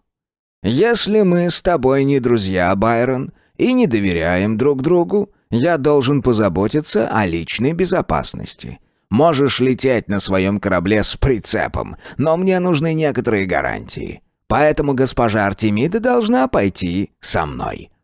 «Нет!» — крикнул Байрон. Автарх удивленно поднял брови. «Нет? Пусть говорит сама леди». Он повернулся к Артемиде. «Мне кажется, я сумею обеспечить вам несколько больший комфорт, моя госпожа». «Не думаю, что мое общество может оказаться приятным для вас, мой господин, поэтому я останусь здесь». «Мне кажется, вы могли бы передумать». Начал было Автарх, но тут с кончика его носа скатилась капелька пота, и это испортило все впечатление. «А мне так не кажется», — прервал его Байрон. «Госпожа Артемида сделала свой выбор». «И тебя устраивает ее выбор, Фаррелл?» — спросил Автарх, улыбаясь. «Вполне. Все мы втроем останемся на борту беспощадности. Других вариантов не будет». «Ты опрометчиво выбрал себе спутников». «Да?» «Я в этом совершенно убежден. Ты плохо относишься ко мне, потому что я обманул тебя и подверг твою жизнь опасности. Тогда тем более странно, что ты находишься в таких дружеских отношениях с дочерью человека по имени Хенрик, превзошедшего в коварстве даже меня». «Я знаю Хенрика. Твои высказывания о нем не изменят моего мнения». «Ты знаешь о Хенрике все?» «Я знаю достаточно». «А знаешь ли ты, что именно он убил твоего отца?» Пальцем Автарх указал в сторону Артемиды. «Знаешь ли ты, что эта девушка, которой ты так расположен, дочь убийцы твоего отца?» Глава 14. Отъезд Автарха. В каюте воцарилось напряженное молчание. Автарх закурил новую сигарету. Он внешне расслабился, на лице появилось беззаботное выражение. Джилберт бессильно опустился в пилотское кресло. Казалось, он сейчас заплачет. Байрон, белый как бумага, повернулся к Артемиде. Она отвела от Автарха взгляд и смотрела только на Байрона. Тишину прерывали лишь радиосигналы. Автарх лениво протянул. «Боюсь, что наша беседа несколько затянулась. Я просил Ризета прибыть за мной, если сам не вернусь через час». На видеоэкране возник Ризет. Тогда Джилберт сказал Автарху. «Он хочет поговорить с тобой», и включил звук. Автарх встал с кресла и подошел к зоне видеоконтакта. «Я в полной безопасности, Ризет». В рубке необычайно ясно прозвучал вопрос. «А кто же наши гости, сэр?» Внезапно Байрон встал рядом с Автархом. «Я господин Вайдемоса», — гордо заявил он. Ризет приветливо улыбнулся в ответ. Рука его поднялась вверх, отдавая честь. «Мое почтение, сэр». Автарх прервал его. «Я скоро вернусь с молодой леди. Подготовь воздушный туннель». Он оборвал видеосвязь между кораблями и повернулся к Байрону. «Я не собирался сообщать им, что на борту корабля находишься именно ты. У меня имелись свои причины прийти сюда одному. Твой отец был исключительно популярен среди моих людей». «И именно поэтому ты хочешь использовать мое имя?» Автарх кивнул. Байрон продолжил. «Но это и все, что ты сможешь использовать. Твое сообщение своему офицеру было несколько поспешным». «То есть?» «Артемида из Хенриадов останется со мной». «Как? После того, что я рассказал тебе?» «Ты ничего не рассказал мне», — резко возразил Байрон. «Ты высказал предположение, не подтвержденное ничем». «Неужели ты знаешь Хенрика с такой стороны, что мое утверждение кажется тебе невероятным?» Байрон промолчал. «Я уверена, что это не так», — вмешалась Артемида. «Какие у вас доказательства?» «Прямых доказательств, безусловно, нет. Я не присутствовал на встречах твоего отца с тиранийцами, но я мог сопоставить несколько фактов. Во-первых, господин Вайдемоса 6 месяцев назад посетил Хенрика. Это я уже говорил. Вероятно, переоценив Хенрика, он несколько перестарался. Во всяком случае, он сказал больше, чем должен был говорить. Мой господин Джилберт может подтвердить это». Джилберт жалко кивнул. Он повернулся к Артемиде, которая ответила ему гневным взглядом. «Прости, Арта, но это правда. Я говорил тебе, именно от Вайдемоса я услыхал об Автархе». «Мне повезло», — добавил Автарх, «что мой господин Джилберт страдает страстью к подслушиванию. Я был предупрежден об опасности и быстро покинул планету». «И ты не попытался спасти его?» — спросил Байрон. «В нашем деле каждый за себя. Но его предупреждали. После этого он не вступал в контакт ни с кем из нас. Некоторые из нас верили, что твой отец Байрон покинул сектор и бежал. Он мог сделать это, но он не скрылся и решил рискнуть. И проиграл. Тиранийцы долго охотились за ним». «Это ложь!» — вскрикнула Артемида. «Все это ложь! В твоей истории нет ни слова правды. Если бы дело обстояло так, то за тобой тоже следили бы. Ты бы тоже был в опасности, а не сидел здесь, улыбаясь и отнимая наше время». «Моя милая, я вовсе не напрасно сижу здесь. Ведь за это время мне удалось полностью дискредитировать твоего отца, верно? Кроме того, имей в виду, что вряд ли тиранийцы доверяют теперь человеку, чьи дочь и кузен присоединились к предателям. А если даже и доверяют, то очень скоро я намерен скрыться во тьме туманности, где никто не найдет меня». Байрон перевел дыхание и подытожил. «Наше интервью подошло к концу, Джоунти. Мы согласны присоединиться к тебе и обещаем поддержку, в которой ты так нуждаешься. Но это единственное, что я могу обещать тебе. Даже если все сказанное тобой правда, преступления правителя Родии не имеют отношения к его дочери. Артемида из Хенриадов останется со мной, если она согласна». «Согласна», — сказала Артемида. «Хорошо. Думаю, это все упрощает. Кстати, хочу предупредить тебя. Ты вооружен, но и я тоже. У тебя в распоряжении есть боевые корабли. У меня тиранийское военное судно». «Не глупи, Фаррелл. Мои намерения вполне дружеские. Ты хочешь оставить девушку здесь? Пусть будет так. Могу я теперь покинуть вас?» Байрон кивнул. «Мы давно этого ждем». Корабли вновь приблизились друг к другу, и между ними, как и в предыдущий раз, возник прозрачный туннель. Джилберт внимательно слушал радио.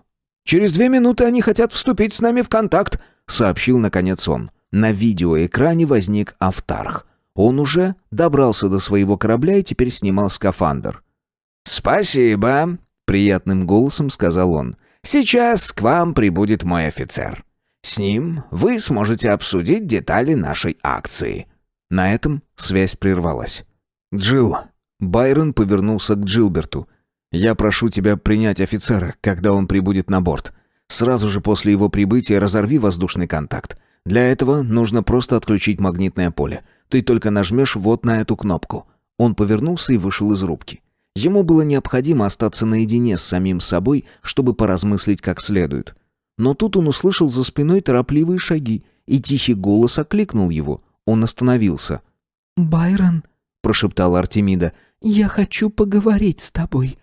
Он повернулся к ней. «Потом, Марта, если ты не против». Она настойчиво искала его взгляд. «Нет, сейчас. Ты же не поверил тому, что рассказал этот ужасный человек о моем отце».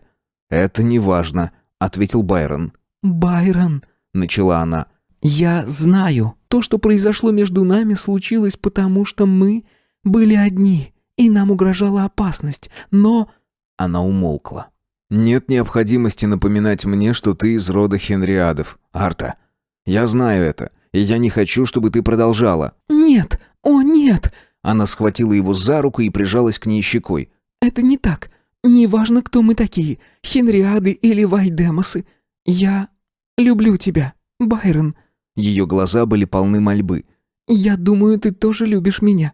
Забудь, что я из Хенриадов. Ты же сам говорил Автарху, что я не могу отвечать за грехи моего отца». Теперь ее руки обнимали его за шею. Байрон ощутил на губах тепло ее дыхания. Он медленно разжал ее руки и на шаг отступил от нее. «Я еще не рассчитался с Хенриадами, моя госпожа». «Но ты же говорил Автарху». «Прости, Арта». Он смотрел в сторону. «Не нужно повторять, что я говорил Автарху». Ей хотелось закричать, что это неправда, что ее отец этого не делал, что в любом случае... Но он повернулся и вошел в рубку, оставив ее, сгоравшую от гнева и стыда, стоять в коридоре. Глава 15. Дыра в пространстве. Теодор Ризит повернулся, когда Байрон вошел в рубку. Он был совершенно седой, но его тело дышало силой, а румяное, улыбающееся лицо здоровьем. Он легко преодолел разделяющее их с Байроном расстояние и дружелюбно глянул в лицо юноши. «Не нужно слов», — начал он, — «чтобы сказать мне, что ты сын своего отца. Старина Вайдемос воскрес передо мной». «Мне бы этого очень хотелось», — смущенно ответил Байрон. Улыбка на лице Ризита угасла. «Как и всем нам. Кстати, я Теодор Ризит, полковник вооруженных сил Линганы, но в нашей маленькой игре мы не пользуемся титулами. Даже Автарху мы говорим «сэр». Так же называют и меня. На Лингане нет ни лордов, ни леди. Надеюсь, ты простишь меня, если когда-нибудь при обращении к тебе я забуду упомянуть твой титул». Байрон улыбнулся. «Разве ты сам не сказал, что в нашей маленькой игре мы обходимся без титулов? Но давай вернемся к прицепу. Я должен посоветоваться с тобой, Ризет». Некоторое время он мерил шагами рубку. Сидевший здесь же Джилберт внимательно прислушивался. Тихо вошла Артемида и встала за его спиной. Ее пальцы шевелились, как фотоконтакты компьютера. Тишину прервал голос Ризета. «Я впервые вижу тиранийский корабль изнутри. Мне было бы интересно более тщательно осмотреть его. Что же касается прицепа, не беспокойся. К подобным моделям его совсем несложно прикрепить». «Сколько понадобится времени для этого?» «Совсем немного. Каких размеров он должен быть?» «Самого высокого класса. Размеры соответствующие». «Для мисс Хенриады? Конечно, он будет гораздо лучше, чем то, что вы имеете здесь». Ризет в растерянности замолчал, потому что Артемида, гордо вскинув голову, медленно вышла из рубки. Байрон проводил ее взглядом. «Наверное», — пожал плечами Ризет, — «я не должен был называть имя мисс Хенриады». «Не обращай внимания. Что ты говорил?» «Да, насчет комнат. Их будет 2, и они будут соединены между собой. Там же будут туалет и ванная комната. Все очень удобно». «Хорошо. Кроме того, нам нужна еда и вода». «Конечно. Воды вам доставят достаточно, чтобы хватило наполнить небольшой плавательный бассейн. И вы также получите много замороженного мяса. Ведь все это время вы питались тиранийскими пищевыми концентратами?» Байрон кивнул, и Ризет скорчил гримасу. «По вкусу они напоминают сушеных тараганов, правда? Что еще?» «Кое-какую одежду для леди». Ризет почесал в затылке. «Да, конечно. Ну, это она выберет сама». «Нет, сэр. Вы сами пришлете нам все необходимое. Мы полностью доверяем вашему вкусу». Ризет коротко рассмеялся и покачал головой. «Вайдемос, ей это не понравится. Ей не понравится ни одно платье, которое она не выберет сама. Даже если бы она выбрала то же самое, наш выбор ее не устроит. Это не просто предположение. У меня есть опыт в таких вещах». «Уверен, что ты прав, Ризет», — кивнул Байрон, «но ей придется принять все это». «Хорошо, но я предупредил тебя. Что еще?» «Всякие мелочи. Косметика, духи, все, что нужно женщине. У нас еще будет время уточнить список.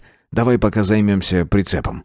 Теперь уже Джилберт, ни слова не говоря, вышел из рубки. Байрон смотрел ему вслед, и мышцы его напряглись. Хенриады. Они Хенриады. И с этим ничего не поделаешь. Они Хенриады. Джилберт один из них. Она другая. Вслух же он сказал.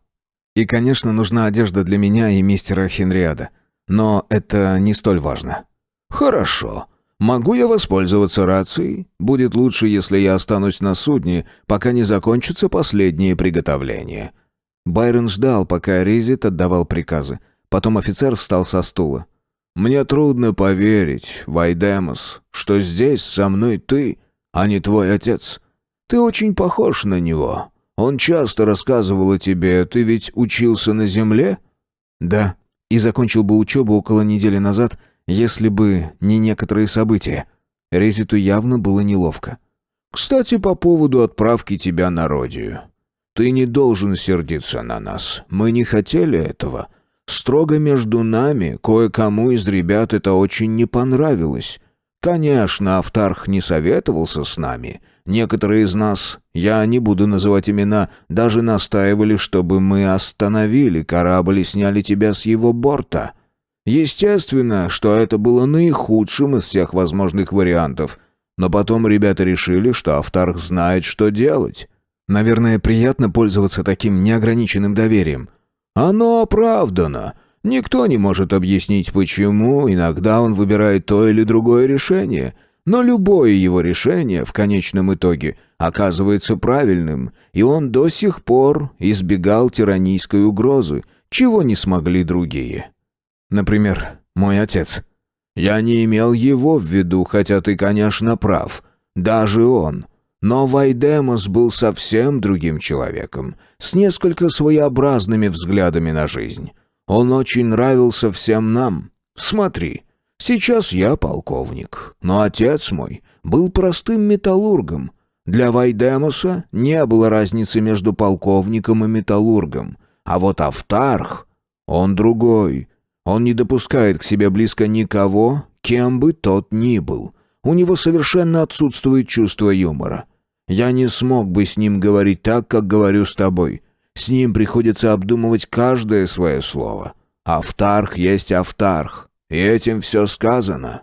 «Я во многом согласен с тобой», — кивнул Байрон. «Знаешь ли ты, что он знал о моем присутствии на корабле еще до того, как увидел меня?» «Знал? Мы этого не знали. Он собирался отправиться на борт тиранийского корабля, и мы сочли это самоубийством. Нам это не понравилось. Но мы опять же решили, что он знает, что делает. Он мог бы сообщить нам о тебе хотя бы с борта корабля. Ему отлично известно, что для всех прибытие сына Вайдемоса было бы огромной радостью, но это так похоже на него. Он промолчал». Артемида сидела в каюте на низкой скамеечке. Почти автоматически она разглаживала складки на юбке. Девушка была раздражена и очень устала. На стук в дверь она вскочила на ноги. Она не хотела видеть его, она не хотела слышать его, она ненавидела его.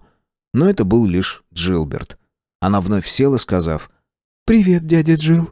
Он уселся против нее. Минуту Джилл рассматривал ее лицо и вдруг улыбнулся. «Мне кажется, Арта, провести неделю на корабле — не слишком восхитительное занятие. Ты со мной согласна?» «Дядя Джилл», — холодно заметила она, — «не надо практиковаться в изучении психологии на мне. Если хочешь задеть меня, то лучше оставь свои попытки, потому что тогда я скорее задену тебя». «Если тебе станет от этого легче...» «Говорю тебе, прекрати». «Дорогая, ты почему-то поссорилась с Байроном?» «Не смей расспрашивать меня, оставь меня в покое». Она помолчала и после паузы добавила: «Он считает, что отец совершил все то, о чем говорил Автарх. Я ненавижу его за это». «Твоего отца?» «Нет, этого доверчивого, глупого, самонадеянного мальчишку». «Значит, Байрона. Ладно, ты ненавидишь его, но ведь любовь и ненависть всегда ходят рядом». «Дядя Джилл», — жалобно спросила она, — «мог он в самом деле это совершить?» «Байрон? Совершить что?» «Нет, отец. Мог отец совершить это? Мог он предать Вайдемоса?»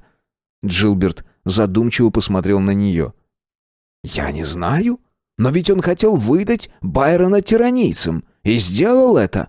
«Потому что он знал, что это ловушка», — гневно ответила она. «Тиранийцы знали, кто такой Байрон, и сами послали его к отцу. Отец сделал то, что он обязан был сделать. Это понятно каждому». «А если при этом вспомнить...»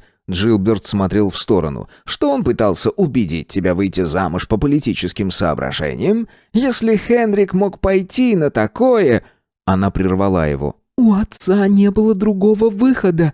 «Моя дорогая, если ты собираешься найти оправдание каждому поступку своего отца, объясняя это тем, что у него не было выхода, то, возможно, по этим же соображениям он выдал тиранийцам господина Вайдемоса». «Я уверена, что он не делал этого. Ты не знаешь отца так, как знаю его я. Он ненавидит тиранийцев, и я это знаю. Он не стал бы помогать им добровольно. Просто он боится их, но сам никогда не стал бы их добровольным союзником». «А если этого невозможно избежать?» Но она затрясла головой, потом закрыла лицо руками и разрыдалась.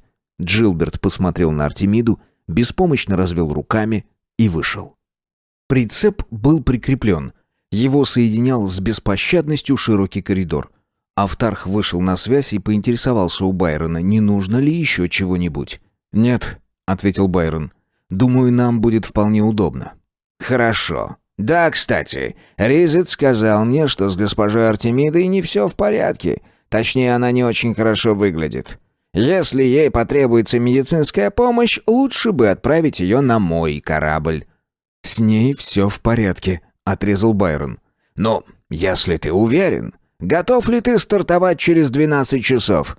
«Если нужно, то и через 2». Проходя по коридору, Байрон столкнулся с Артемидой. Стараясь, чтобы его голос звучал как можно безразличнее, он сказал: «Теперь у тебя есть собственные покои. Я не буду надоедать тебе. Большую часть времени я буду проводить в рубке». Она также холодно ответила ему: «Ты не беспокоишь меня, господин Вайдемоса, и меня не интересует, где ты будешь находиться». И вот корабли стартовали. После первого же прыжка они оказались на краю туманности. Несколько часов пришлось ожидать, пока компьютер на корабле Джоунти сделает последние расчеты. Навигация внутри туманности была непростым и малоизвестным делом. Байрон глядел в смотровое окно. Ничего не видно. Вокруг была темнота, и ни один лучик не прорезал ее. Впервые Байрон понял, насколько приветливы звезды, как они наполняют светом космос. «Это напоминает черную дыру в пространстве», — пробормотал он, обращаясь к Джилберту. А потом они вновь совершили прыжок, на этот раз в глубину туманности. Почти в это же время Саймак Аратап, представитель великого хана тирании во главе 10 вооруженных военных судов, выслушал своего лоцмана и сказал: «Это не важно. Следуйте за ними по пятам». И тиранийские корабли пересекли границы туманности в той точке, где совсем недавно то же самое совершила беспощадность. Глава 16. Преследователи. В форме Саймак Аратап чувствовал себя несколько неудобно. Материал, из которого шили на тирании формы, был груб. Но давней традицией планеты являлось ношение солдатами несколько неудобной одежды, что должно было, по мнению военачальников, вырабатывать в них дисциплину. И все же Аратап в нарушении всех традиций не смог не заметить. «Что за гадость этот воротничок? Он натирает мне шею!» Майор Андрес, чей воротничок ничем не отличался и который носил всю жизнь только военную одежду, не признавая иной, посоветовал: «Когда вас никто не видит, воротничок вполне можно расстегнуть». Аратап фыркнул. Из-за полувоенной миссии их экспедиции он вынужден терпеть такие неудобства. И все это продолжается с того момента, как они покинули Родию. Все началось прозаически. К нему явился Андрес и сказал: «Представитель, нам нужно 10 кораблей». 10 кораблей? Майор!» «Да, сэр, меньшее количество нас не устроит». «Почему же?» «Мне нужно обеспечить полную безопасность. Молодой человек куда-то собрался. При этом он соблюдает полную конспирацию. Мы должны следовать за ним». Аратап взглянул на него, и солнечные зайчики, отраженные в его контактных линзах, заиграли на свету. Он меланхолически заметил: «У нас есть одна проблема. Это проблема Хенрика. Я думаю, он должен сопровождать нас». «Не вижу необходимости», — ворчливо возразил майор. «Присутствие в нашей экспедиции представителя местных органов власти может быть дурно истолковано». Аратап задумчиво слушал его. Андрес, конечно, человек компетентный. Стоит ли спорить с ним? «Я согласен с тобой. Но вспомни недавнюю историю. Казнь старого господина Вайдемоса — политическая ошибка. В этом не было необходимости. Нужна ли нам теперь смерть его сына? Тут следует пораскинуть мозгами. Народ Родии считает, что юноша похитил дочь правителя. Девушка очень популярна среди населения. Поэтому было бы вполне логично, если бы правитель лично попросил нашей помощи в поимке похитителя». Не самый лучший предлог для включения болвана Хенрика в тиранийскую военную экспедицию. Это отдает мелодрамой. Перед нами стоят задачи исключительно военного характера. «Но я же не сказал, дорогой майор, что Хенрик будет командовать кораблем. Он не способен командовать и своими слугами. Он просто будет с нами. Никого из жителей Родии больше на борту не окажется». «Что ж, мне придется согласиться, представитель», — нехотя сказал майор. Тиранийский флот расположился в 2 световых годах от Линганы. Теперь следовало оценить ситуацию. Майор Андрос настаивал на немедленном захвате Линганы. «Автарх Линганы, — говорил он, — ввел нас в заблуждение, называя себя другом хана, но я никогда не доверял ему. Странно, что как только он вернулся, навстречу с ним примчался молодой Вайдемос». «Он не мог знать о путешествии Автарха, майор. И к тому же нам неизвестно, зачем Вайдемосу понадобилось с ним встречаться. Он кружит на орбите вокруг Линганы. Почему он не приземляется?» Стоит ли задумываться над тем, что он делает или не делает? «Хотелось бы высказать одну интересную мысль, майор». Аратап запустил за воротничок пальцы, чтобы хоть немного ослабить его давление. «Поскольку молодой человек ждет, мы можем предположить, что он ждет кого-то или что-то. Было бы глупо думать, что у него нет никаких намерений. Скорее всего, он ждет встречи с другом или друзьями. Тот факт, что он не приземляется на Лингане, означает, что он не вполне уверен в безопасности этого шага. Это означает, что Лингана в целом и Автарх в частности не слишком искушены в конспирации. Так подсказывает мне логика». «Может быть, вы правы. Но если в течение 24 часов ничего не изменится, у меня не будет другого выхода, кроме как взять Лингану штурмом». Аратап взглянул на дверь, через которую только что вышел майор. Очень трудно управлять недальновидными людьми. 24 часа. За это время что-нибудь должно случиться, иначе ему придется изобретать способ остановить Андроса. Прозвенел звонок, и в комнате возникла высокая нескладная фигура Хенрика с Родией. За его спиной нерешительно переминался с ноги на ногу охранник. Теоретически Хенрик был совершенно свободен в своих действиях. Во всяком случае, так считал он сам. И поэтому он никогда не обращал внимания на охранника за своей спиной. Хенрик робко улыбнулся. «Я не слишком побеспокоил вас, мой господин?» «Вовсе нет. Присаживайтесь, правитель». Аратап продолжал стоять. Казалось, Хенрик этого не заметил. «Мне бы хотелось, представитель, обсудить с вами нечто важное». Хенрик сделал паузу, и что-то промелькнуло в его глазах. Продолжил он несколько другим тоном. «Какое превосходное судно, верно?» «Благодарю вас, правитель». Аратап улыбнулся. 9 остальных кораблей были вполне хороши, но этот, флагманский, представлял собой самую последнюю модель радианской космонавигации. Он полностью олицетворял военный дух тирании. «Я пришел, чтобы кое-что рассказать вам», — вновь начал Хенрик. «Сегодня я отправил на Родию обращение к своему народу. Я сообщил в нем, что со мной все в порядке и что скоро моя дочь будет в безопасности». «Хорошо», — одобрил Аратап. Для него это не было новостью. Он сам писал это обращение, поскольку для Хенрика это оказалось непосильной задачей. Аратап почувствовал жалость к этому человеку, деградировавшему на глазах. «Мой народ», — продолжал Хенрик, — «очень обеспокоен этим похищением. Думаю, мне следует предпринять некоторые действия в этой связи. Народ должен понимать, что сила все еще в руках хенриадов». Последние слова он произнес торжественным тоном. «Думаю, вы правы». «Враг еще не скрылся от нас?» «Нет. Правитель, враг находится там, где и раньше, неподалеку от Линганы». «До сих пор? Я помню, что хотел вам сказать. Это очень важно, представитель. Я должен кое-что рассказать вам. На борту зреет заговор. Я раскрыл его. Мы должны быстро действовать. Заговор». Он заговорил шепотом.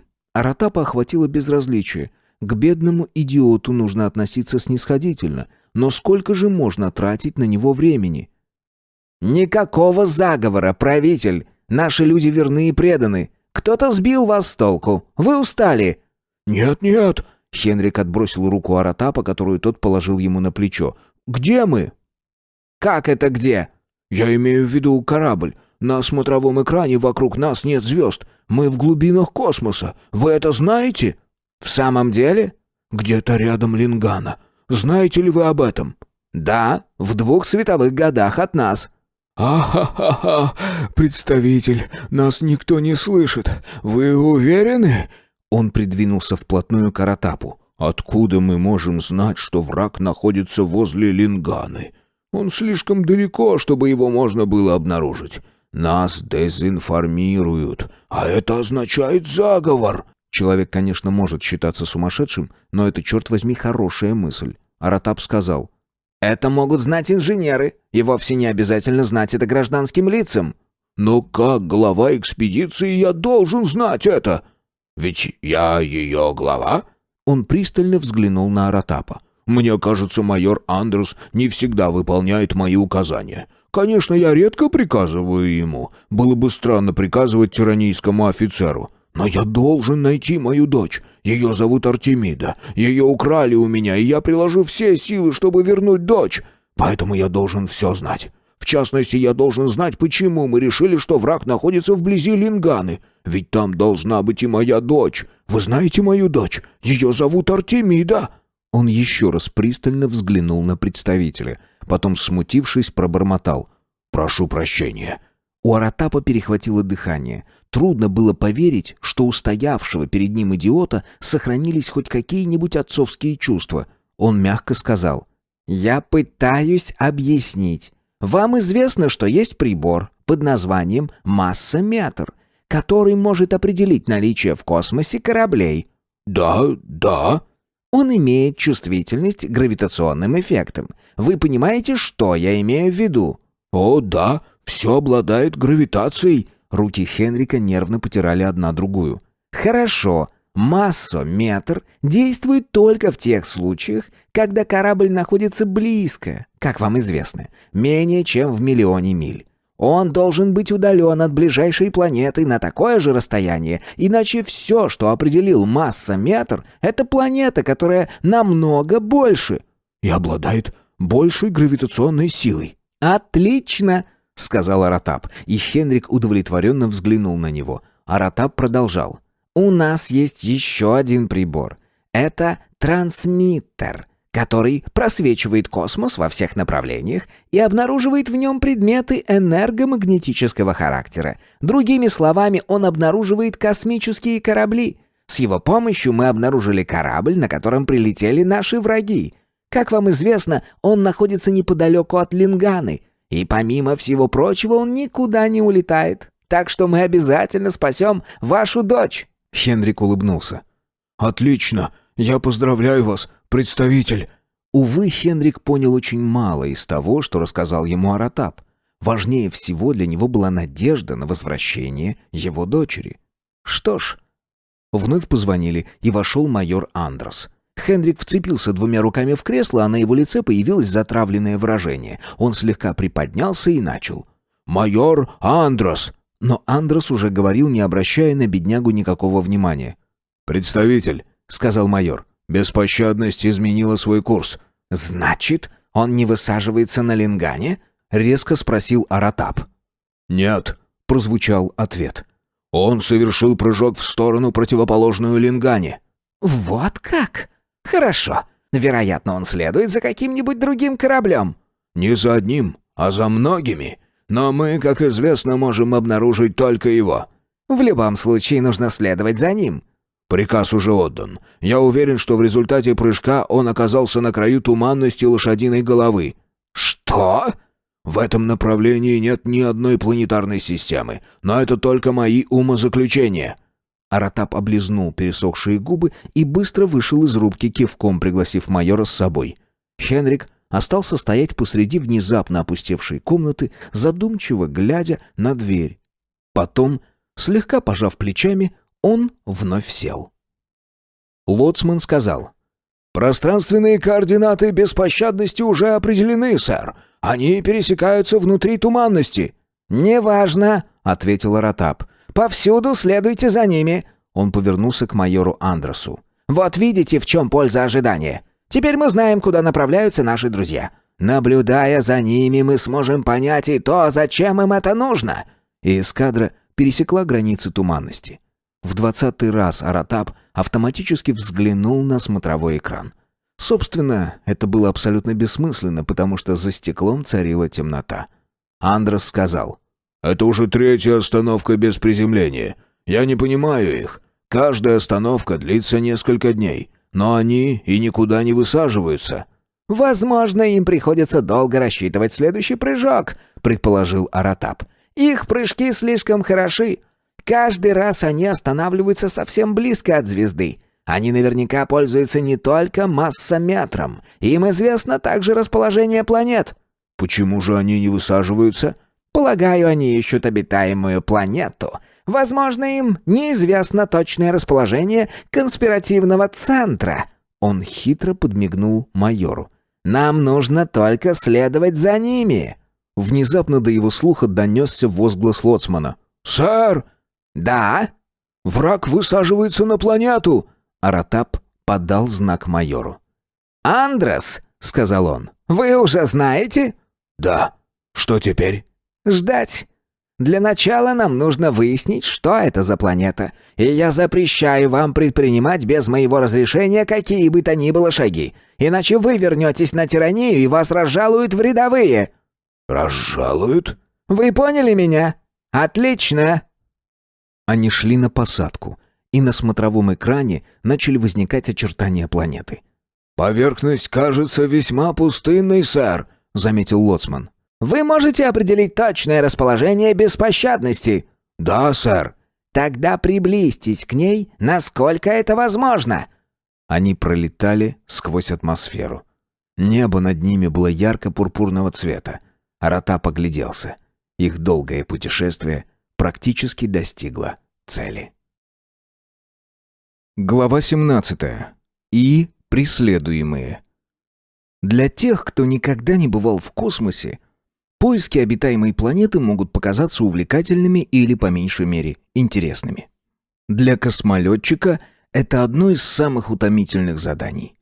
Долгая, утомительная процедура, требующая многократных проверок, и когда они повторяются по отношению к 3 различным звездам, каждый раз с отрицательным результатом депрессия, как следствие, оказывается вполне нормальной реакцией. В случае с нашими героями депрессия больше всех отражалась на Джилберте.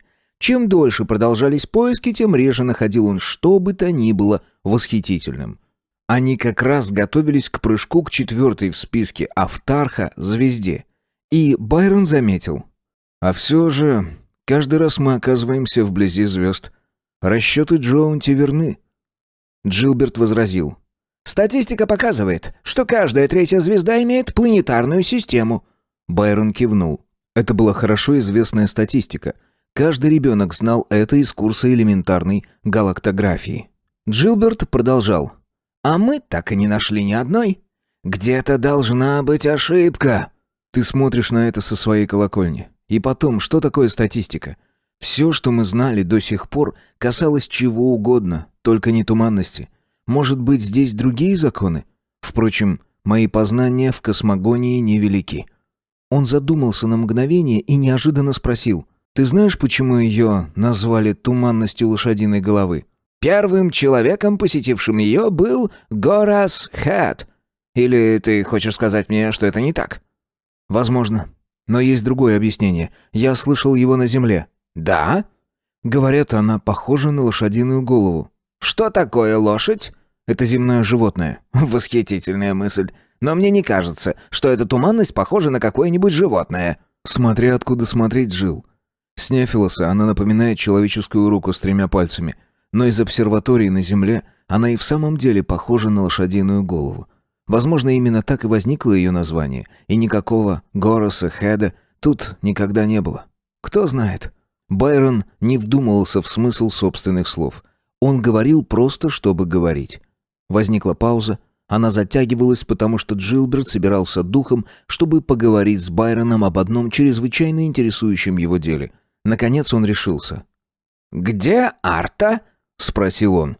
«Не знаю», — быстро ответил Байрон. «Я не слежу за ней». «Зато это делает Автарх.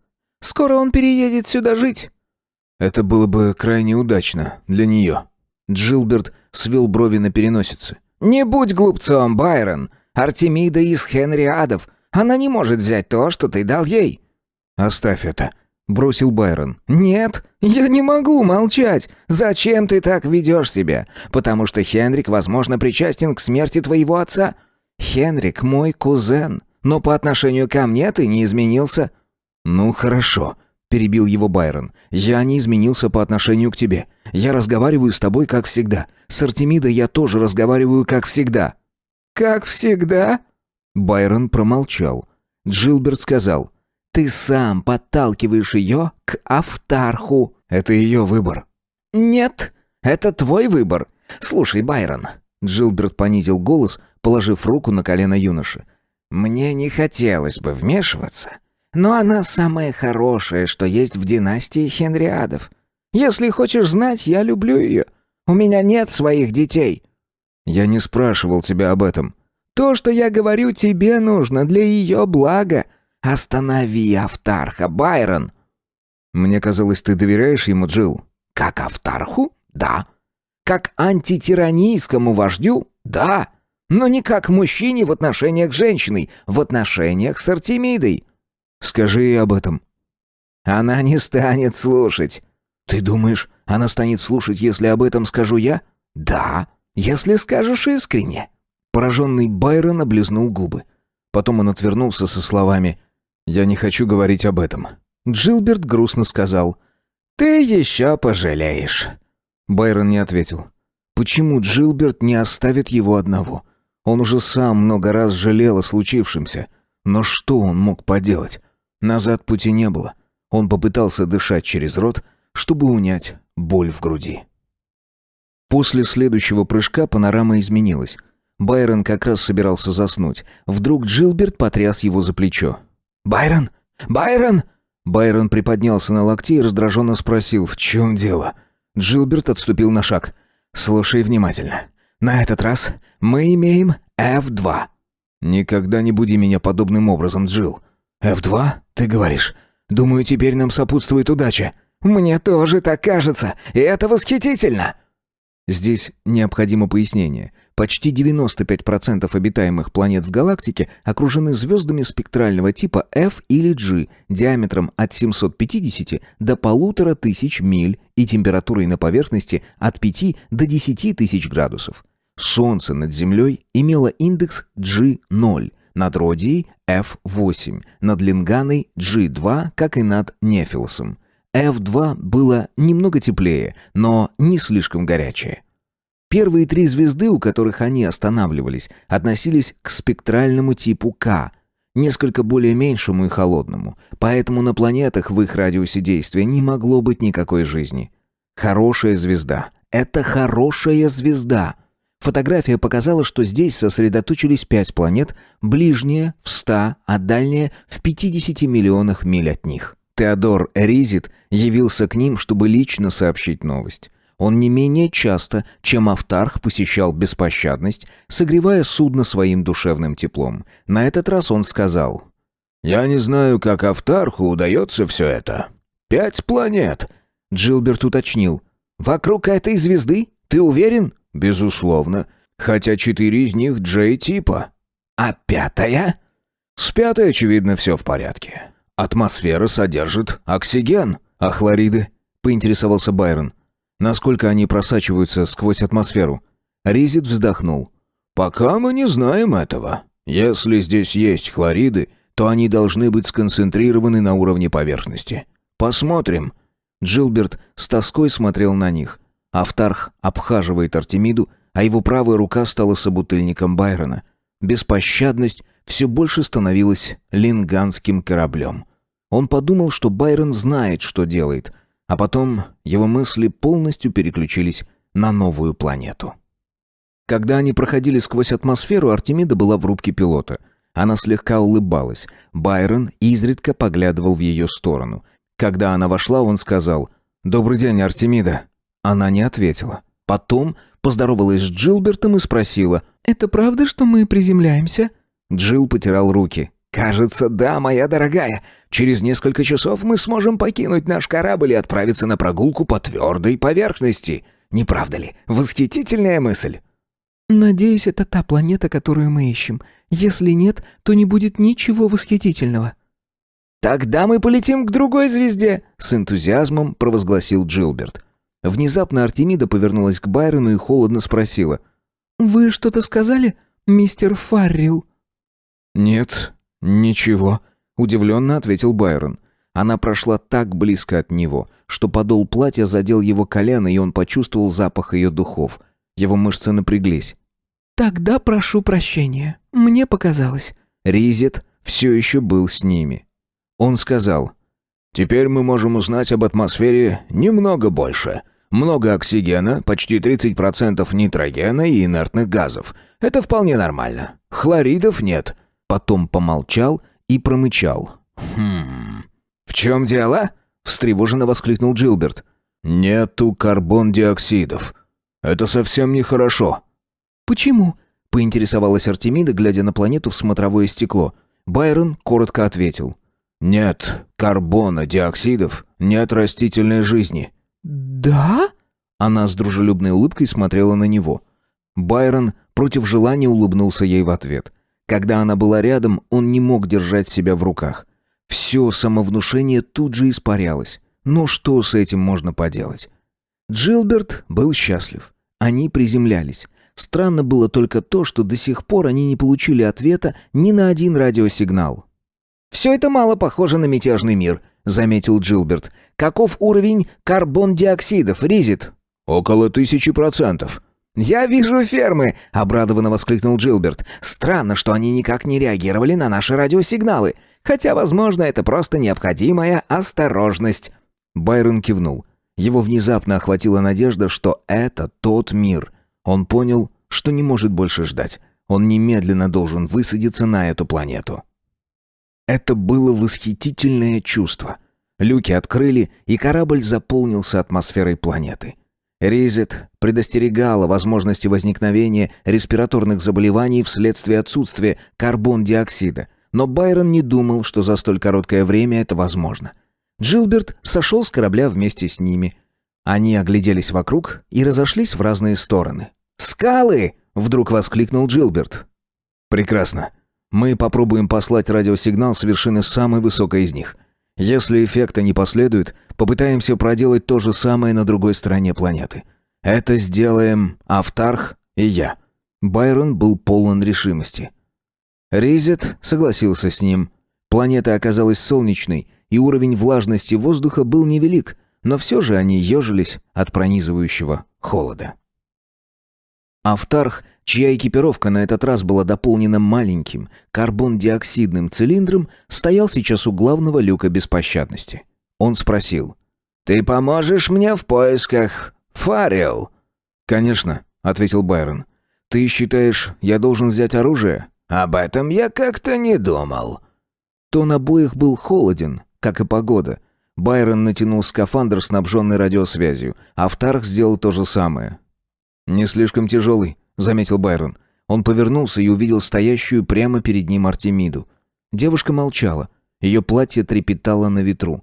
Запястья были схвачены широкими серебряными браслетами. На мгновение Байрону захотелось бросить все, вернуться, сжать ее в объятиях, ощутить вкус ее губ.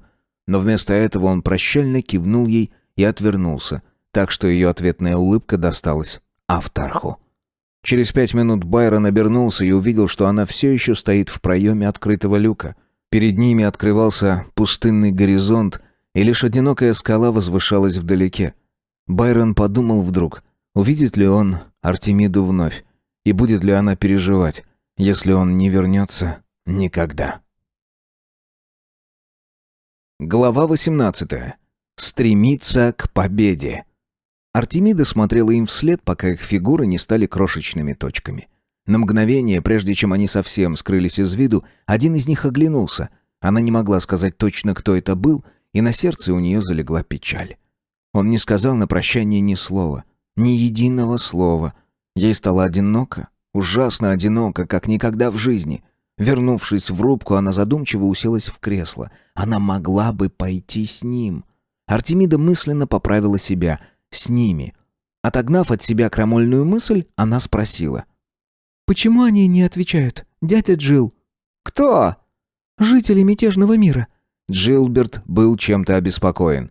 «Мы сделаем все от нас зависящее, дорогая. Мы должны найти их!» Он повторил еще раз. «Должны!» И мгновением позже. «Но я не могу их найти». «Кого?» «Байрона и Автарха. Их нигде не видно. Правда, я вижу корабль Автарха». Артемида прильнула к стеклу. Да, это был корабль, и он сверкал в лучах солнца. Внезапно ей остро захотелось, чтобы можно было повернуть время вспять, чтобы они никогда не приближались к Лингане, чтобы всегда оставались в космосе втроем. Пусть им не всегда было комфортно, но как же она была счастлива тогда. А сейчас она только ненавидит его. Что-то заставляет ее ненавидеть, хотя ей бы хотелось совсем иного. Внезапно Джилберт воскликнул. «Что он собирается делать?» «Кто?» «Ризет. Я думаю, что это Ризет, но он не должен был идти в этом направлении». «Увеличь изображение», — приказала Артемида. «На таком маленьком расстоянии?» — удивился Джилберт. «Ты ничего не увидишь. Я не смогу навести резкость». «Увеличь изображение, дядя». Теперь они ясно видели силуэт Ризета. Артемида воскликнула. «Он вооружен, ты заметил?» «Нет». «У него в руках бластер, говорю тебе». Она, вскочив, бросилась к люку. «Арта, что ты делаешь?» Она была занята поисками скафандра. «Я собираюсь выйти отсюда. Ризет преследует их. Как ты не понимаешь, Автарх вовсе не намерен устанавливать радиосвязь. Это ловушка для Байрона». «Прекрати. Ты говоришь чепуху». Но она смотрела на Джилберта невидящими глазами, а ее лицо побелело. О, глупец!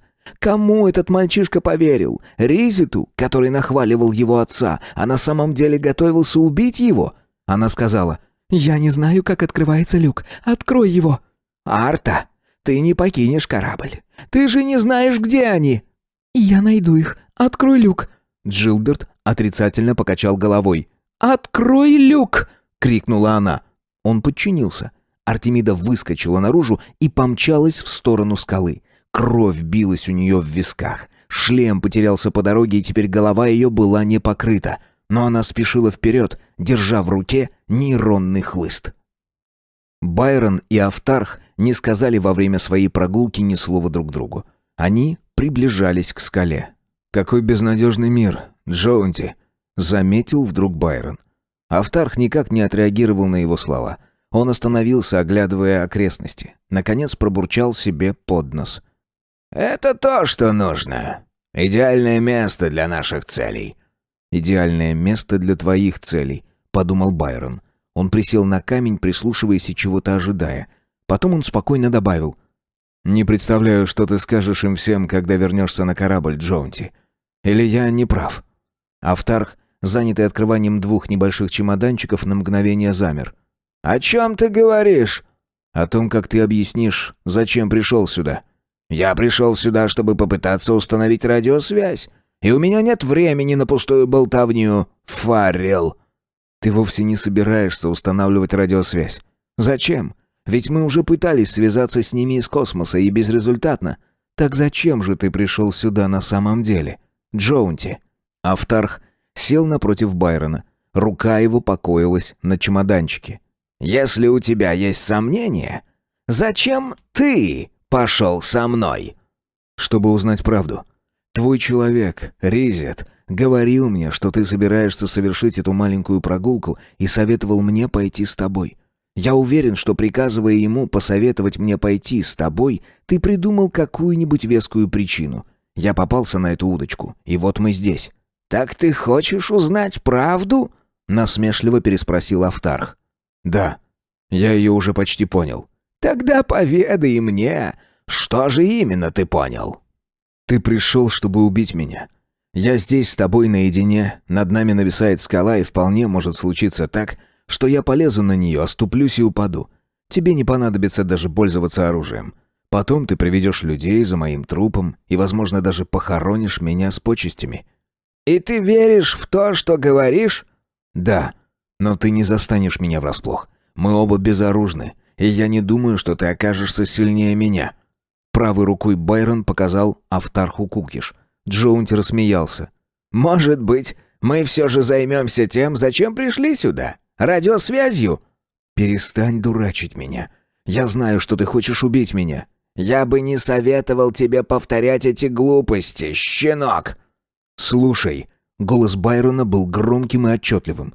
«Ты говорил, что послал бы меня на верную смерть. Я имею в виду Родию. Только для того, чтобы навлечь подозрения на правителя?» «Да». «Это ложь. Твоей главной целью было, чтобы меня убили. Ты сообщил капитану радийского корабля, кто я на самом деле. Ты не думал, что я вообще попаду к Хенрику.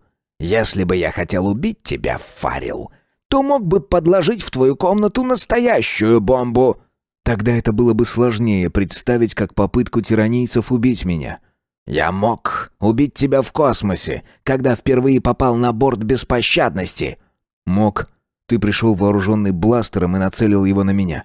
Но когда Резит узнал, кто я такой, для тебя стало невозможным убить меня.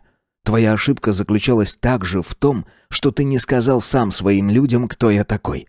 Не станешь же ты отрицать это, Джоунти?» Лицо Джоунти, без того белое от холода, побелело еще больше.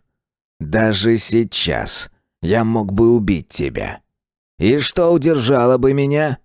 «Политика, Джоунти. На борту корабля находится Артемида из Кенриадов, и мне кажется, сейчас она более важная персона, чем я. Убить меня в ее присутствии означает проиграть так успешно начатую для тебя партию. Ты навсегда потеряешь надежду на успех в ее глазах». Джоунти вздохнул и сказал: «Фаррелл, здесь холодно, а становится еще холоднее. Мне кажется, солнце заходит. Ты глуп и очень утомил меня. Все же я хотел бы знать, зачем, по-твоему, мне понадобилось убивать тебя?» «По той же причине, по которой ты убил моего отца». «Что?» «Думаешь, я поверил, когда ты обвинил беднягу Хенрика в предательстве? Думаешь, я считаю моего отца таким глупцом, чтобы он мог чересчур довериться Хенрику? Нет, Джоунти. Мой отец должен был очень доверять своему убийце, чтобы позволить ему приблизиться к себе». Джоунти отступил назад и поддел ногой один из чемоданчиков. Тот раскрылся, и содержимое его вывалилось на землю. «Я вижу, у тебя разыгралась фантазия. Ты помешан на криминальных историях». Байрон дрожал, но холод был здесь ни при чем. «Мой отец был популярен среди твоих людей, Джоунти. Слишком популярен. Автарх не может допустить, чтобы кто-то имел больший авторитет, чем он. Ты избавился от соперника, а от меня хочешь избавиться, потому что боишься, будто я займу его место». Его голос нарастал и постепенно перешел в крик. «Разве это не правда?» «Нет!» Джоунти нагнулся за чемоданчиком. «Я могу доказать, что ты ошибаешься». Он открыл его. «Радиоснаряжение. Посмотри на него. Хорошенько посмотри». Байрон опустил взгляд на чемоданчик. «Ну, и что это доказывает?» Джоунти выпрямился. «Ничего. А теперь внимательно взгляни на это». В руке он держал бластер. «Я устал от тебя, Фаррелл.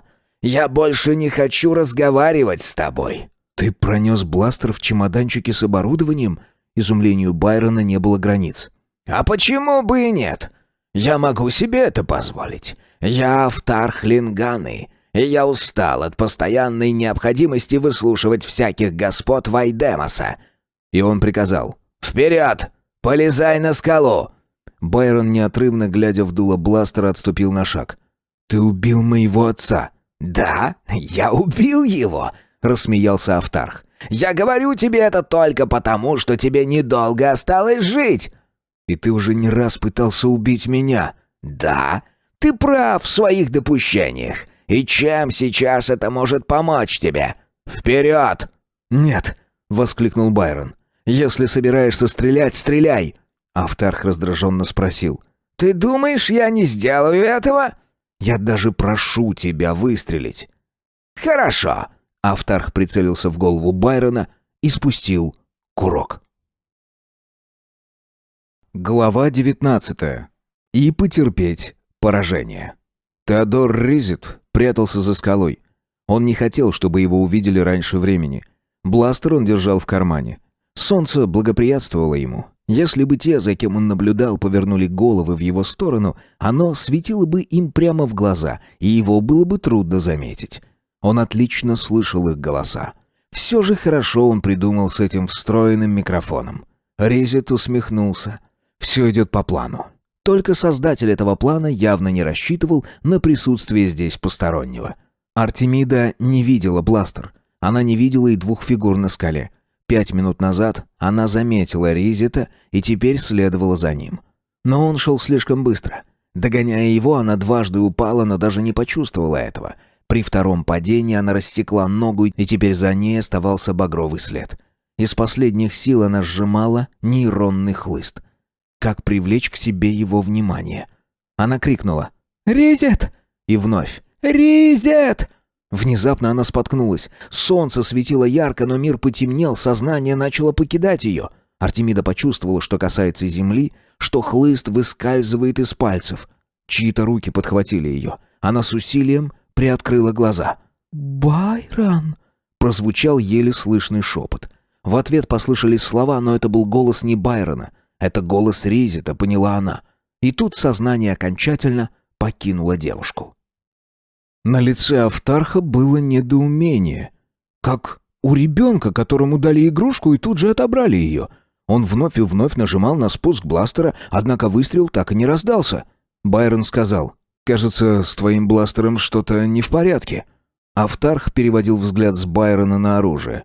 С ужасом он обнаружил, что бластер разряжен. Теперь оружие было просто бесполезной игрушкой.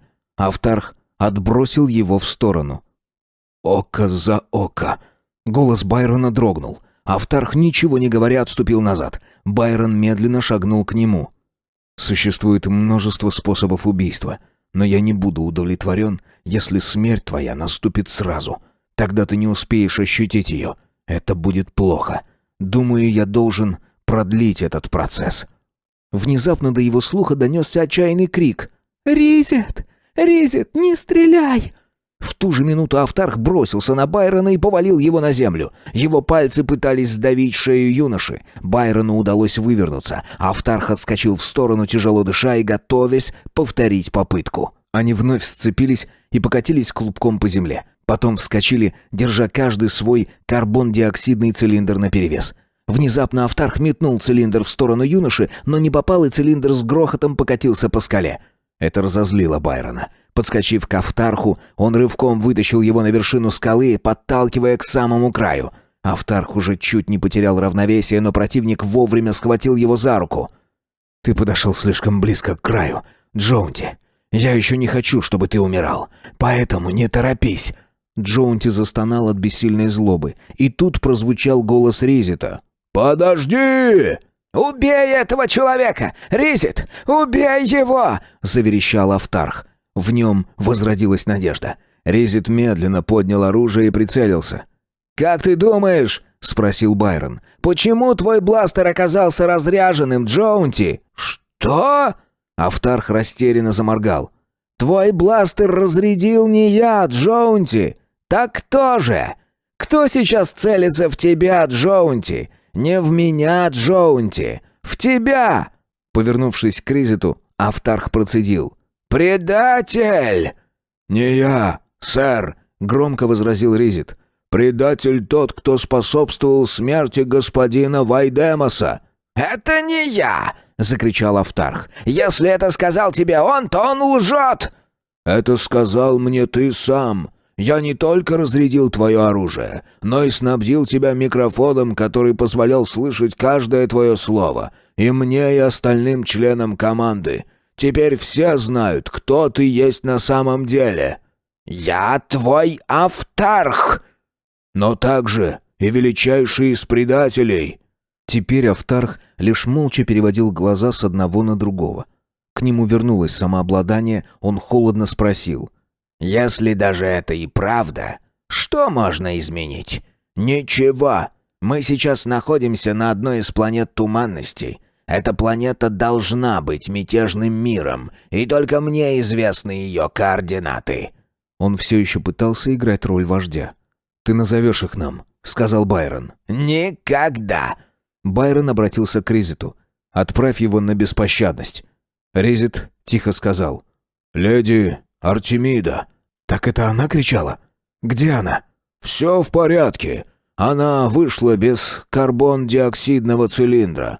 Углекислый газ замедлил ее кровообращение, и тело автоматически ослабло.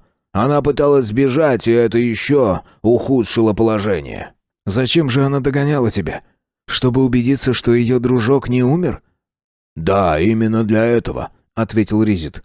«Только она думала, что я человек Автарха и собираюсь убить тебя. Я отправлю на корабль эту крысу, а ты, Байрон...» «Да?» «Возвращайся как можно скорее. Он все же остается автархом Линганы, и тебе, возможно, придется поговорить с командой. Трудно решиться оборвать жизнь своего господина. Она за этой скалой. Поспеши же к ней, пока она не замерзла до смерти. Ее нельзя оставлять там». Артемида приходила в себя, когда послышались его торопливые шаги. «Как ты?» «Спасибо. Немного лучше. Прости, что доставляю тебе столько хлопот». Они стояли, глядя друг на друга, и между ними шел беззвучный диалог. Потом Байрон сказал: «Я знаю, что мы не сможем повернуть время вспять, и то, что сделано, сделано. Но я хочу, чтобы ты меня поняла». «Я только и делала все эти дни, что пыталась понять. Ты снова будешь говорить о моем отце?» «Нет. Я знаю, что твой отец невиновен. Автарх оклеветал его.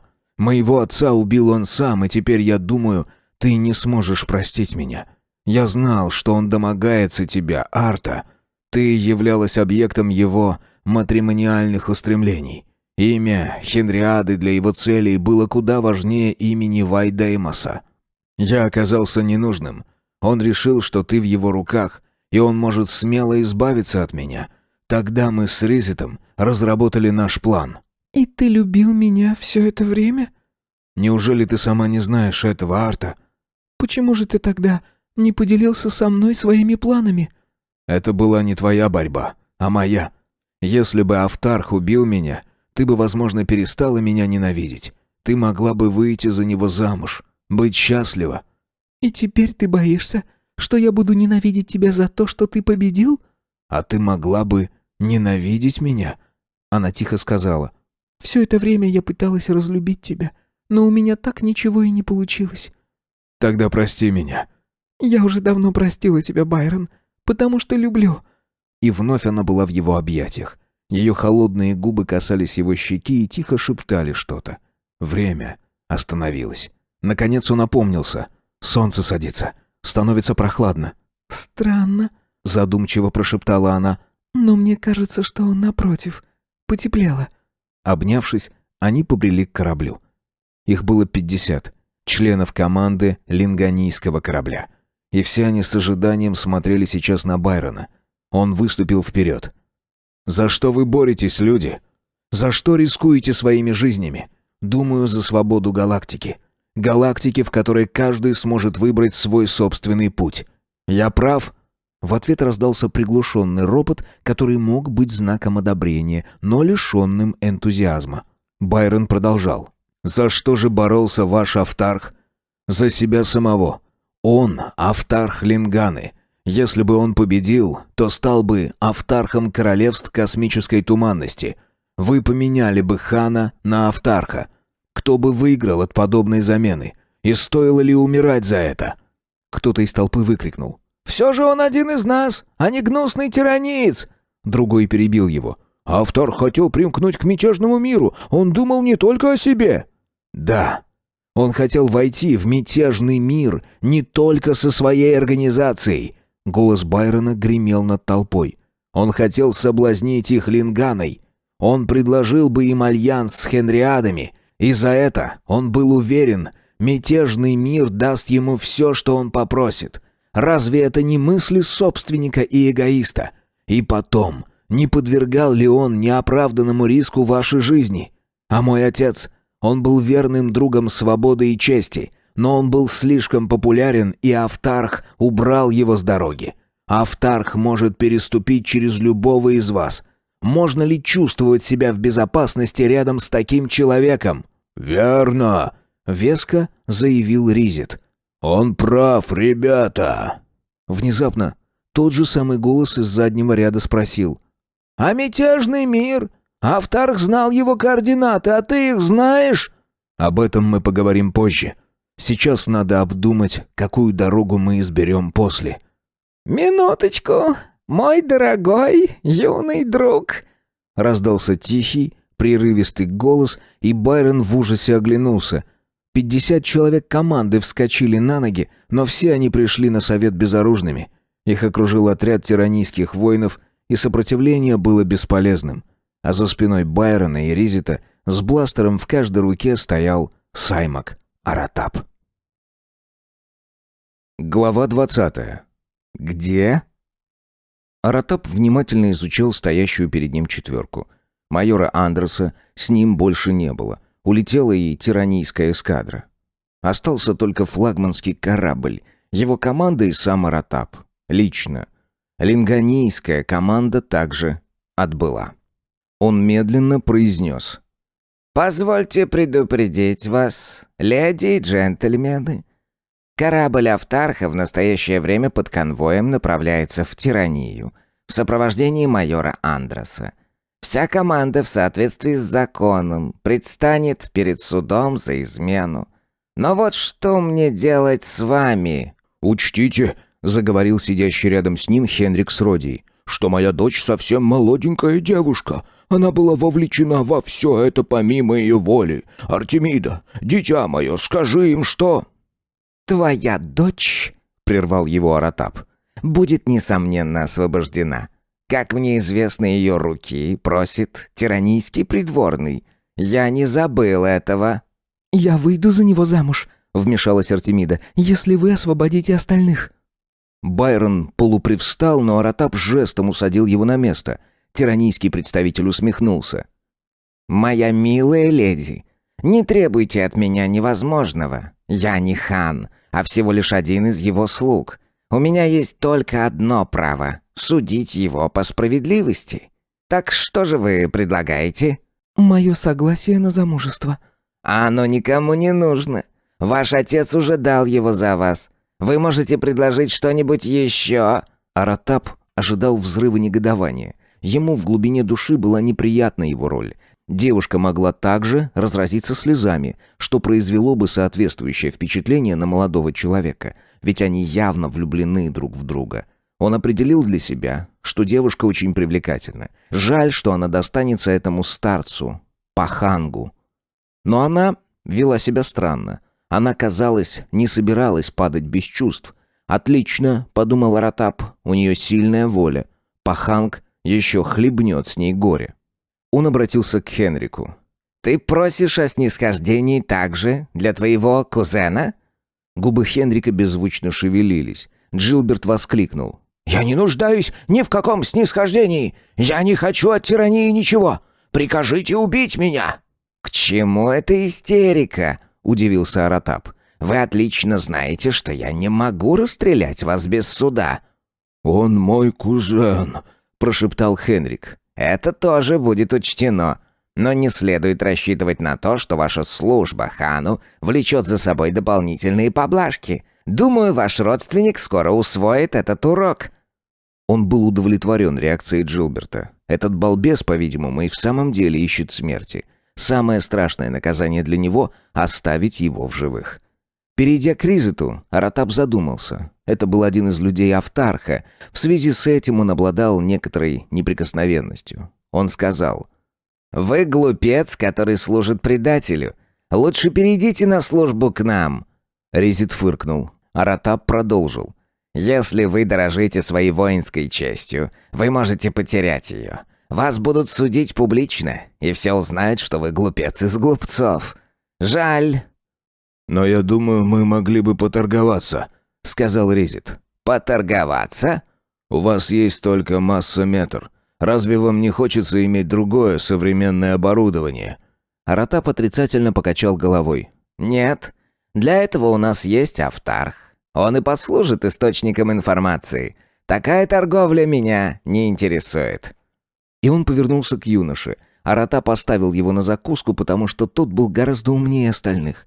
Но он был молод, а молодые люди чаще всего не опасны. Байрон решил опередить его. «Как вам удалось найти нас? Он работал на вас?» «Автарх? Не в том смысле, в котором ты думаешь. Думаю, бедняга пытался играть за две команды сразу и проиграл». Хенрик с глуповатой улыбкой вмешался в их разговор. «У тиранийцев есть изобретение, позволяющее следить за кораблями в гиперпространстве». Аратап быстро обернулся. «Если вы, мой господин, скажете еще хоть одно слово об изобретении, я разгневаюсь». Хенрик умолк. На самом деле это не имело значения. Никто из этой четверки не представлял теперь опасности, но он не должен был допустить, чтобы молодой человек узнал слишком многое. «Итак, обратимся к фактам», Снова заговорил Байрон. «Почему нас не отправили на тиранию вместе с остальными? Это произошло потому, что вы еще не решили, как лучше нас убить. Двое из нас — Хенриады, я — Вайдемос. Ризит — хорошо известный офицер Линганийской гвардии. Есть еще и пятый, которого вы назвали предателем, Автарх Линганы. Вы не можете убить ни одного из нас, чтобы это не стало известно всей галактике. Поэтому вы пытаетесь торговаться с нами, и вам ничего другого не остается». «Ты не так уж не прав», — согласился Аратап. «И в подтверждение этого я последую твоим советам. Неважно, каким образом. Пока же меня занимает только один вопрос. Где этот чертов мятежный мир?» Воцарилась тишина. Аратап поочередно смотрел на каждого из них. «Здесь нет никакого мятежного мира», — сказал Байрон. «И вы ничего не искали здесь?» «И мы ничего не искали». «Твои слова смешны». «Смешон ты, если ожидаешь ответа на свой вопрос». «Очевидно», — Аратап рассуждал вслух, «что мятежный мир находится в центре Октопуса. Чтобы найти его, я должен оставить вас в живых. Каждому из вас есть что терять. Моя леди, могу я избавить вас от ненавистного замужества? Мой господин Джилберт, мы можем создать для вас лабораторию, где вас никто не побеспокоит. Да-да, нам известно о вас больше, чем вы думаете. Полковник Ризет, вы будете спасены от трибунала и сохраните таким образом свое доброе имя. Ты же, Байрон Фаррелл, вновь станешь господином Вайдемоса, и мы простим тебе прегрешения твоего отца». «И вернете его к жизни?»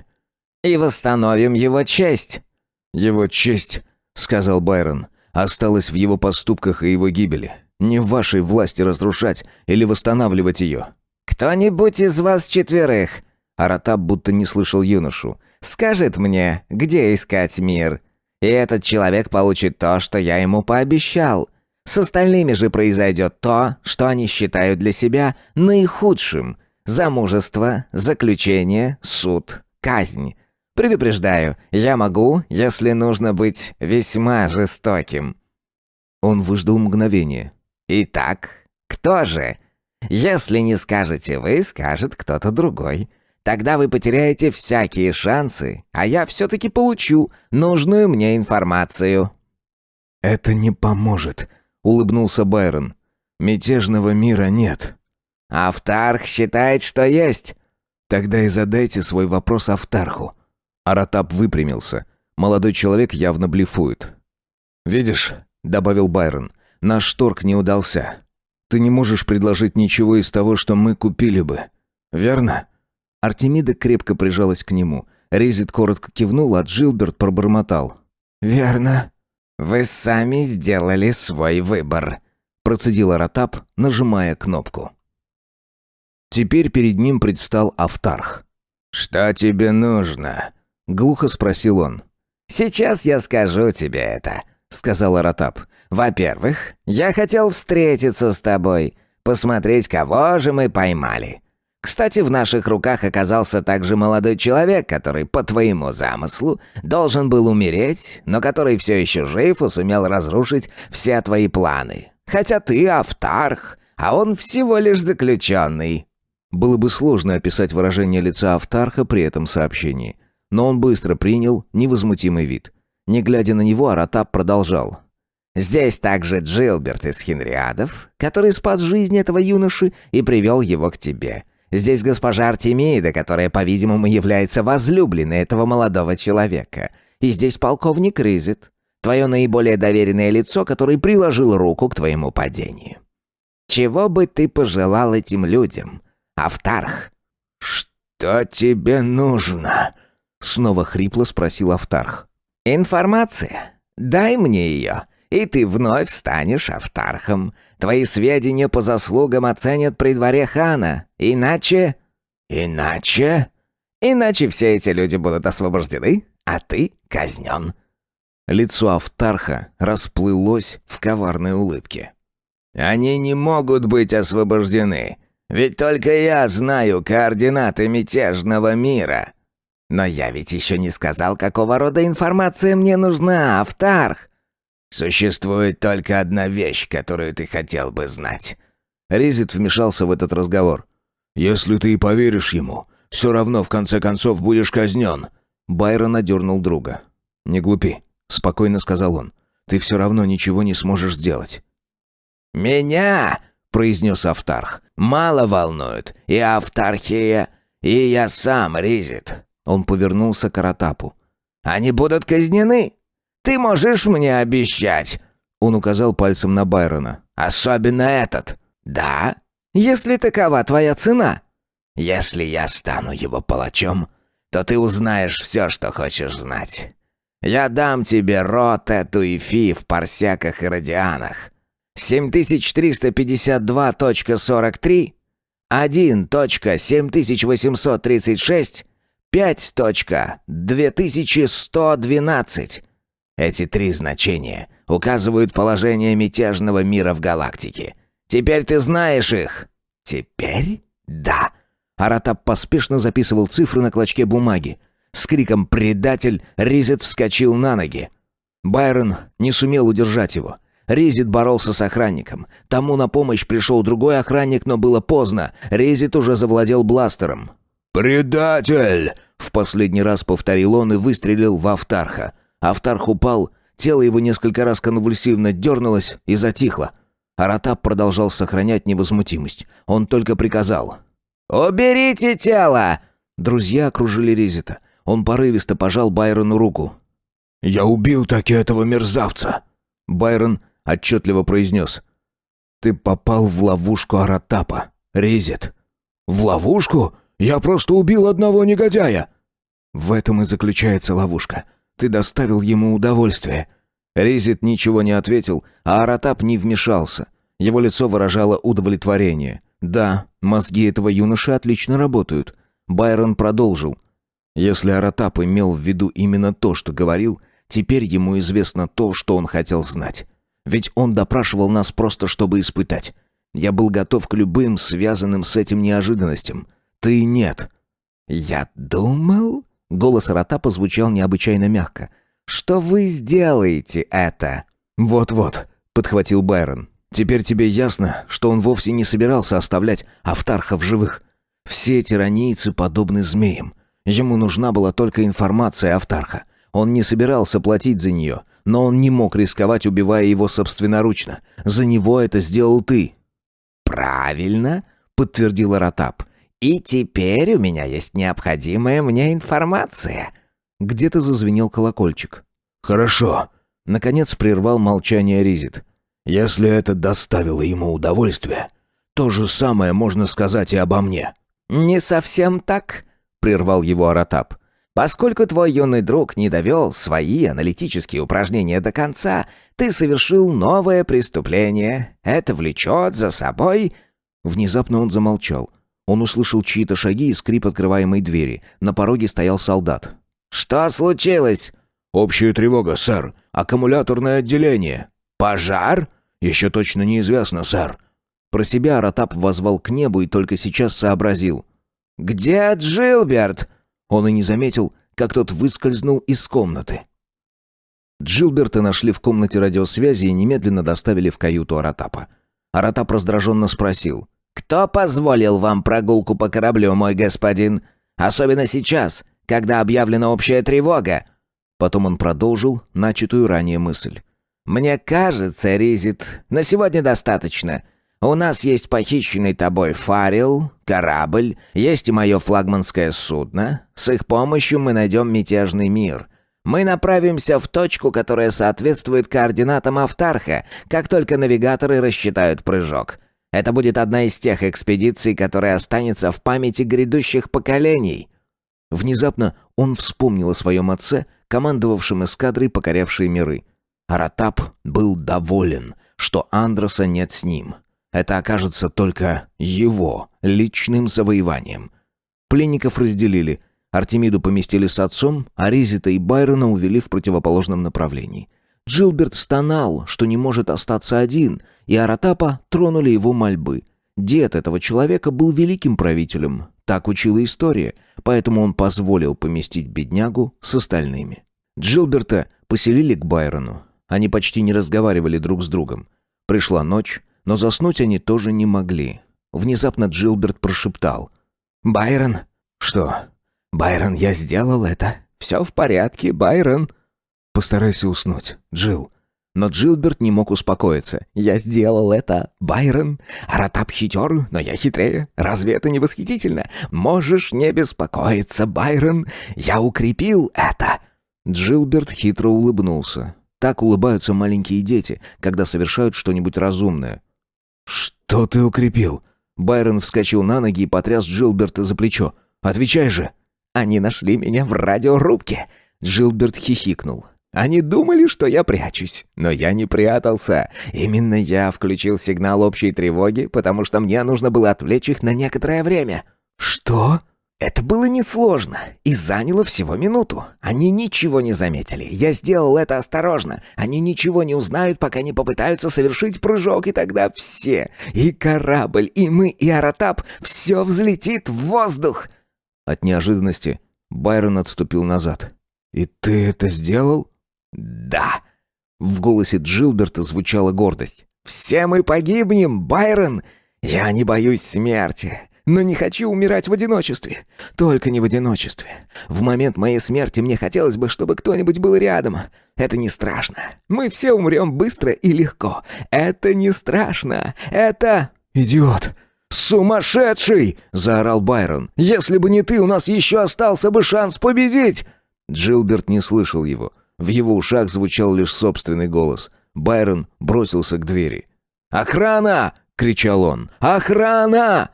Кто знает, сколько им осталось?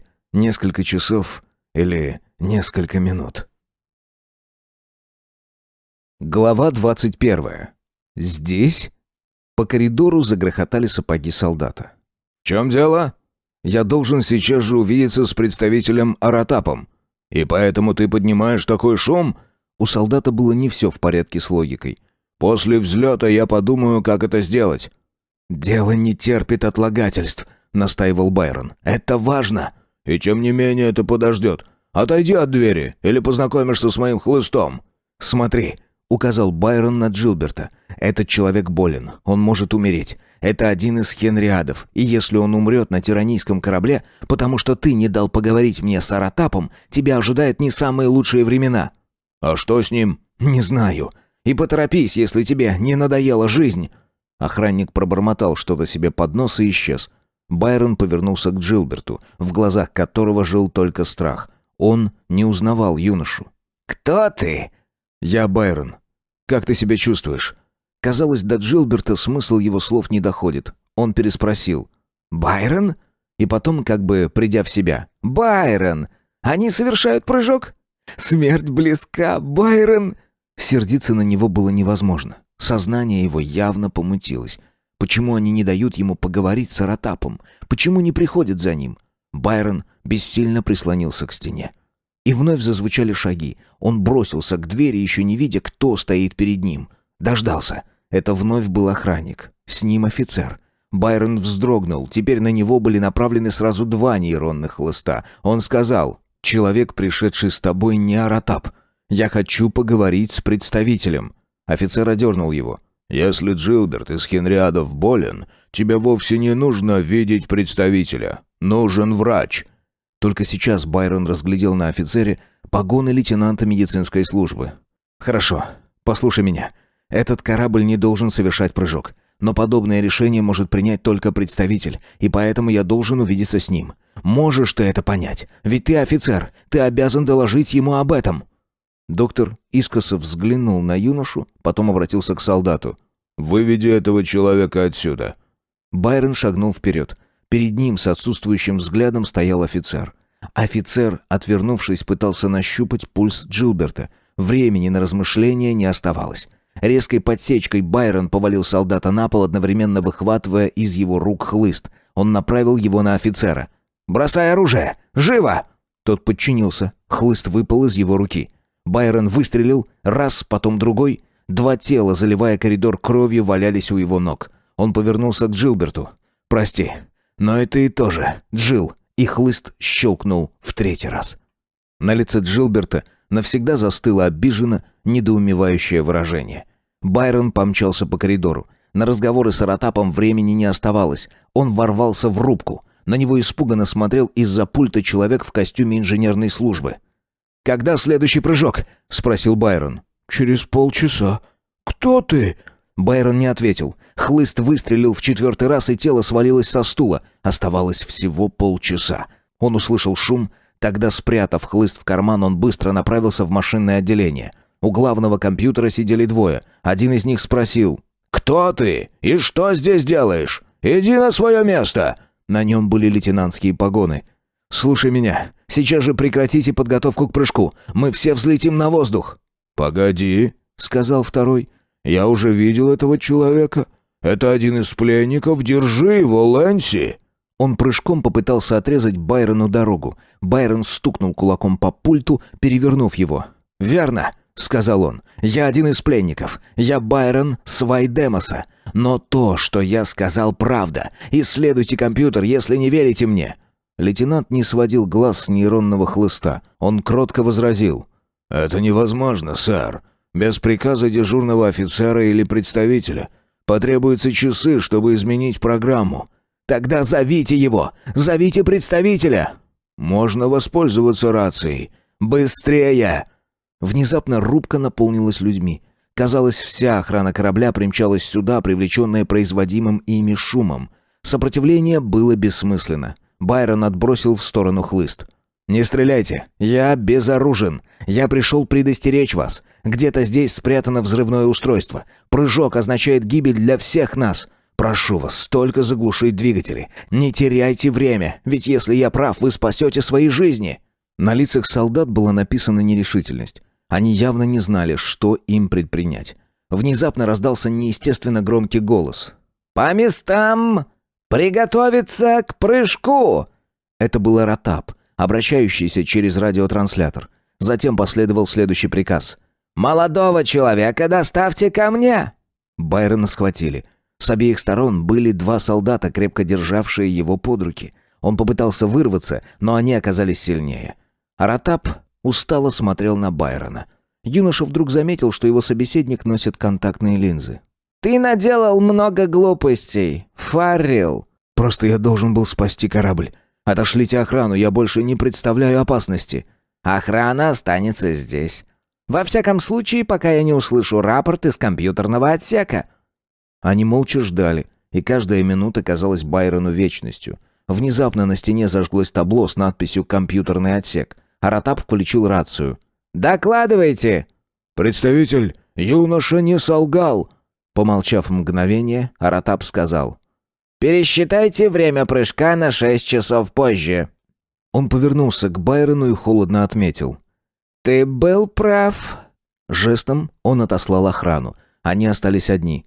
«Пожалуйста, теперь детали». Это сделал Джилберт из Хенриадов, когда сумел бежать из вашей каюты. Он же включил сигнал общей тревоги. Аратап кивнул. «С годами он не поумнял. Но ты ведь на самом деле испугался не смерти?»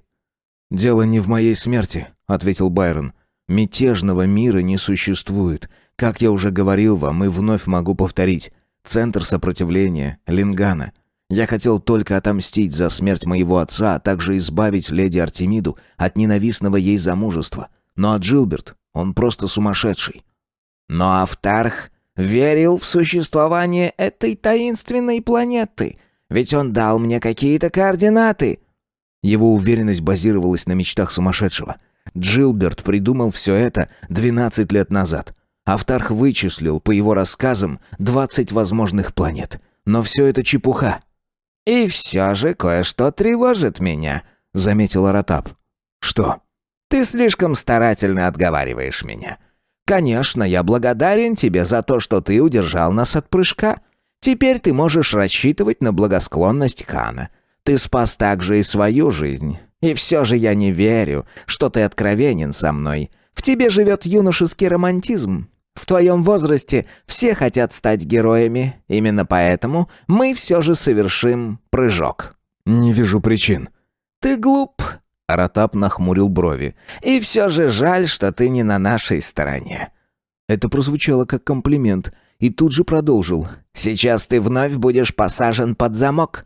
Это простая предосторожность». Байрон кивнул. Это были тяжелые часы для Байрона. Аратап решил устроить останкам Джилберта космические похороны и пригласил Байрона принять в них участие. Здесь же присутствовали Артемида и Хенрик. Поймут ли они?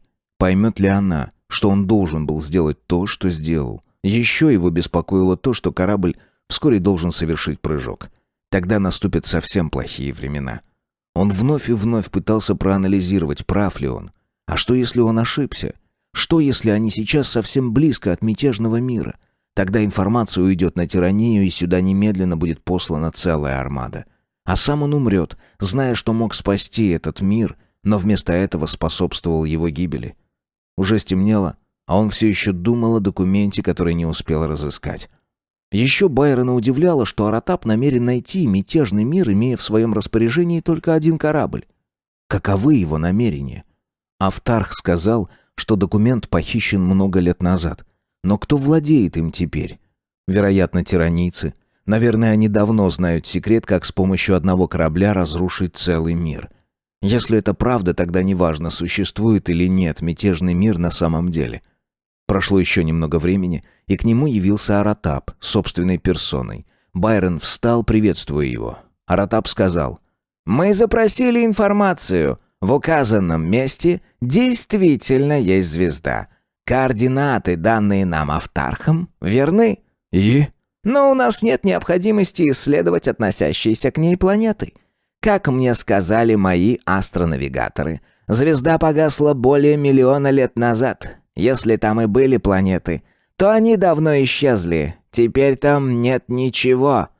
Тогда ты прав. Мятежного мира на самом деле не существует. Глава 22. Там.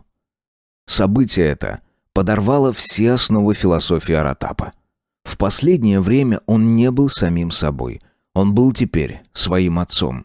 Он, как и отец, все эти дни вел эскадру кораблей на битву с врагами хана. Безумные дни. Там, где он ожидал найти мятежный мир, обнаружилась только пустота. У хана не было врагов, и не с кем было сражаться. Аратап теперь просто представитель, не более того. Жаль потраченных эмоций. Это было ни к чему. Он сказал Байрону: «Ты был прав. Мятежного мира не существует. И теперь я хочу поговорить с тобой». Молодой человек с сомнением смотрел на него. Аратап вдруг вспомнил, как около месяца назад они встретились впервые. Теперь мальчик повзрослел, и в нем не было страха. «Я впадаю в декаденство», — подумал Аратап. Многие из нас начинали в свое время симпатизировать этим субъектам, а многие ли желали им добра. «Я собираюсь освободить правителя и его дочь. Этот шаг политически оправдан. Думаю, я могу освободить их прямо сейчас и отправить домой на беспощадности. Сможешь ли ты отвезти их?» «Ты освобождаешь меня?» «Да». «Почему?» «Ты спас мой корабль и мою жизнь». «Надеюсь, это многому научило вас». Аратап беззвучно рассмеялся. Ему определенно нравился этот мальчик. «Теперь я назову тебе и другую причину моего решения. До тех пор, пока я искал нити заговора против хана, ты был опасен.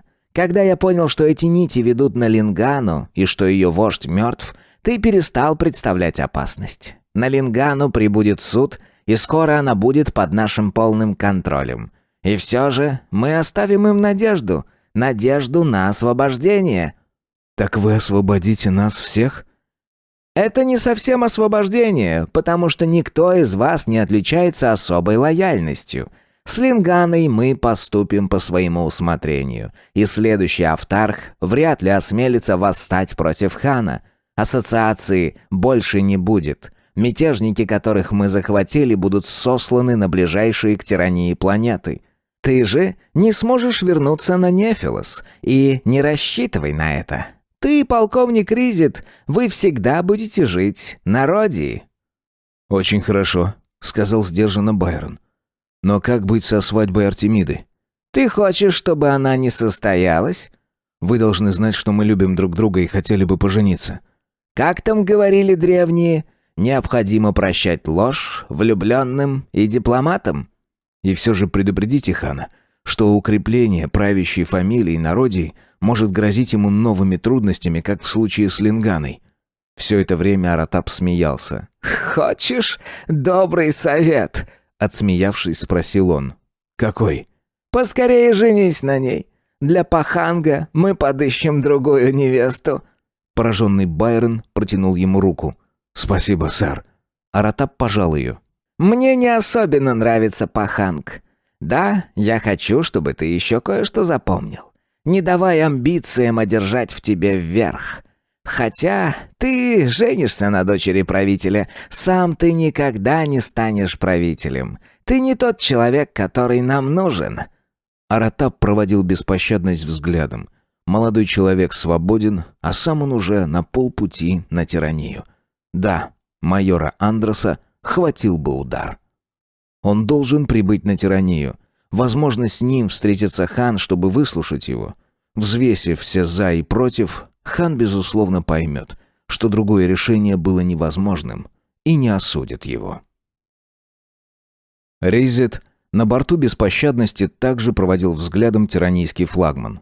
«Итак, он отпустил нас», — заметил полковник. «Знаешь, если бы все тиранийцы были похожи на него, я бы пошел к ним на службу. Как ты думаешь, он слышит сейчас, что мы говорим?» Байрон оторвал глаз от пульта. «Конечно нет. Да и вряд ли он захотел бы делать это. Вспомни, ведь он первый рассказал нам все, что знал о нас». В рубку вошла Артемида. Она прижала палец к губам. «Не так громко. Мне кажется, он уснул. Скоро мы уже будем на Родии. Верно, Байрон?» «Чтобы добраться туда, нам хватит одного прыжка, Арта. Аратап вычислил его для нас». «Пойду помою руки». Ризит вышел из рубки. Они проводили его взглядами, и Байрон обнял девушку. Он целовал ее глаза, губы, волосы, руки. Поцелуи были нежными и легкими.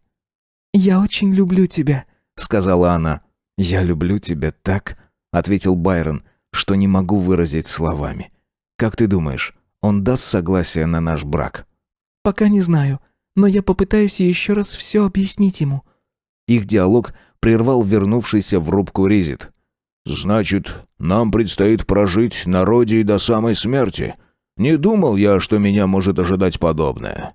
Эх, и почему этот мятежный мир только выдумка?» «Мятежный мир существует, Теодор». «Что?» «Мятежный мир здесь», — Ризит резко ответил.